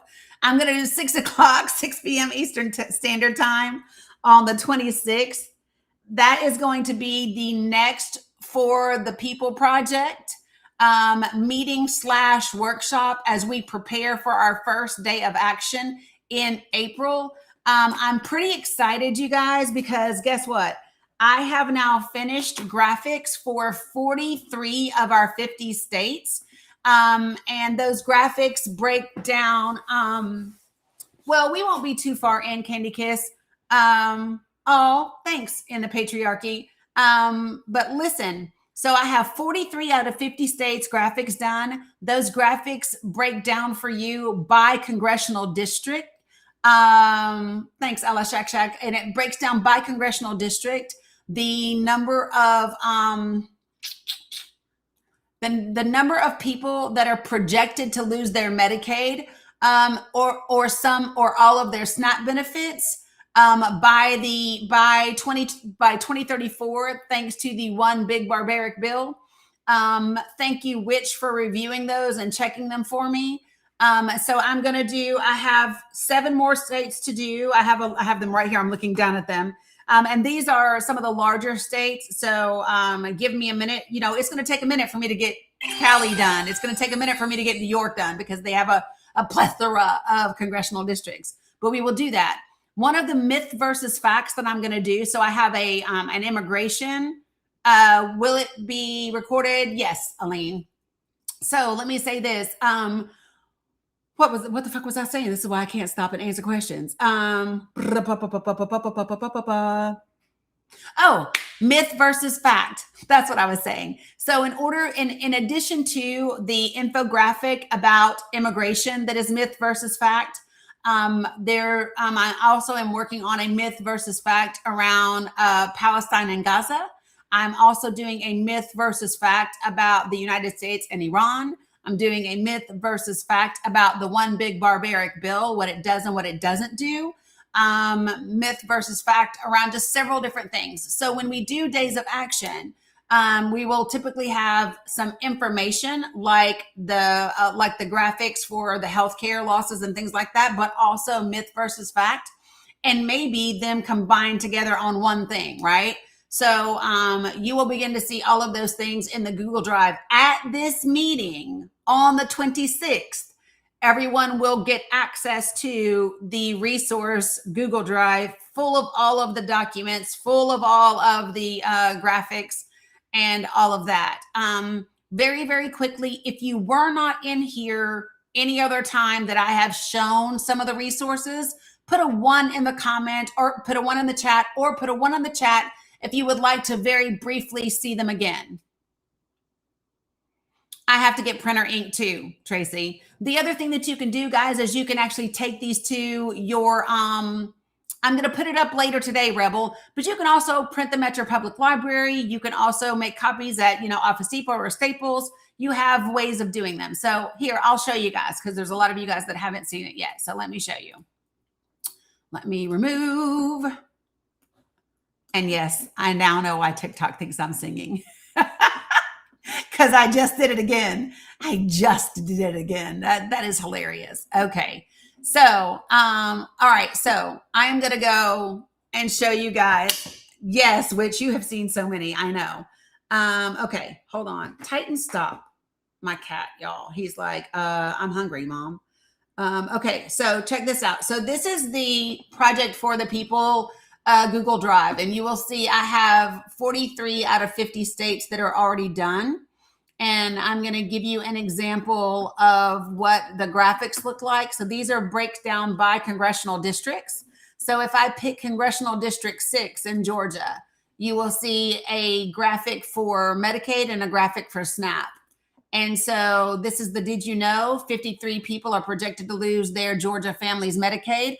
What I've done is if your state calls Medicaid by a different number, by a different name, I have put your state's name of it, but also Medicaid so that people know that that's what it is.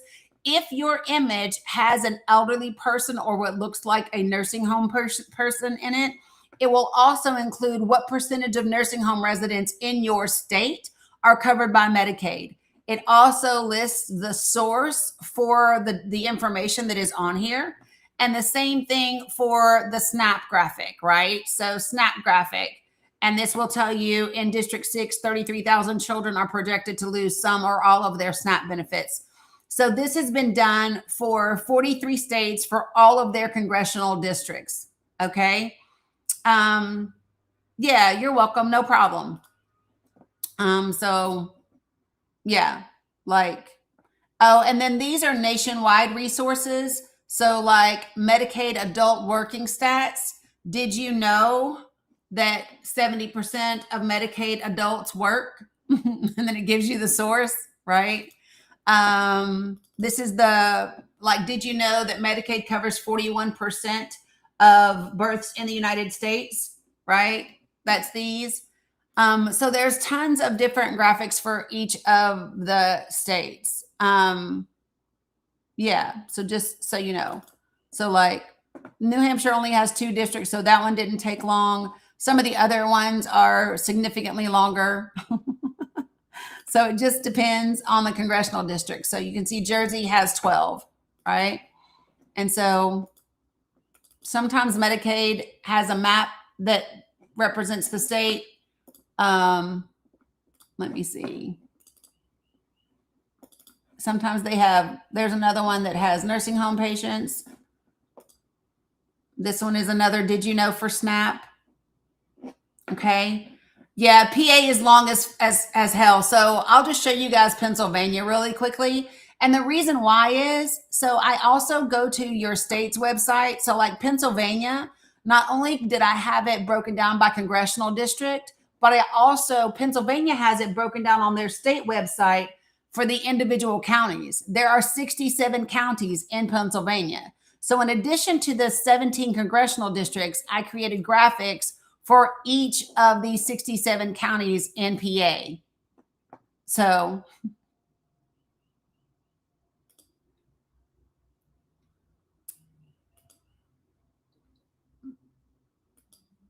see, this is the Medicaid for PA.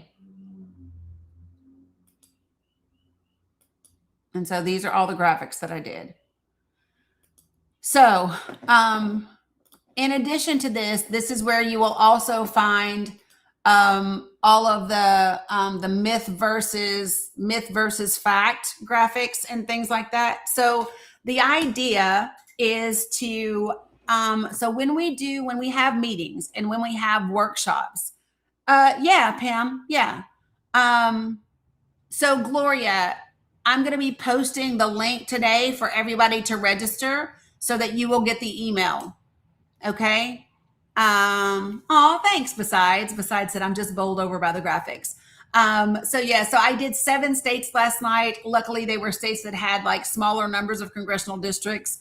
Yesterday was, you all know, I went live yesterday at about 10 a.m. right. And, I worked until 10 o'clock last night. So it was a 12-hour day for me. What day is this date? What day? You mean for the day of action, or do you mean for the meeting?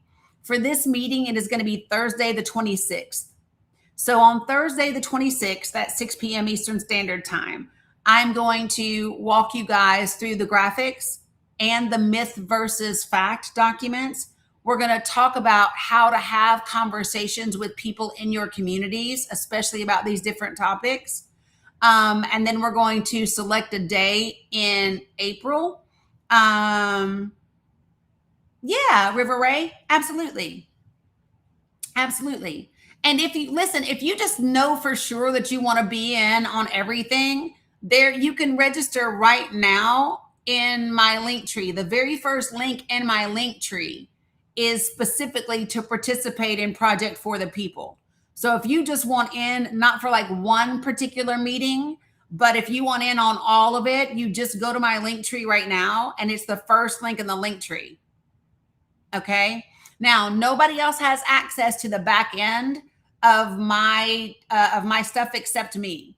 So the reason why this asks for like geographical information is because what I'm going to be able to do is sort my spreadsheet by state, then by city, and by county. So when I see multiple people that are signed up that are in the same geographic region, then I get to be very excited and let you all know, hey, there's a group of you in your community that are in the same region. Do you all want to be connected together?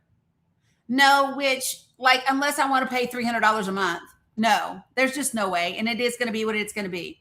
And it's going to be like everything else. I'm going to trust people to have integrity. And if they don't, then they can get the karma that they earn, you know? And so that way I can say, hey, and so nobody else is going to see your private information except for me, but I can use that private information to connect you all with each other. So if you want to collaborate, so maybe one day of action, you do one person's county, and another day of action, you do another person's county, so forth and so on. Okay. Thank you, Nair. I appreciate that. So, yeah, so the goal for me on those, love that, Mukau. So the goal is for me in this workshop, that for the watermark thing, fucking $300 a month. I was like, ain't no way, I'm not doing it. What was I saying? So it's important for me to go over the graphics with you guys, show you all of that. You will have an email that has the whatever, but you're also going to get the playbook that I wrote, which is going to be, you're going to have access to it to download for yourself. It's copywritten and protected, so I'm not worried about that. But you're going to have access to it so that you can read over it. So you can remember when I'm talking about how to have conversations, when I'm talking about how to address certain issues, when I talk about how to do all of those different things, you're going to have the playbook to reference whenever you want to. And then we're going to be having workshops so that we can role play, so that we can, kind of work out how do we have conversations? What are some like facts? How do you learn one or two person? Are your videos also included? These videos, or you mean the workshop videos? Workshop videos I always put on my link tree. I mean, fuck my life. Sorry. Workshop videos, I always put them on my YouTube. So like if you missed the very first webinar where I introduced Project for the People, and I explained to people what it was about and what it's going to be and how it's going to work, that it's 45 minutes long and it is on my YouTube. I'm at the Dani Cook on YouTube. So you can literally go to that video and watch it and find it. If you registered for the webinar and you didn't attend, you got an email with a link directly to that YouTube video. If you don't see it in your inbox, you need to check your spam or your promotions folder. I love that, River Ray. River Ray just signed up, right? So, yeah, I'm just saying. But here's the thing, you guys. I just got tired. I got tired of hearing people say, what can we do about it? What do we do? What can we do? How do we do this? How do we do that? And I got tired of people saying, well, just vote for harm reduction. I don't want to just vote for harm reduction. I want to vote for creating something. I want to vote for making something. I want to vote for the country that I actually want to have. I don't want to just vote for the country so that I prevent the country that I don't want. That's not fun. I want to have fucking fun. I want to get us connected in our communities, right? Disconnection and apathy is why 80 million people didn't vote in the 2024 election. Is there a particular message you would like us to include on our invites? What do you mean? Yeah, just saying, Kelby, right?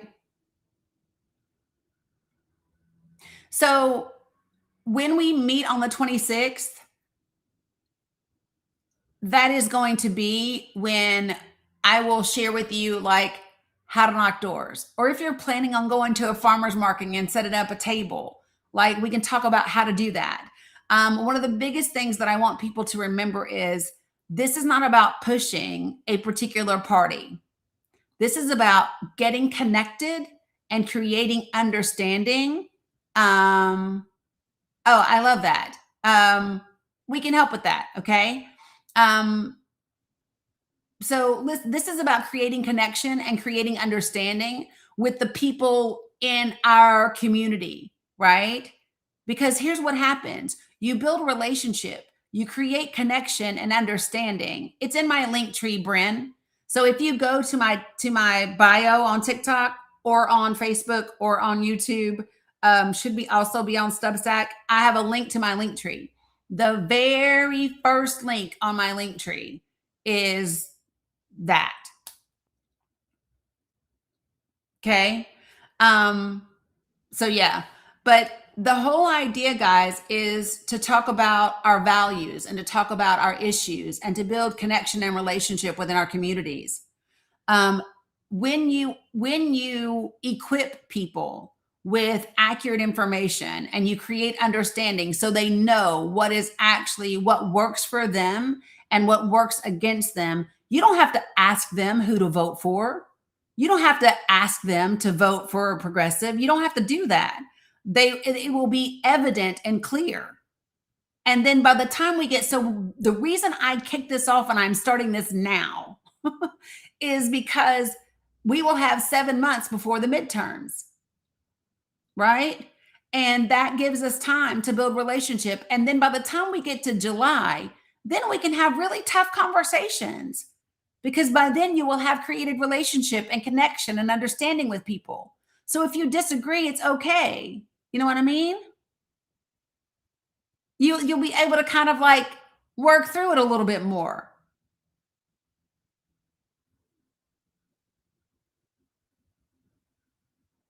Yeah, so none of this is partisan. None of this says Democrat and none of this says Republican on it. Nope. If you all notice, when I was promoting for Jerry coming to be on yesterday,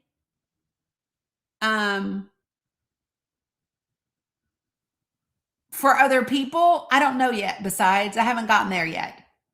But let me say this. So if you notice, all I said was I'm interviewing Jerry Green, candidate for governor of Tennessee. Because she is. She's a candidate for governor for the state of Tennessee. And if you are judging based off of policy and issues and what she can do for you and your community, it doesn't matter if she's Democrat or Republican.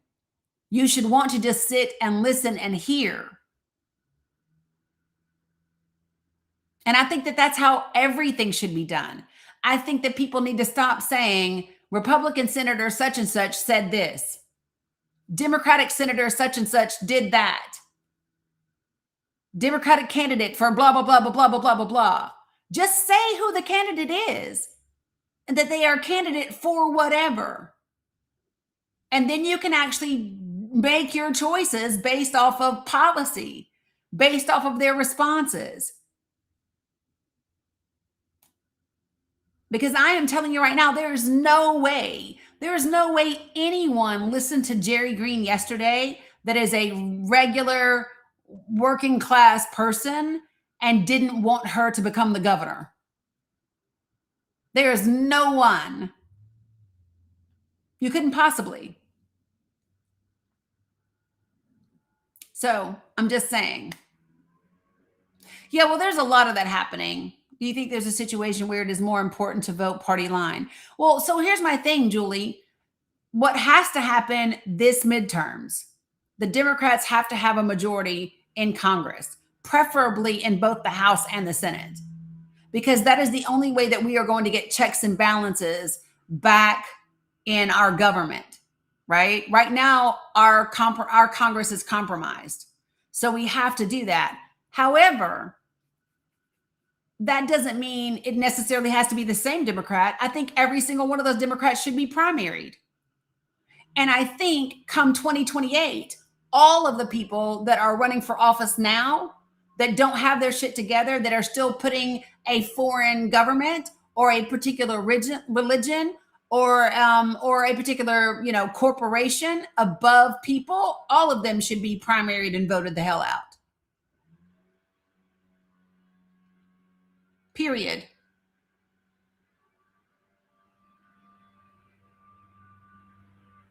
Oh, thanks, Charisma. So I'm just saying, So that is the goal. And I just got tired of people saying, what can we do? And I got tired of seeing no solutions coming from the Democratic side of the House. So I just took it on myself to write something based on what I know to be effective. I'm a grassroots organizer. That's how most people came to know me. Most people came to know me because I rallied and led a protest against the medical monopoly in Tennessee.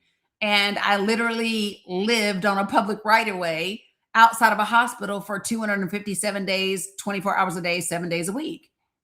And other people did with me, right? In a very red, very Republican area. Most people know me because of that. And people say, how in the world did you get those people to follow you? I didn't ask them to follow me. I simply showed them that I cared about them. I simply armed them and I equipped them with accurate information, showed them what truly was in their best interest. And they were like, fuck yeah. And they came, right? So I know at the end of the day, I know how to communicate with people. I know how to organize. I know how to have really, really hard conversations on really tricky targets, on topics, really tricky topics. And that's what I know how to do.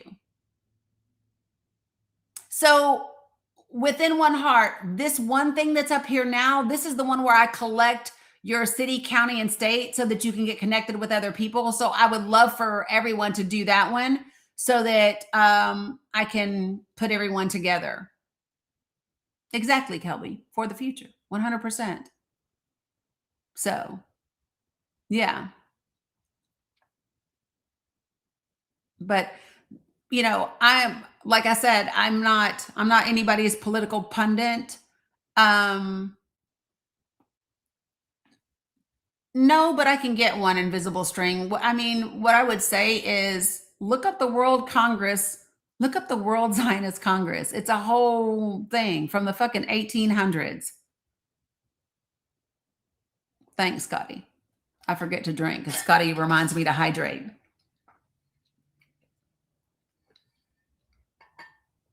And Cuba has now said that if we try to do anything, we will meet impregnable resistance. Ooh.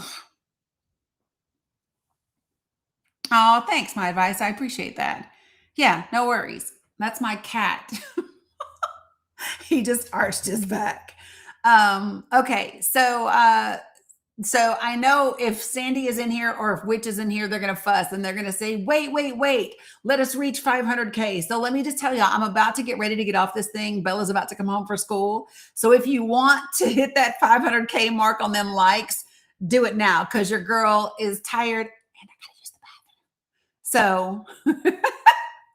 So I'm just saying, now is the time to make that happen. Yeah, Tish, 100%. 100%. So, but I am really excited about this. I know, Carol, you just got back. I've been on for almost 5 hours though. And I want to work on these other counties and I want to, yeah, Tracy. But I want to work on these other counties and the actual playbook. I want to make sure that I have it built out exactly the way that I want it. And I have 8 days to do that. So yeah, a lot to do. But it's good, but it's exciting. You know, I can literally, like, the kiddos go to sleep and I can throw on headphones. Don't judge me. I can either throw on headphones and listen to music, or I can put on, the first 48, which I've probably seen almost every episode. So it's just noise in the background. Like I can hear it and I know what's happening. And I usually know what case, which detectives are on it and the outcome, like one of those things. Or do you know what else? So if you haven't seen it on Netflix, it's one of my favorite jams. I watched Gray Man. I literally could probably Gray Man and the very first Avengers movie. I can probably do the dialogue from both of those movies. Like Gray Man and the very first Avengers movie. Those are my jams. And then, of course, the Hunger Games, like all of them, all 4 Hunger Games. I volunteers tribute. Okay. Everybody's like first 48 is my favorite. Yeah, I'm just saying. Anything else, if I try to start it and I can't watching, yeah, you are very welcome for Jerry yesterday. It was amazing, wasn't it? Yes, Hunger Games is my ish. Your husband loves first 48 too. Yay, you guys did it. I love it. Thank you so much. Woo, woo, woo, woo. Okay, so I am out of here just shy of 5 hours today. I do like Dateline and I like 48 hours too, right? There's another one. Oh my gosh. Oh my gosh.